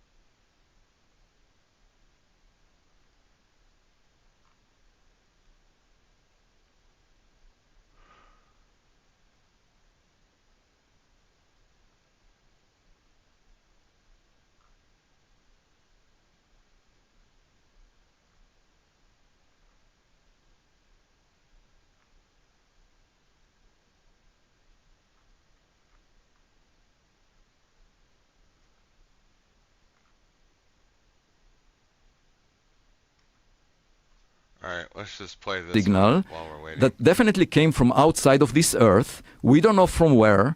It was coming from a source that was approaching the sun. And the chance of it aligning with the arrival direction of 3i Atlas is 0.6%.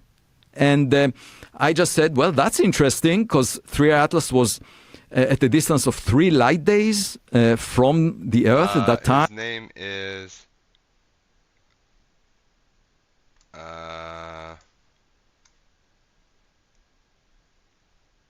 Avi Loeb.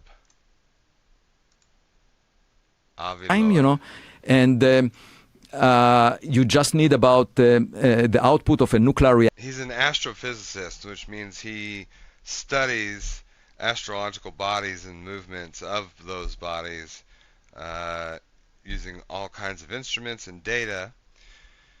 And he does analysis of that stuff. I mean, basically, we know about the chemical makeup of certain things like Jupiter and all that stuff because of the light reflected back to Earth, and then we take that light, put it through a prism, and then look at the color spectrum that comes out of the prism under a microscope, and what you see are these little like barcode-like lines, and by measuring those barcode lines, you can determine what the chemical makeup is. And so that's like one of the things that he would be trained in doing, right? So Reactor on Earth, a gigawatt or so, to produce such a radio signal.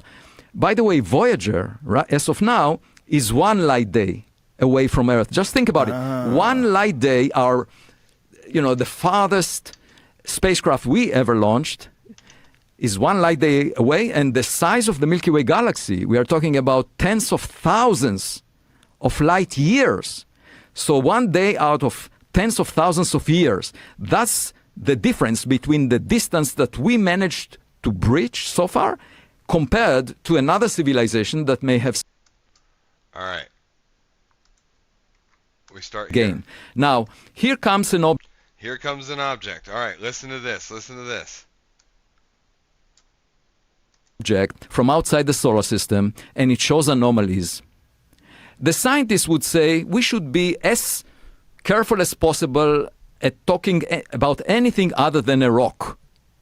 Now, they say that when they know that humanity launched a lot of space junk, a billion stars like the sun in the Milky Way galaxy, and there are billions of, and so it's quite likely that, we are not the first one. Entrepreneurs since the Big Bang, that things like us existed long before spacecraft that we launched out of, thousands of civilizations that could have done it. And all we need to do. It shows anomalies when it's moving inward toward the solar system. Thing is, it wasn't headed inward toward the solar system. It changed course. I'm trying to get to where he says that specifically and sort of explains that in detail.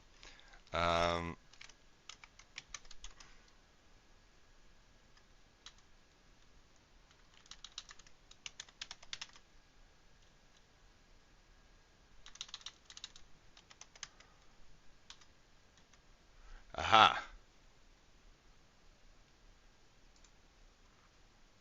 So that was my solution to say, one way out of this dilemma of why is it so big is if it was targeting the inner solar system by design. And indeed, the trajectory is aligned with the plane of the planets around the sun to within 5 degrees. The chance for that at random is 1 in 500, okay? And it's moving in a retrograde trajectory opposite to the motion of the planets, which is ideal for it to release mini probes that will get into the planets. It gets close to Mars, it gets close to Jupiter, it goes on the opposite side of the sun relative to Earth when it's closest to the sun. And that's the time when a spacecraft could do a maneuver to take advantage of the sun's gravitational assist. In other words, it's moving in such a way that there seems to be no explanation for how or why it's moving in the way that it's moving. Like when it suddenly changes trajectory inward toward, the inner of the solar system, meaning toward Earth, when it has no like it shouldn't, right? There's nothing that it hasn't hit anything. It's doing this on its own, which shows that it's sort of that's just very, very, very odd behavior. There's no predictive calculus that says it should have done that. Propulsion is the only thing that could have done that.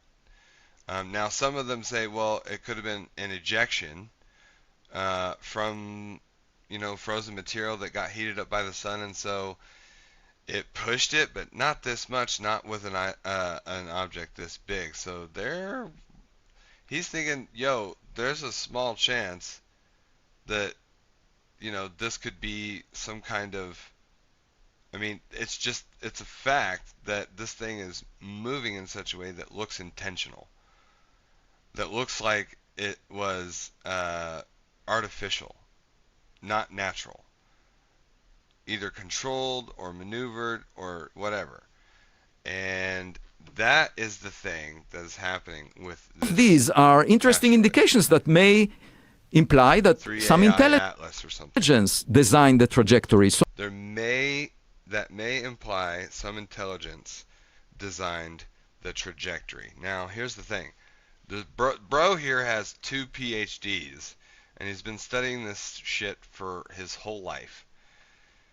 But when he wanted to publish his paper on the movement, on the data that he collected about this object, the publicist said, "Oh, no, you cannot say this or that. People will say it's aliens, and you don't have irrefutable proof that it's aliens, so you can't even suggest that it might be moving from a result of intelligence or anything like that. You have to remove that from your paper." And so he was forced to remove that, but then he later published it on X. Imagine if it's just some aliens hovering over Earth and they have like these alien drones that then fly around Earth for fun, just like how we drive those little remote control cars. I mean,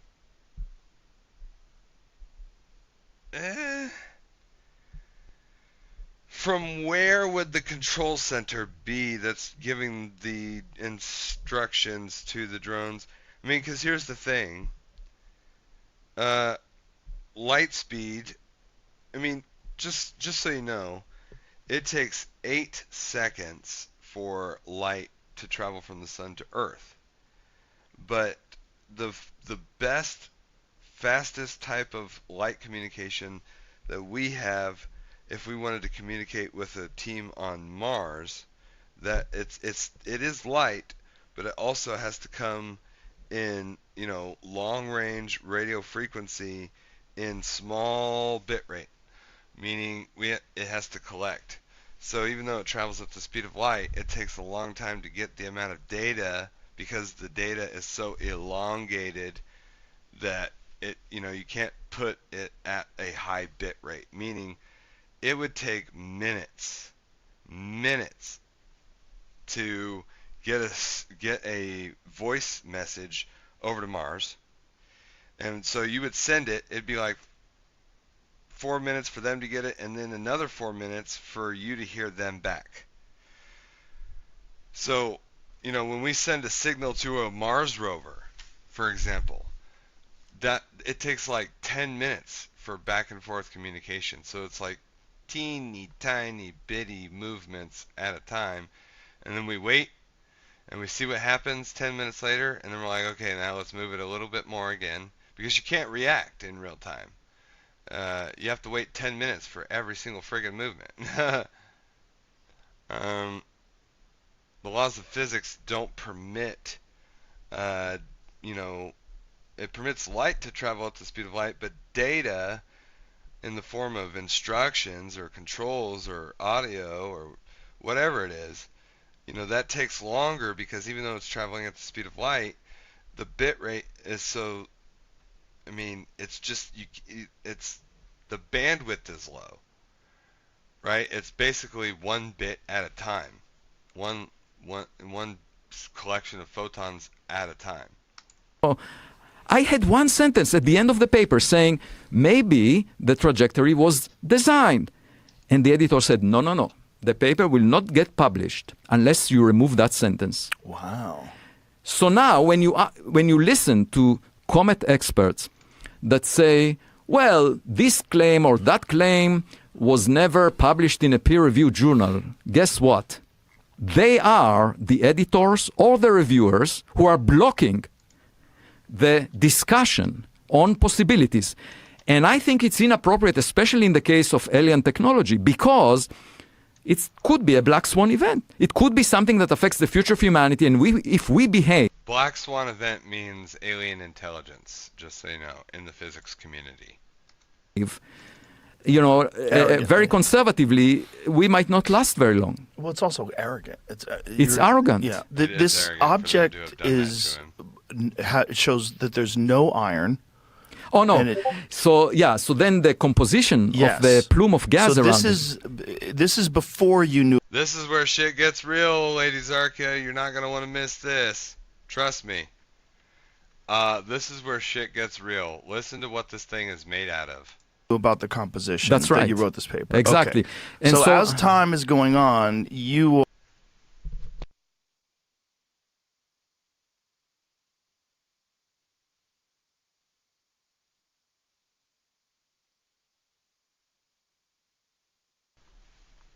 are being shown to be correct.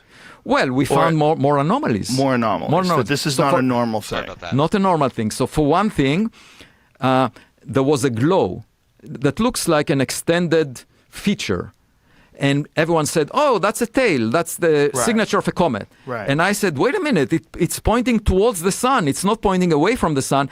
Usually cometary tails are made of dust and gas, which is pushed back away from the sun by the radiation and the solar wind, and so this one was pointed towards the sun, not away from the sun. And the question is, why? And actually, I calculated that, it appeared very clearly in the sharpest image we had from the Hubble Space Telescope, which showed an elongation by a factor of 2 towards the sun. But we were looking at it like a cigar. We were looking almost along the cigar long axis, within 10 degrees of the object sun axis. So we were looking almost edge on. Mm-hmm. And I calculated if you were to correct for that, this would be a feature that is 10 times longer than it is wide, and that means it's like a jet. So the object had a jet in front of it towards the sun. The question is why? And, the comet experts ignored it and just said, well, comets are strange, who knows? But my point is, this is a blind date of interstellar proportions. And my advice on blind dates is not to speak or say what you think this is, but to observe the other side. The best way to respond to a blind date is to observe the other side. Don't speak, just observe the other side, because it may be different than what you think. And maybe, on one of the dates, you will have a serial killer on the other side. Oh, boy. Now, explain, if you could, how we know the composition of this thing. So we can figure out composition of a plume of gas by taking a spectrum of it, which means you basically have some kind of a prism that breaks... that light with different wavelengths is bent at different angles, and so you spread the light into the different colors. And if you do that, you can find the fingerprints, the spectral fingerprints of specific atoms or molecules, because each atom or molecule has transition. Let me know if you can see that image, okay, of the comet. I've just pulled it up here. I taught it just 2 days ago in a class that I teach that is obligatory at the Harvard Astronomy Department, where I was chair for a decade, like between 2011 2020. So this is the mandatory class. By the way, this is not the actual comet that we see. This is a rendering, an artist's. This is an artist, rendering of it. what the status quo scientists want it to look like, right? The actual photographs that we have of this thing are just way And I more. just thought how, spectral lines emitted by atoms and molecules just to. Well, way more blurry, basically. So,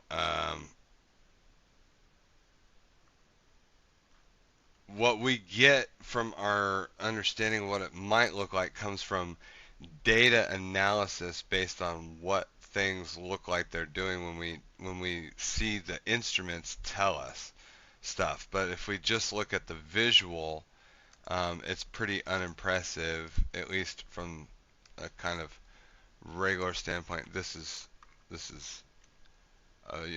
it's a blob. But of course, again, our instruments, our satellites, our telescopes, it collects data, its trajectory, its movement, its light immersion. It's very hard to see, but we get quite a bit of it, and all that goes into a computer, and then it's analyzed, and then somebody makes up this thing, right? So, yeah. Days ago. So this is a very well-known thing, and we know the wavelengths of those, and we use them to identify the composition. We know which atoms produce these spectral lines, the fingerprints. It's just like fingerprints, okay? And so what was found, and that's by multiple teams, there are 3 papers on that, we found nickel, a lot of nickel, but very little iron. At first, no iron whatsoever. Now, usually in all the comets in the past, from the solar system and also from interstellar space. He's going to go on a long-winded explanation to tell you that almost no iron and only nickel is unheard of, unprecedented, not something you should see in a comet, certainly not an asteroid, because nickel, a nickel iron alloy is a material, it's an alloy that can only be made under very unique and specific manufacturing circumstances, right? It's an artificial alloy that is not found in nature, ever. It's never been found in nature because the melting points, so basically the composition material of this thing is of a material that should only be possible, the only way it should be possible for it to exist is under, extremely precise and advanced manufacturing techniques. Okay? This very low iron, high nickel alloy is something that takes just very specific and unique metallurgy, right? The smelting because their melting points, their temperature resistance is so vastly different, and it takes just a weird to find this in nature should not be possible, right? So it's kind of like, you can melt plastic at a pretty low temperature, right? But you can't melt steel at a low temperature. So it's kind of like, to be able to combine steel with plastic and make a mixed alloy would be impossible, right? Because, that doesn't, but you can do it with iron and nickel, but it's so vastly different, their melting points, that it shouldn't be possible in nature. So that's what he's basically going to go on to. So anyhow, that is the circumstances of the Atlas asteroid.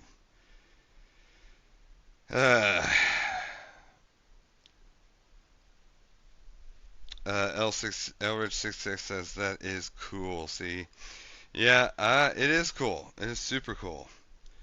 One of the craziest things about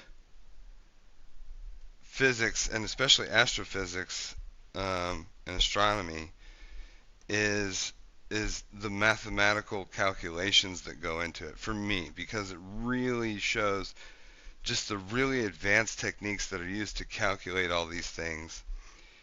And one of the craziest things that really, sort of brought me into just an epiphany, and then from that spiritual awakening, was general relativity, Einstein's general relativity theory, which has been proven over and over and over and over again. It's the most consistently empirically proven mathematical formula to perfectly accurately predict all of the large cosmos movement of all the large astrological bodies, right?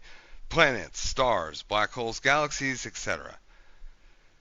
Quantum mechanics does the same thing, but for the very small, right? Quarks, subatomic particles, the sort of quantum realm of extremely small. This is the smaller than an atom realm. So the thing is, when you combine these two formulas, what we found was you try to do the resolution and resolve the two equations together, what you come out with is infinity. And not just infinity, but you come out with multiple infinities. It breaks the laws of thermodynamics that says that matter cannot be either created or destroyed. It can only be transformed. That was the law of physics, but this formula breaks that law, saying that it's infinite. It can be infinitely destroyed and created. And that implies to me a sort of universal regulator, right? So it's pretty crazy. Infinite existence, infinite energy, infinite matter. I don't know what best describes that better than an all-powerful God, but hey. Pretty interesting stuff. I did want to look at that later. This is wild. All this stuff. Oh boy.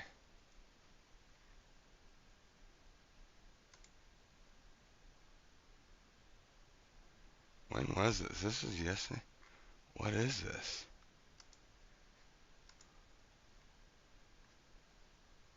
Oh.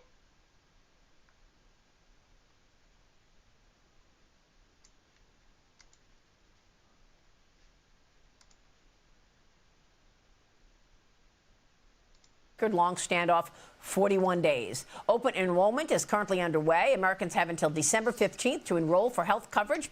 Yeah, it's a good podcast, Ladies Arca. It's good. New Year's Day. Joining me now is Medicare and Medicaid Services Administrator, Dr. Mehmet Oz. Dr. Oz, it's great to see you. Thank you so much for being here this morning. I always love spending time with you, Maria. Well, this is a long-fought fight. I want to talk to you about everything you just did in the Oval Office the other day with the GLP-1 drugs and how President Trump and you and your agenda are making things more accessible for people at lower prices. But first, give us your reaction to the government likely reopening this week and what was achieved last night. I'm over the moon, happy that we're going to get the government open, get all these federal workers back into their offices. For me, it means I've got actuaries and insurance experts that can help crunch the numbers and figure out what makes sense. It's also the right thing for the American people. You should not be negotiating important issues, in this case, the Affordable Care Act and Medicaid, under an extortionary situation where you're holding the government hostage. So opening the government up, allowing everyone to go back to work, getting air traffic control and all the other things you've been talking about, for me, that focus on health care is important. And you brought up this issue of a potential vote for on the ACA. This whole debate for Republicans is about fraud, waste, and abuse.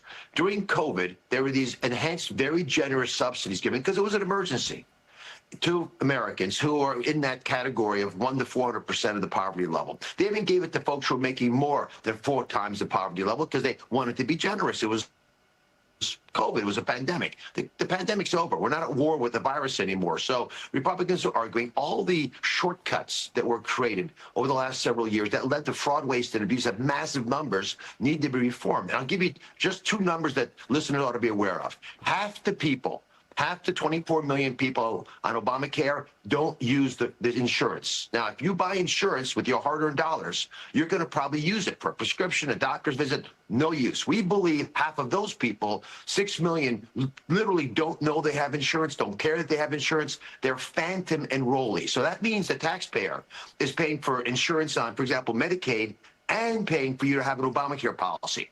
Full freight. The insurance companies are happy with that. No one seems to mind, except, of course, the taxpayers who have to foot the bill twice. So these are the kinds of things you've got to clean up in order to get the ACA into a different place for next year. But meanwhile, open enrollment, as you said, is progressing.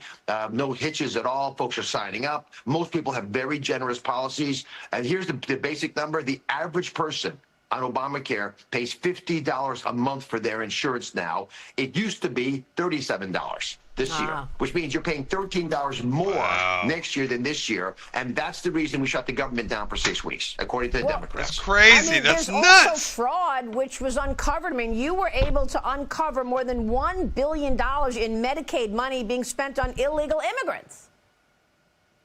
Just found it out last week. The president was asking. The Democrats said it wasn't a problem. They wanted to repeal the one big beautiful bill. So we decided, trust but verify. So we audited the books of 6 states. We only have a few months of data from only a few of those states. We already have over $1 billion that we've identified of monies that were spent to get federal taxpayer dollars spent on illegal immigrants. And here's the catch. If you're in California and you want to give Medicaid to illegal immigrants in California, maybe that's your choice. We can debate that later. But you can't take money from taxpayers in Texas and Florida and pay for your illegal immigrants, because they're not doing that in Texas and Florida.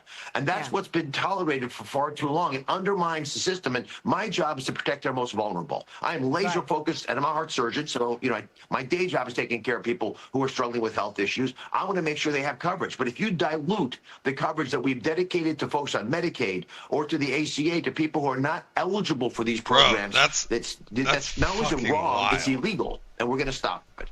Unbelievable. I mean, what an incredible opportunity for you, Dr. Oz, after this incredible... I mean, we knew that they were trying to provide,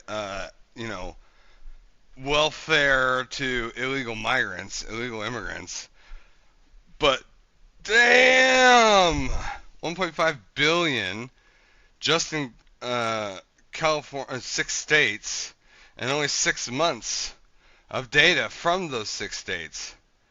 That is wild.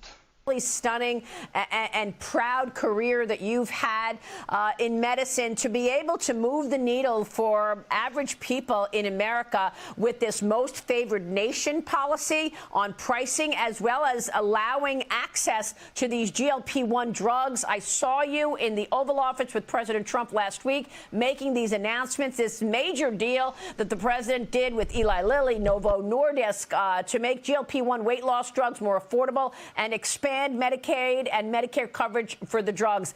Tell us about this major announcement. Okay, the GLP-1 drug, she mentioned it a little fast. She kind of glazed over it. These GLP-1 drugs, for obese patients, weight loss patients, she's talking about Ozempic. Now, that's a whole nother ball game. I'm not going to get into it right now, but it's a mixed bag for me.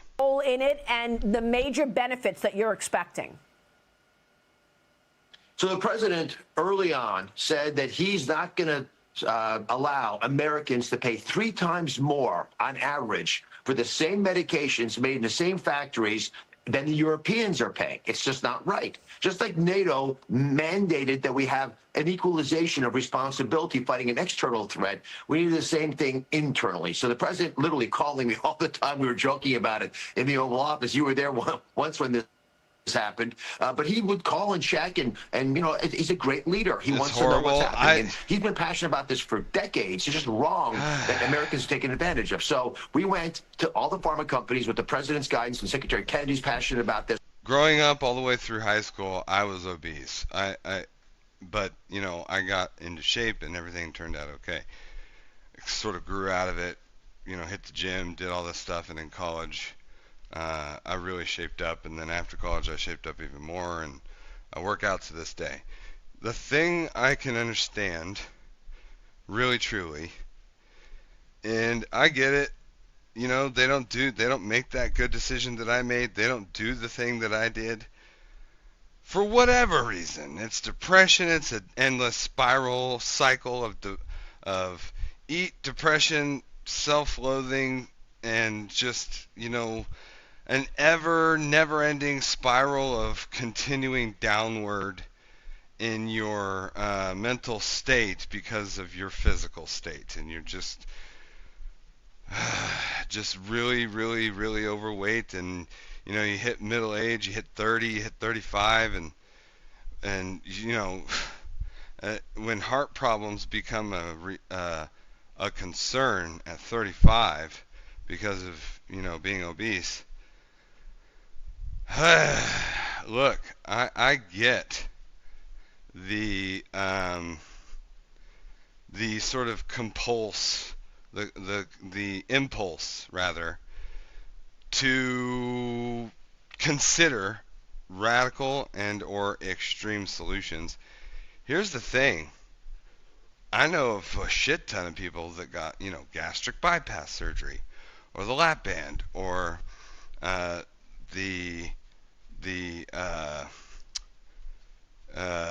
what's it called? Or the gastric sleeve surgery.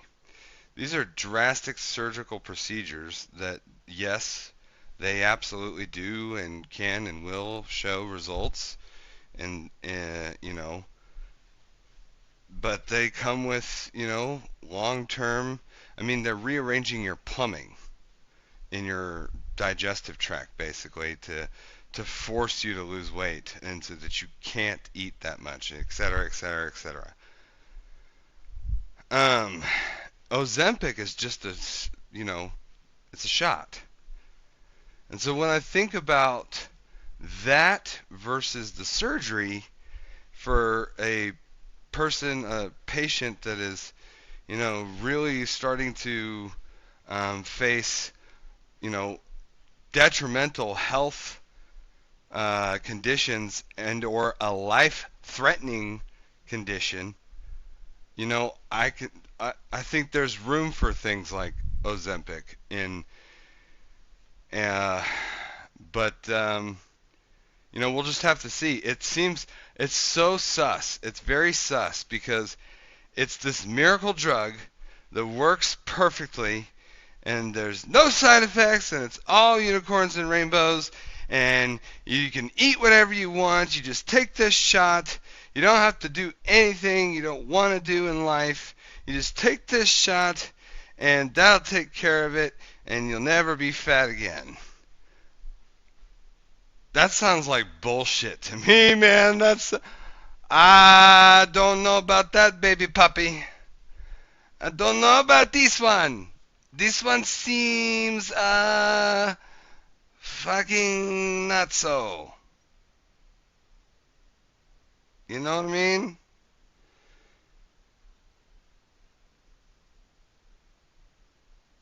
Okay, sorry about that. But yeah, just I don't know. But the people really. My dad's friend was on it, and now he has mini strokes and has to go to the hospital all the time for complications. Yet he still takes it, and the doctors continue to tell him to keep taking it. See, this is that thing. That's like we don't have enough data on this thing, and when it's the thing about medical conditions is plausible deniability. Okay? Plausible deniability.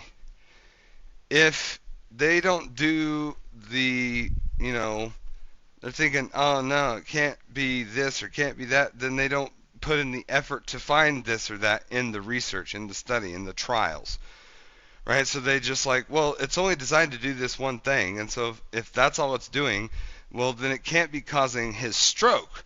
So why would we investigate Ozempic as the cause of the stroke? Well, again, they're going to go through what they believe, what they think are the more likely scenarios first, and strokes are usually caused by an aneurysm or a hemorrhage of the brain. Well, that can be caused by several things, but among one of them is plaque, and plaque builds up in arteries where is more likely for a person that's obese. So, that's the thing. But plenty of people have strokes that are not obese, so it's like, yeah. So is this a coincidence? Is this a statistical anomaly? Is there any direct correlation scientifically, test-wise, in the medical test, in the examination, in the blood work that shows that something perhaps that Ozempic may have inadvertently or somehow just it's one of those things, plausible deniability. Here's the thing, Lady Zarkia, I would advise you on, because you say IDK, man, there is and are way too many side effects. I mean, from what I hear, there's like not really supposed to be any side effects, really. Is what the claim is. A lot of the things that happen to people that are taking Ozempic, like what I hear doctors saying, for example, okay? What I hear doctors saying is that, that's, this thing happened, but it's not because of Ozempic. Like, that's just a coincidence. Like, people have strokes happen all the time before Ozempic, right? So what's the correlation? I don't see, that's the first instinct for doctors that want to back and support this drug that they think is, they probably have good intentions, but at the same time, there's also a segment of doctors that are willing to have this sort of suspension of belief, right? A willingness to engage in the prospect of this miracle drug, right? Because they think, they've sort of convinced themselves of its benefits more than anything, right? And are unaware and do not subscribe to, or just are oblivious to, a possible conflict of interests, right? You're talking about a drug here that costs a pretty good penny, and it makes a lot of money, and so if it has a lot of success and sells a lot, you make a lot of money. That doesn't, you got to be careful about those incentives, and a lot of doctors get really caught up in that. It's all for the statistical research and development. It goes into the database, and if there's a casualty along the way, we mark it down and move on. And you can't sue hospitals. You can't sue doctors. They take a Hippocratic oath to do no harm, and sort of the trade-off is that because medicine is such a complicated task, and that doctors generally are, they become doctors because they want to help people. And so there's this sort of understanding where, look, I tried my best to save him, in this surgery, things got complicated, it went wrong. There was even if he makes a mistake, right? We decided that we shouldn't be able to just bury and imprison or sue doctors and hospitals for every failed attempt to save a life, right? Because they're trying to save a life. But the problem with that, here's the problem. My dad died of cancer, but he didn't. He didn't die of cancer. They had gotten rid of all of the cancerous tumorous cells in his body, showed by the blood work, to within an undetectable degree. No growth. No new growth. Surgically removed his kidney,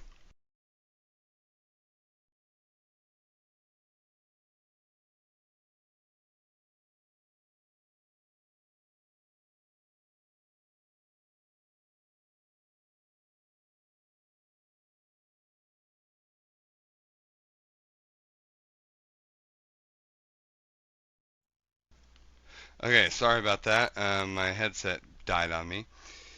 So they surgically removed his kidney. Here's the thing. They gave him, he was on chemotherapy, and one of the chemotherapy drugs that they rotate you on chemotherapy drugs. So it's this drug for this 6 months, and then it's a new drug the next 6 months. Now, ladies Archaea, here's the thing. Now, this is the key.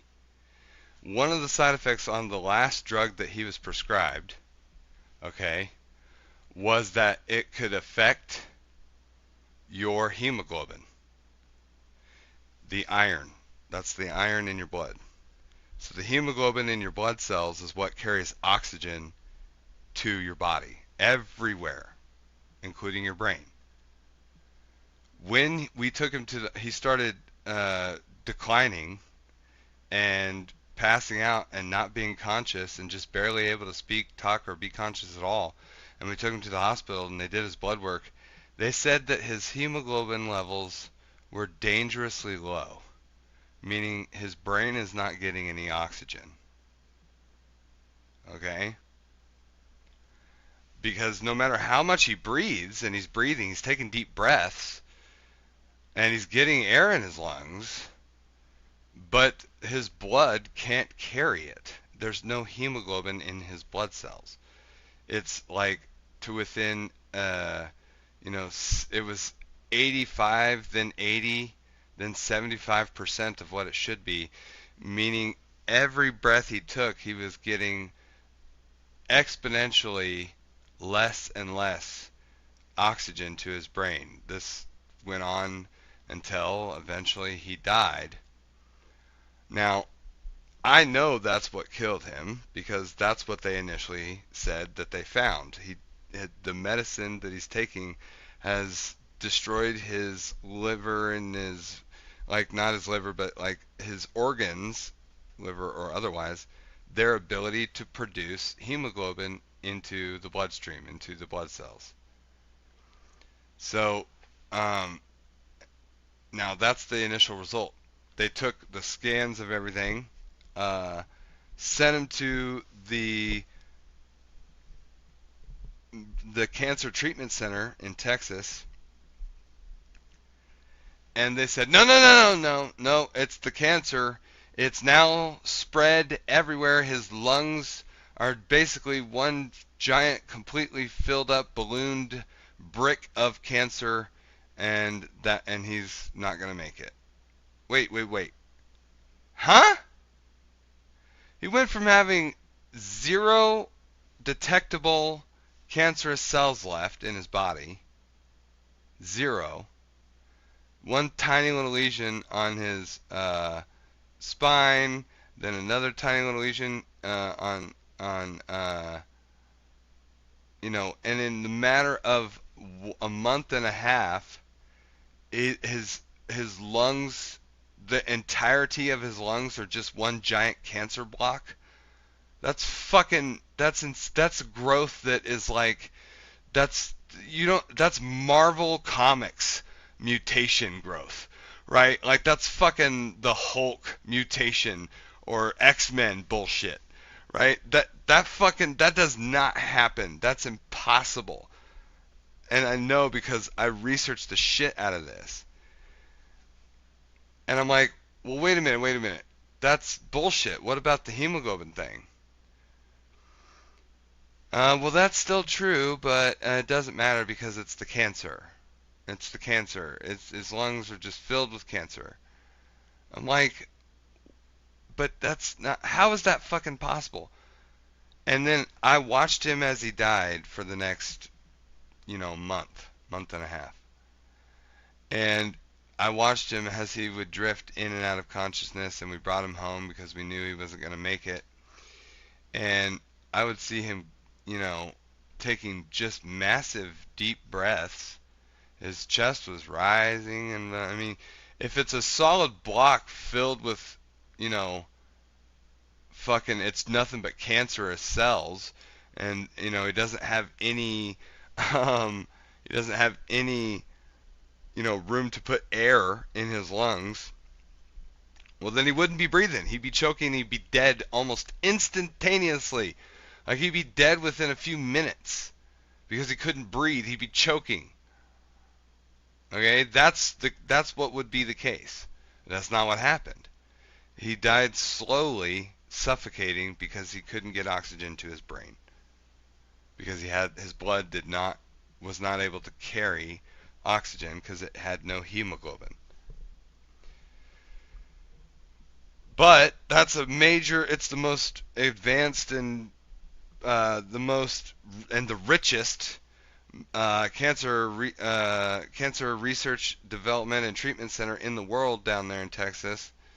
And you can never say it was their fault that they prescribed him this chemotherapeutic drug that took away his hemoglobin and then resulted in his death. They don't want that kind of narrative to get out. You see what I'm saying? They will sure as hell fight tooth and nail to be like, no. We did not kill him. We tried to save him, kind of thing, right? And which is, well, both true and false. Like, they did kill him, but they also tried to save him.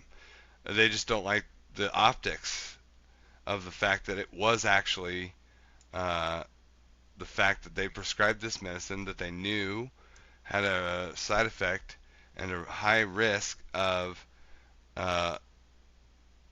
preventing one's body from having hemoglobin in their blood. Like, they knew that. It was on the paper of the drug. And they didn't, warn us about that. That's the real fucking problem. That was negligence to me. When my dad had cancer, his was progressing pretty fast, but not that fast. Yeah. Yeah, I mean, he comes home, and then 3 weeks, he's supposedly cancer-free, comes home back from Texas from his, big old treatment center, best cancer hospital in the whole world, and, 3 weeks later, we have to take him to the hospital because he keeps passing out, and he's got low hemoglobin, and they're saying, yeah, he's got no oxygen to his brain. That's why he's unconscious all the time. And then they send that data to the cancer treatment center, and the cancer treatment center is like, no, it's because he has a whole crap load of cancer that we just said he didn't have.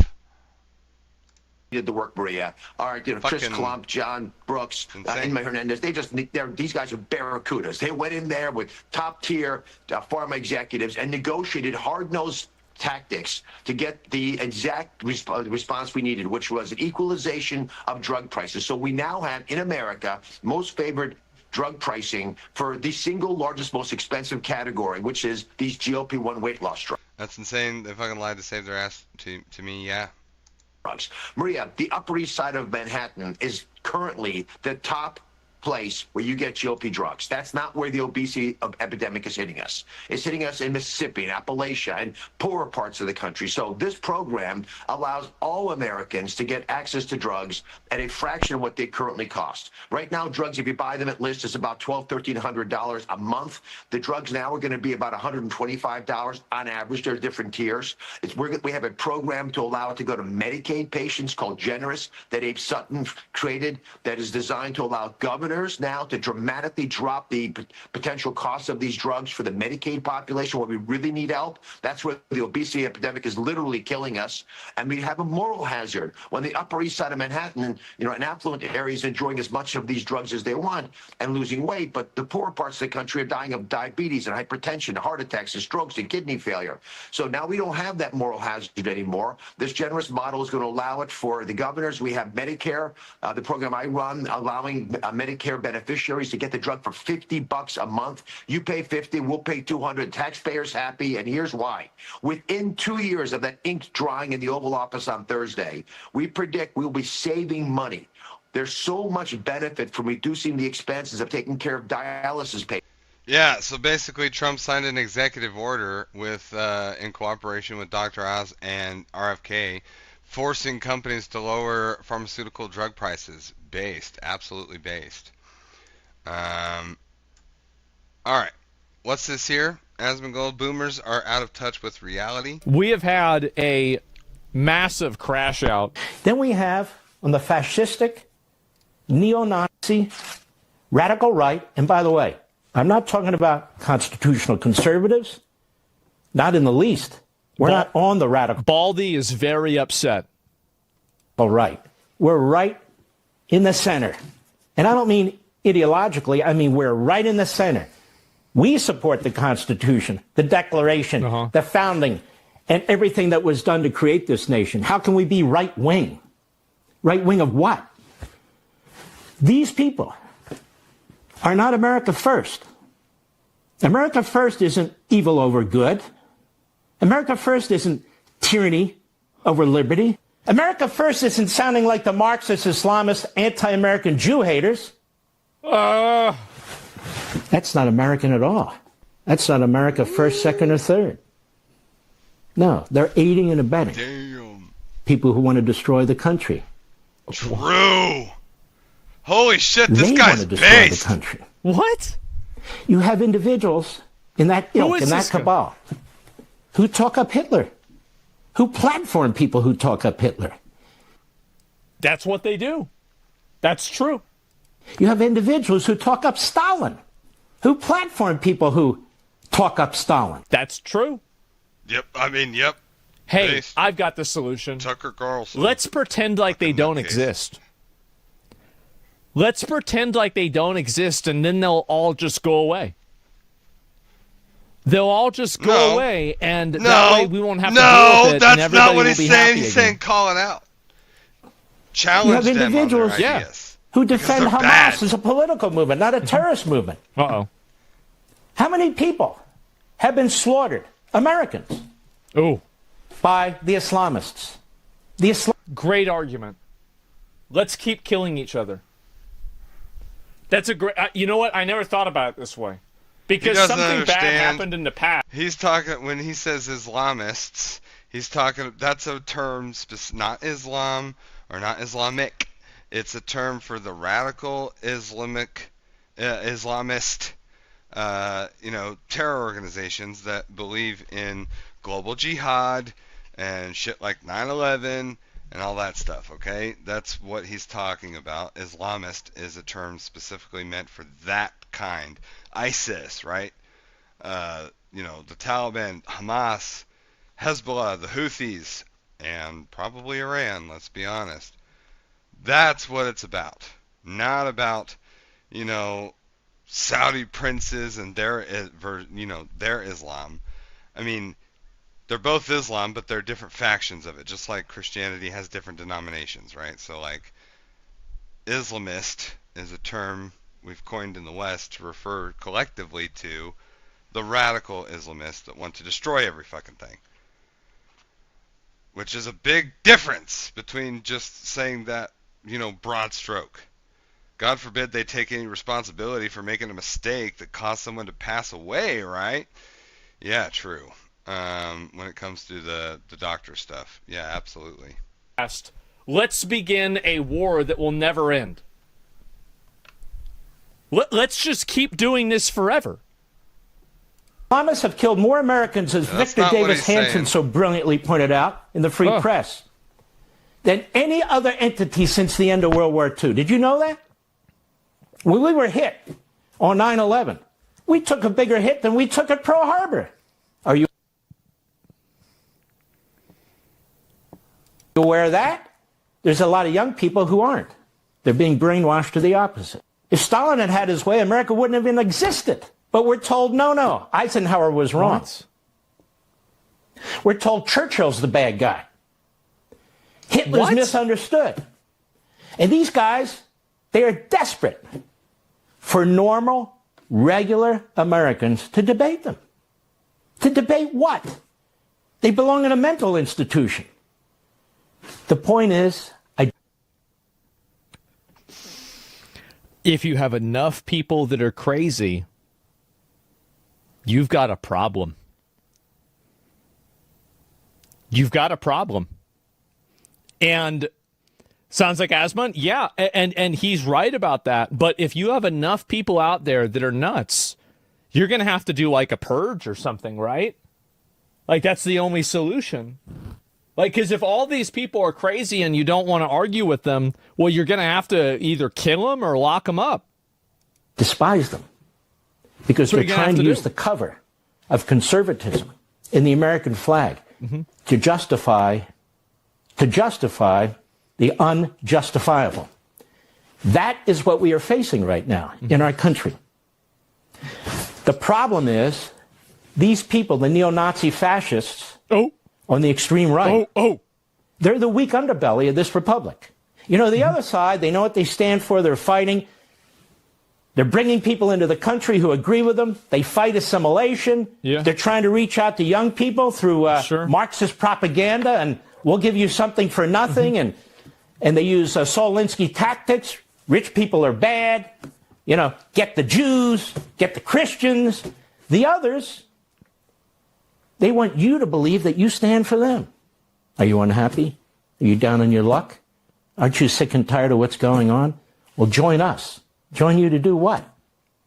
We've seen their type. What do you mean to do what? I think that they have a pretty, a lot of those people, you might not like it, but they do have a solution. They do.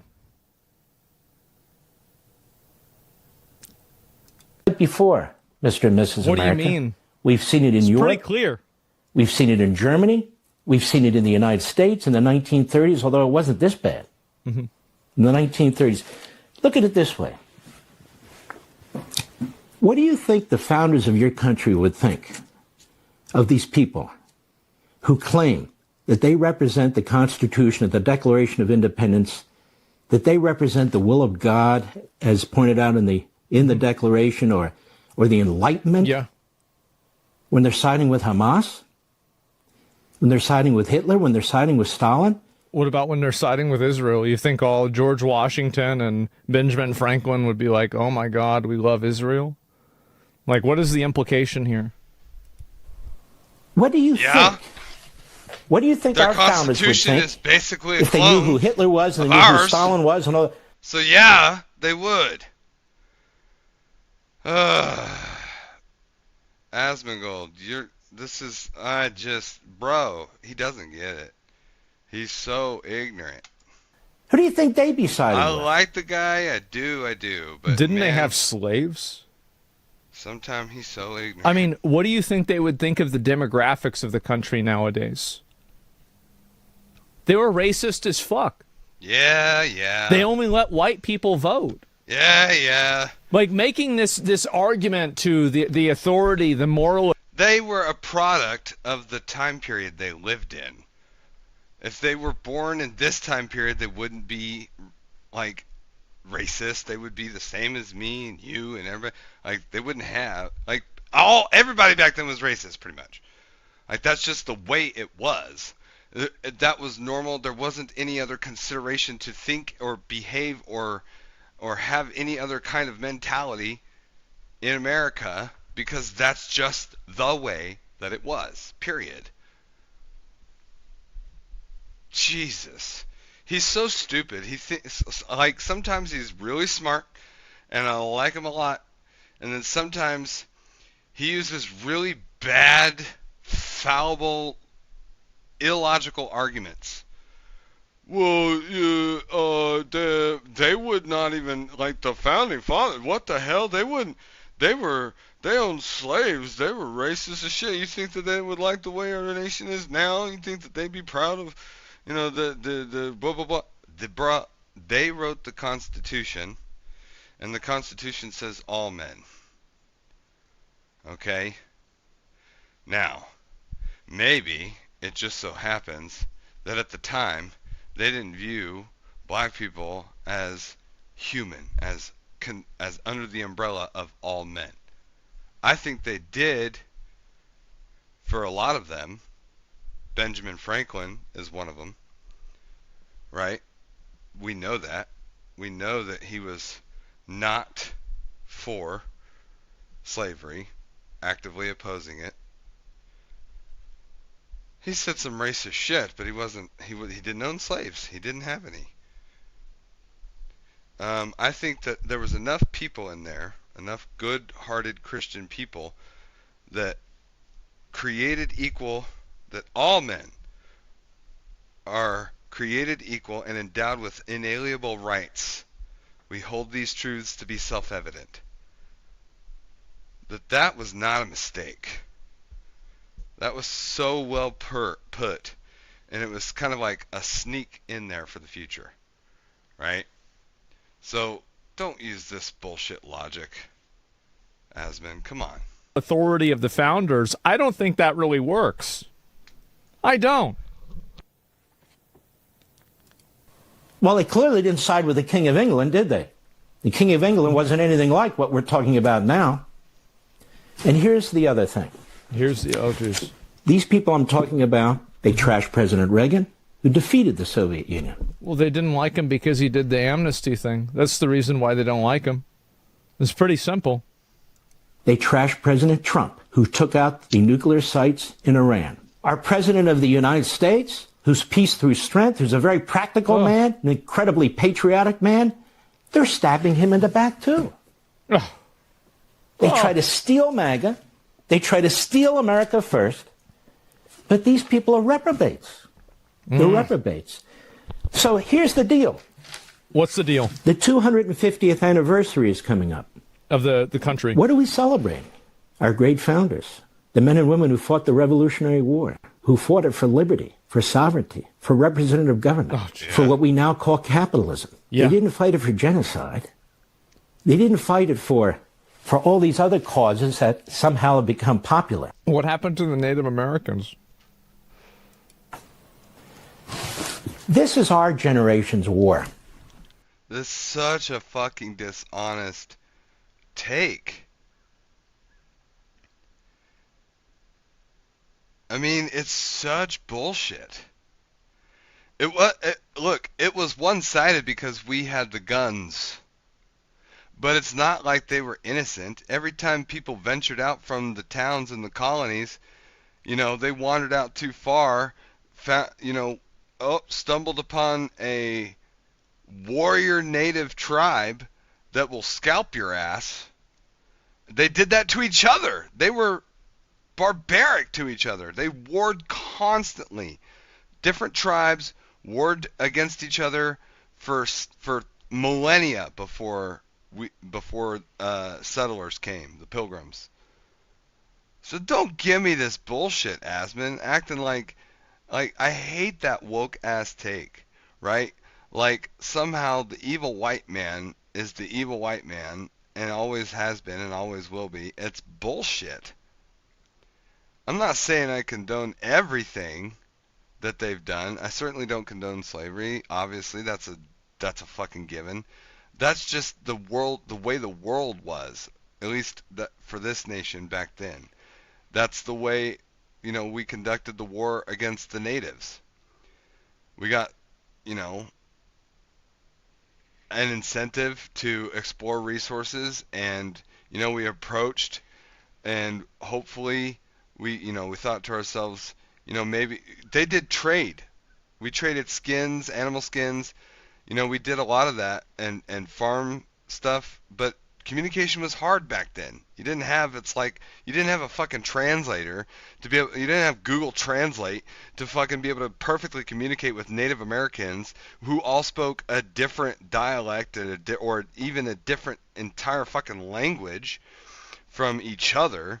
And we somehow had it's not like we had the magic key to be able, we had ways to communicate when we tried, and we did develop and we did learn some of their language, and we tried to negotiate certain things. This was known. We did do this. And ultimately, they saw an expansion into the West as an invasion, even though for the most part,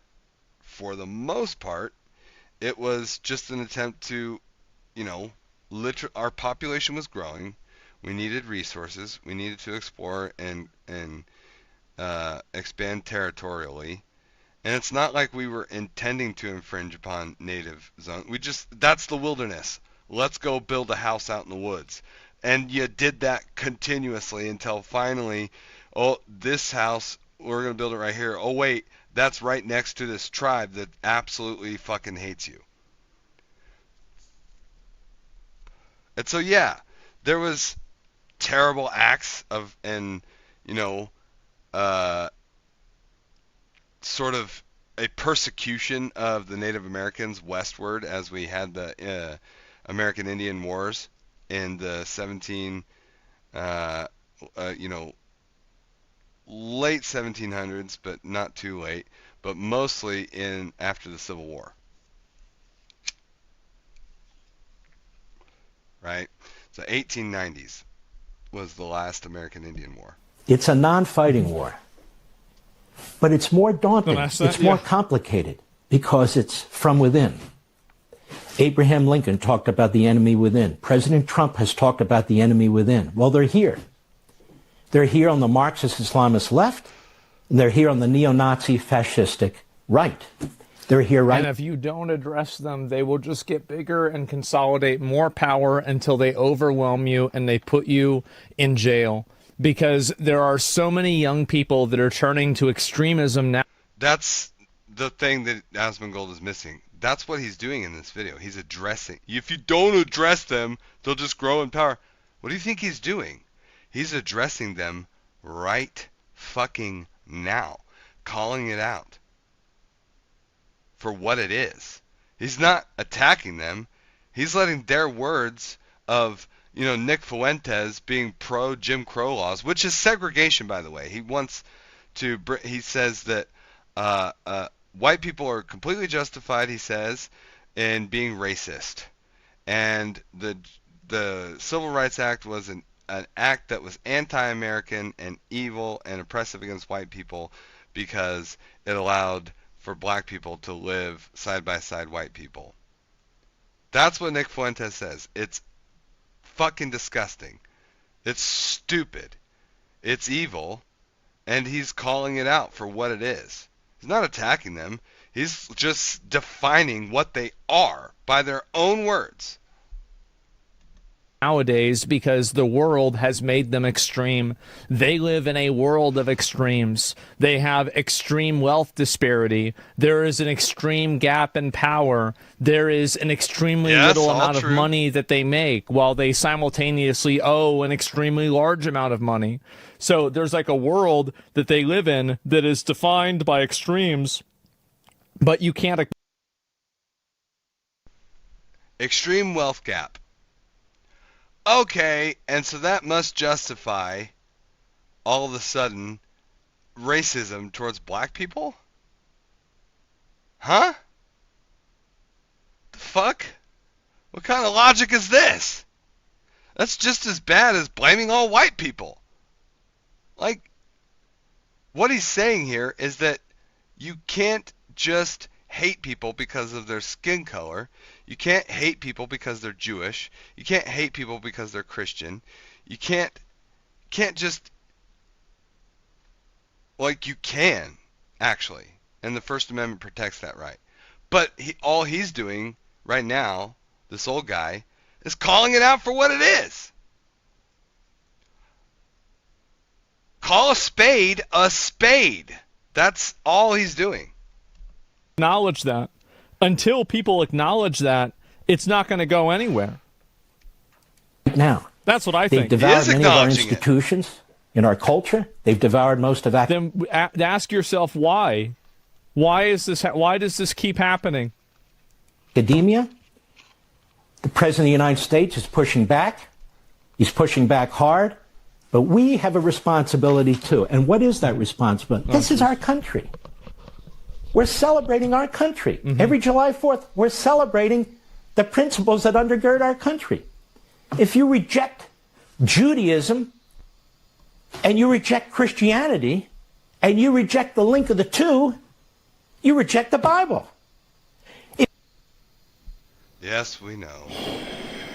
Asmongold is not a fan of religion, and he's... If you reject Judaism and Christianity and the brotherhood and the sisterhood of the two, not only are you rejecting our founding, you're rejecting our country. You're rejecting the country by rejecting Judaism? Oh my God.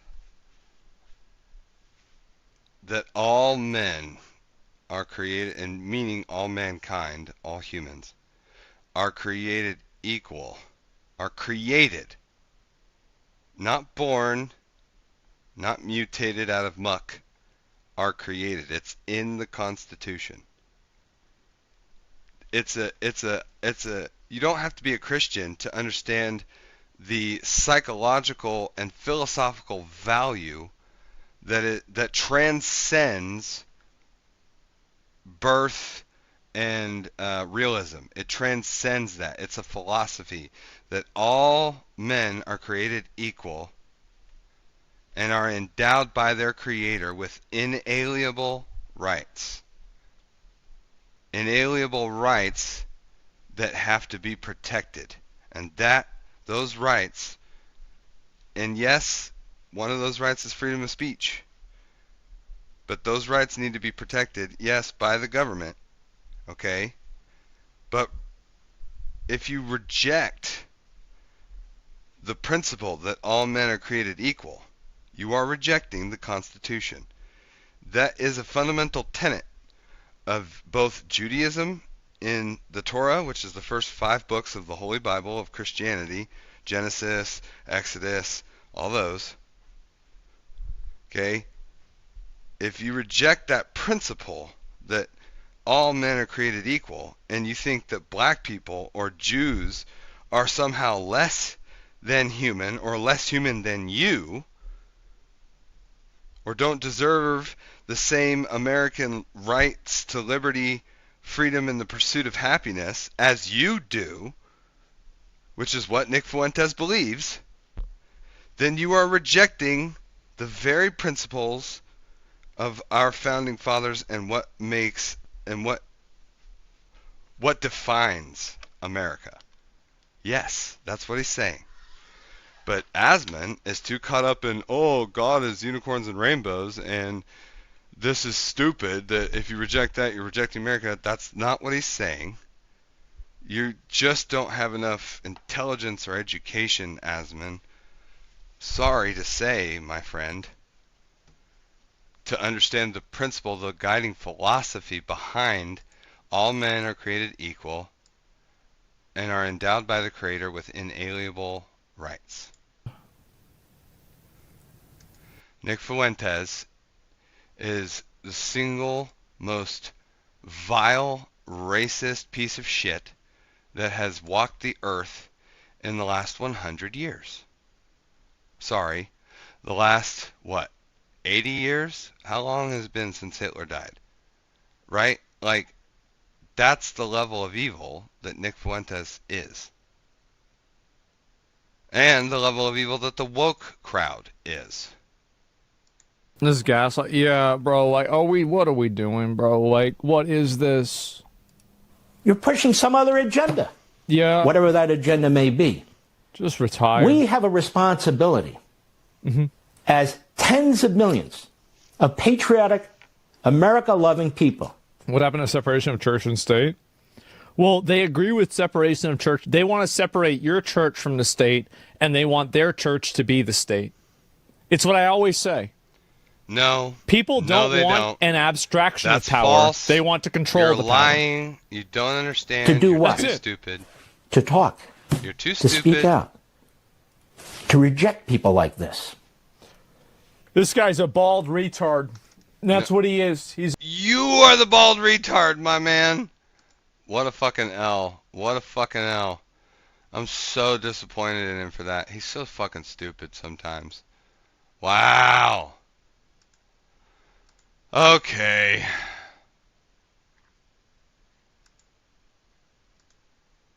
What do we got?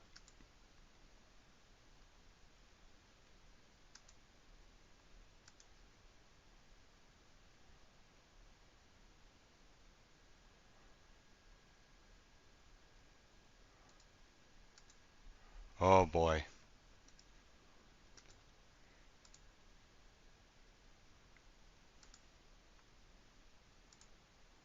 I don't know if I can watch this one.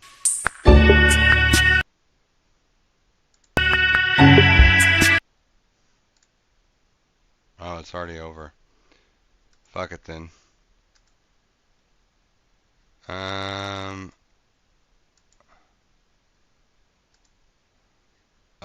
it's members only content. Okay. Fuck.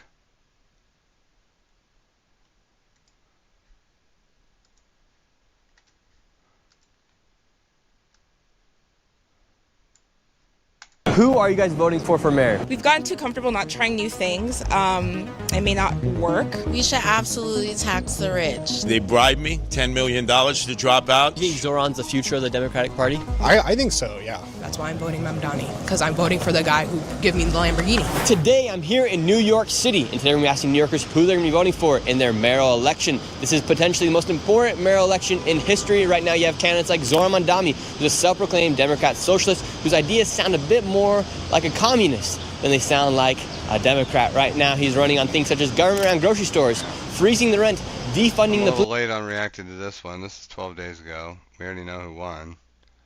Let's see. Antifa is dismantled. Good. Portland continues to fall.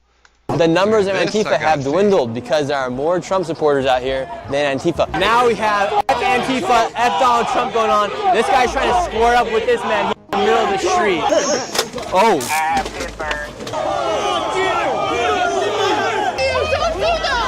What the hell is Now the happening? police have came in and said, Antifa, you cannot. Holy shit. Portland has been in a downfall for quite some time now, from the consequences of decriminalizing drug use on their streets to letting Antifa take control of their city. From the riots of 2020 to current day, the city has never bounced back. And lately, a group of Antifa has held control of a part of the city for more than 140 days in a constant 24/7 hour protest outside. Wow. This is nuts. Side of an ICE detention facility center where they have attacked ICE and individuals like myself. In this video, you'll see how this city has fallen as I hit the drug-addicted streets and I confront Antifa as they lose their control. You gotta hand it to this guy. He's going out there in the middle of a fucking war zone with Antifa and just going at it, man. He's just like, no, I'm gonna just like film every fucking thing. As a group of patriots outnumber them on their last night, and Bro's they got lose their battle of 140 days outside of the ICE detention facility center. Now it was time to go see what Antifa was doing, so we headed over to the ICE detention facility center, and they had just received a new shipment full of gear. Right here we got a U-Haul set up. What? You got all the stuff that they've just been dropped off. You have all these inflatables as well that the protesters have been demonstrating in these past few days. Who's buying all this shit for them? You even got some corn. Funding you got some Antifa ribs for tonight. Got the muffins. They got you got the they grills. literally You guys have are living supply life right lines out for here. their troops. Got everything. And keep in mind, a group of these Antifa protesters had literally been living here for months on end, over 140 days. We got some food dropped off coming in right now. That's food. Ooh. Chinese, it smells like. Ooh, what'd they bring you guys today? Chicken enchilada, Oh, mac yes. and cheese. Antifa's camp literally had everything you could potentially want, so I headed over to the ICE building to see why they were protesting this day. I figure if people are going to come dressed up as military clowns. Okay. We have here Exhibit A. This is Ivy. She is a Karen. This is Karen Ivy. This is woke Karen Ivy clown lady that is just absolutely unhinged beyond all belief. She goes to, you know, the local thrift store, and that's where she gets her makeup. She clearly is, you know, needing practice when it comes to doing her makeup. We clearly have a problem here with, you know, sort of intelligence in general. Nothing matches. It's a really bad, it's a scary clown. This is It. You know the movie It? Yeah. That's the kind of clown we're looking at here, guys. It. I can wear a costume too. And what's your least favorite thing that Donald Trump's doing out here? Well, the least thing is kidnapping people and sending them to prison. Bro, tell me this lady doesn't look like the clown from like It or or fucking Saw. In God knows where. Who are they kidnapping right now? Who is in there? We have an immigration ban coming through right now. We have one lady yelling back at. We have police, U.S. Customs, and Border Protection. Shame on every single one of you right now taking part in human trafficking. Those people had no due process. And while this lady yelled at federal law enforcement midday during the week, Human trafficking? You mean like the mass migration of illegals across the border, illegally trafficking children? Hello? I left and came back during the weekend when Antifa had a scheduled march, and this was one of their marches scheduled for the ICE facility building. I hit the streets, and later in the night is when you see Karenocracy, absolutely true. the battle go down between the Patriots and Antifa as Antifa loses their stronghold here in Portland. No hate, no fear. Immigrants are welcome here. Immigrants are welcome. Shine, the protesters stay out here. So the leader right now, she's reading from a sign where she's protesting from. She has a sign in her hand right now. When immigrants are under attack, what do we do? So is that like the chart you guys used to start the chants? Thank you, That Portland. white piece of paper? This is Portland. That is. This is our people that. And what do you think about the protest here in Portland, Oregon? They're a little too tame. Too tame. What would you like to see happen? I'd like to see us follow in the footsteps of those before us who fought for those civil rights. Would you like to see blood on the streets? I'd prefer it wouldn't come to that, but I'm worried that we're not going to see real change until there is. Because Wow! Blood in the streets. Okay, lady. honestly, frankly, y'all are too sleepy. Do you condemn political violence? I condemn the violence that's enacted on humanity by politicians. Like, would you celebrate the assassination of Donald Trump? He's the tip of the pimple. I would feel relief, but I'd be more worried about what his owners do in retaliation. Do you believe in such thing as an illegal migrant? His owners? What? Who? What? I don't understand. No. Who are Trump's owners? I think that borders are useless. I think that Borders are useless. Oh my god. She is so fucking entitled, so privileged. How is this possible? How is it possible that people don't understand what a border is for? There's an enclosed system in a country of economics, supply routes, transportation. It's all closed system. It's a closed loop system. And the gears inside of it turn and spin. And occasionally you can have a few things get in from the outside over time, but too much all at once and it'll just clog up the gears. You're talking about throwing a wrench into the gears here with the immigration that happened under the Biden administration. A system has to be protected from over dependency. I mean, there's only so much capacity, only so much weight that the system can handle before it breaks. And that's what happened under the massive immigration flood under Biden. I don't understand what they like. What the human beings are human beings, and no human being is illegal and stolen. And all of this stuff is tracked, targeted, sense. Like we have, you know, in this enclosed loop system, we have data feedback, money tracking, business ownership tracking, like records, legal records. This business buys this business goes bankrupt, and this guy gets fired, and this person gets hired, and like all this stuff. There's records and paperwork for all the tracking of all this stuff. You know what doesn't have any of that? 20 million illegal immigrants that come across, which we have no idea what the hell kind of strain they are putting on our systems. getting free welfare while not even paying taxes, and then voting when they're not citizens. Land, and the vast majority of this planet is stolen land. The march has now began. The vast majority of the planet is stolen land? Huh? What do you mean? What does that even mean? This is nonsensical. I'm lost. We're a few blocks away from the ICE detention facility building. We have the people here that says revoke the ICE permit, shut down Magadam. That is the name of the ICE detention facility center here. How do you feel about the ICE deportations? Bad. Why do you feel so bad? Wait, ICE deportations? Yeah, about the deportations. Horrible. People have, like, worked here, and they've, like, done a lot. I'm not really fully here to, sorry, I'm not in the mood to, like, What brought you out here camera. today? Huh? What brought you out here today? I'm out here to protest the cruelty that's happening from the ICE agents. Do you believe in the deportation of illegal migrants? No. Keep them all? Yeah. What do you think about these protesters? I hate them. Yeah, how do you feel about living in this building just next to the... bombs at me at night. Elridge66 says, stolen?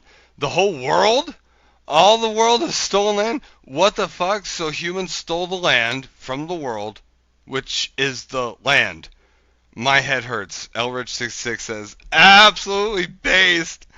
True and real. I've been harassed and everything just because I voted for Trump. Do you think the National Guard should come here? Yeah. Yes, I do. And what do you think about these protesters just constantly being out here? Do you think they've lost the plot as far as what they're protesting for? Yeah, they're turned into just a mixed bunch of... I don't even know what they don't even know what they're protesting about, really. They're just out here to protest. Is it making the quality of your life harder? Yes, it is. The harassment I get from... because I'm a Trump voter.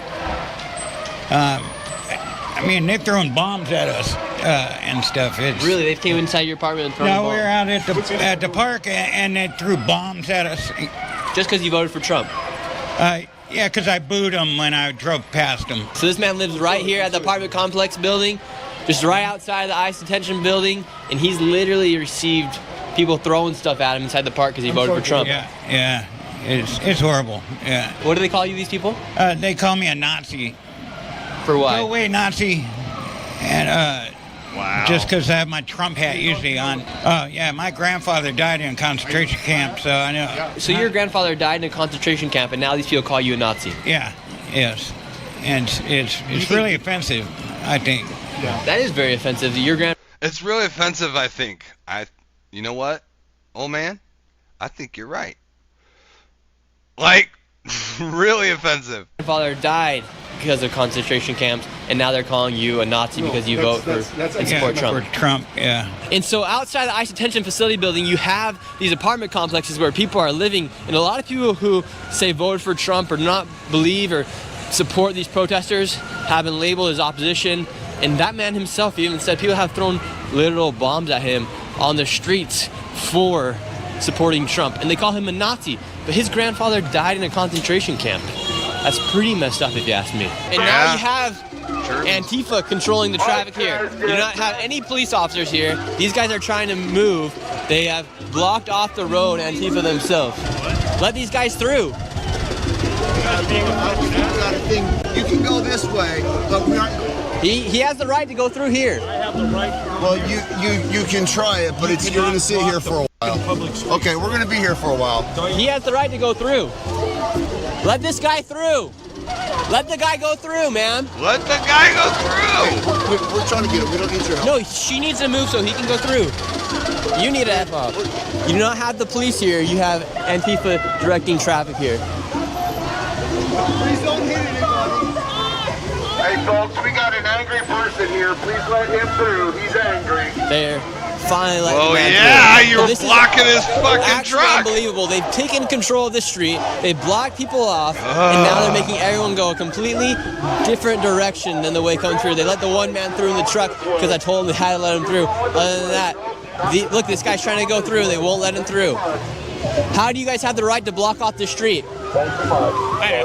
Underneath what jurisdiction do you have the right to tell these people what way they can drive? We're having a peaceful assembly right now, man. It's blocked.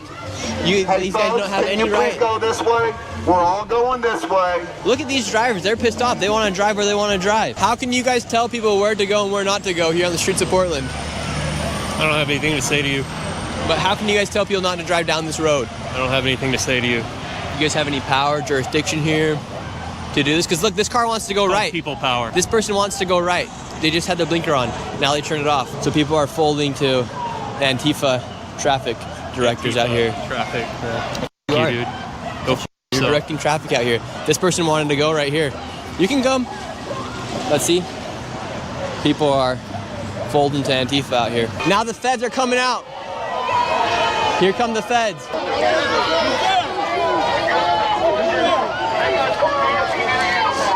So here you have the CBP, you have the federal officers, you have U.S. Customs and Border Protection, you have the SRT here as well, and now you just have everyone protesting, and you got Chicken Man right here. And now right here you have the leader with her sheep, that has all of the chants right there, and now she is leading the protest, leading the march right now, as they all have their refusefascism.org signs out here in the streets. Police state! Trump must go now! Trump must go now! Refuse fascism!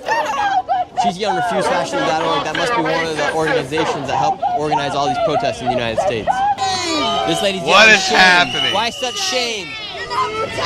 They're breaking the law. They're hurting people. They're following illegal orders. They can say no, and they should. You think the officers here should say no? Yes. Yes. We're saying no. They can say no, too. Should they stand down? Yes, I think they should. Now everyone's yelling shame on you to the officers. What are people so mad about? What are we so mad about? They're abducting people off the streets with no due process, and they're pretending like it's okay. What is not shameful about that? They're not following our Constitution. They're breaking up families. They're holding people in abhorrent conditions. What is not shameful about that? So you think these guys should just stop doing their jobs? I think they should. I think they should. When this regime goes out of power, there will be a reckoning. And just saying that they were following orders will not save them. And who's next after Trump, in your opinion? Somebody we don't even know yet. Somebody who's going to help. Nobody knows. Everybody on the right knows it's J.D. Vance. Everybody. Nobody on the left knows who it's going to be because they're like, well, it ain't going to be J.D. Vance. We'll stop him. But we don't know who we're going to vote for. It's like their only strategy here is, well, anybody but somebody from that side. So we don't give a fuck who it is. Restore. All they have to do on the left to get elected is dog and trash and attack Trump, the right, the conservatives, Republicans, definitely Trump, and definitely J.D. Vance.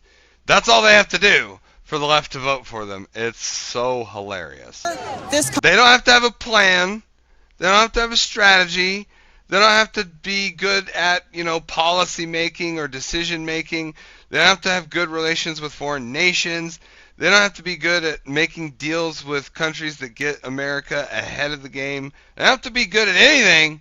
All they have to do for the left to vote for them is attack and berate and ridicule Donald Trump. Country. No, not restore it, but help create an America that it always should have been. You have a name who you think would be a good nominee for the Democrats? No, not yet. No. Okay. All right, we're going to get a clip of this.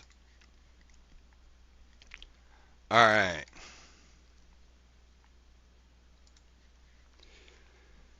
Hey YouTube, welcome back to Lyrith. We are covering Nick Shirley doing a circumventing route around to this, around, just dancing around basically, going through Portland like a badass. Honestly, he's braver than I am. To the heart of Antifa, interviewing people at these riots and protests, watching violence unfold before his very eyes. And I just have to get some of this because this is unhinged. I haven't seen anything like this ever. United States. This lady's yelling shame. Why such shame? They're breaking the law. They're Who's breaking the law? First of all. Second of all, no one's breaking the law because everybody's abiding by what's been like written into law. So there's no law being broken, but all right. hurting people. They're following illegal orders. They can say no, Ladies, and they Arkia, should. thank you You for think the the chat. officers Thank here you should for say the no? subs. Yes. We're saying no. They can say no too. Should they stand down? Yes, I think they should. Now everyone's yelling shame on you to the officers. What are people so mad about? What are we so mad about? They're abducting people off the streets with no due process, and they're pretending like it's okay. What is not shameful about that? They're not following our Constitution. They're breaking up families. They're holding people in abhorrent conditions. What is not shameful about that? So you think these guys should just stop doing their jobs? I think they should. I think they should. When this regime goes out of power, there will be a reckoning. And just saying that they were following A reckoning orders for what? will not save them. And who's next after Trump, in your opinion? Somebody we don't even know yet. Somebody who's going to help restore this country. No, not restore it, but help create an America that it always should have been. You have a name who you think would be a good nominee for the Democrats? No, not yet. No. They're kind of lost right now as far as who's going to take the lead next. Yes, but there are voices coming up. There are voices. The Democrats need to get their together, right? Because what they've been doing hasn't been working. And I think they're realizing that. Get the on the sidewalk if you're going to stop. I'm calling you a hypocrite. Oh, I can move pretty fast. Yeah, go ahead. I can move pretty Stop fast. calling everybody else out when you're standing right here. I can stand right here. You I'll move can. when a car comes through. You can. That's the difference. Everyone That's else the is difference. just- I'll move when a car comes through. You are just So right here you have the feds, you have the U.S. Customs Border Protection, you have the SRT here as well, you have DHS, you have a whole load of a group of the feds here. Right now everyone's chanting, we hate Nazis, we hate the Gestapo. And right here you have everybody outside of the ICE building. Now they're mad because the buses are going through. You Nazi, what? Man, I'm telling you guys, it's a wild storm out there. I wish anybody who's in Portland, I wish you the best of luck. I hope it's not too much of a disturbance. Stay safe. All the best. Just try to avoid those massive crowds, the violence, the protests, the rioting. So for anybody who's in Portland, Oregon, I wish you the best. So again, this is crazy, guys. I mean, Chicago, Portland, New York, LA, it's just nonstop. TDS, it's the greatest nation in the whole world. Like, the TDS is unhinged. I'm going to take a short break. We're going to come back in about, let's say an hour or so. If not, then definitely early this afternoon. Thank you all so much for watching. Elridge66, thank you for the 2 gifted subs. Lady Zarkia, I appreciate all your commentary as always. You're lovely. Thank you very much. Mwah. And I will see you guys in the next one. I think the next time, other than this afternoon, so do join me for that I'll be live will be probably, guys, I'm thinking Wednesday. Does that sound like a good day? Tomorrow, you know what I'm saying? It's a good day. Maybe we'll do it tomorrow again. Maybe not. I'm going to do some editing, get some stuff uploaded onto YouTube. It takes a really long time, but, we'll get to it. We'll get around to it. And thanks again for joining. See you later.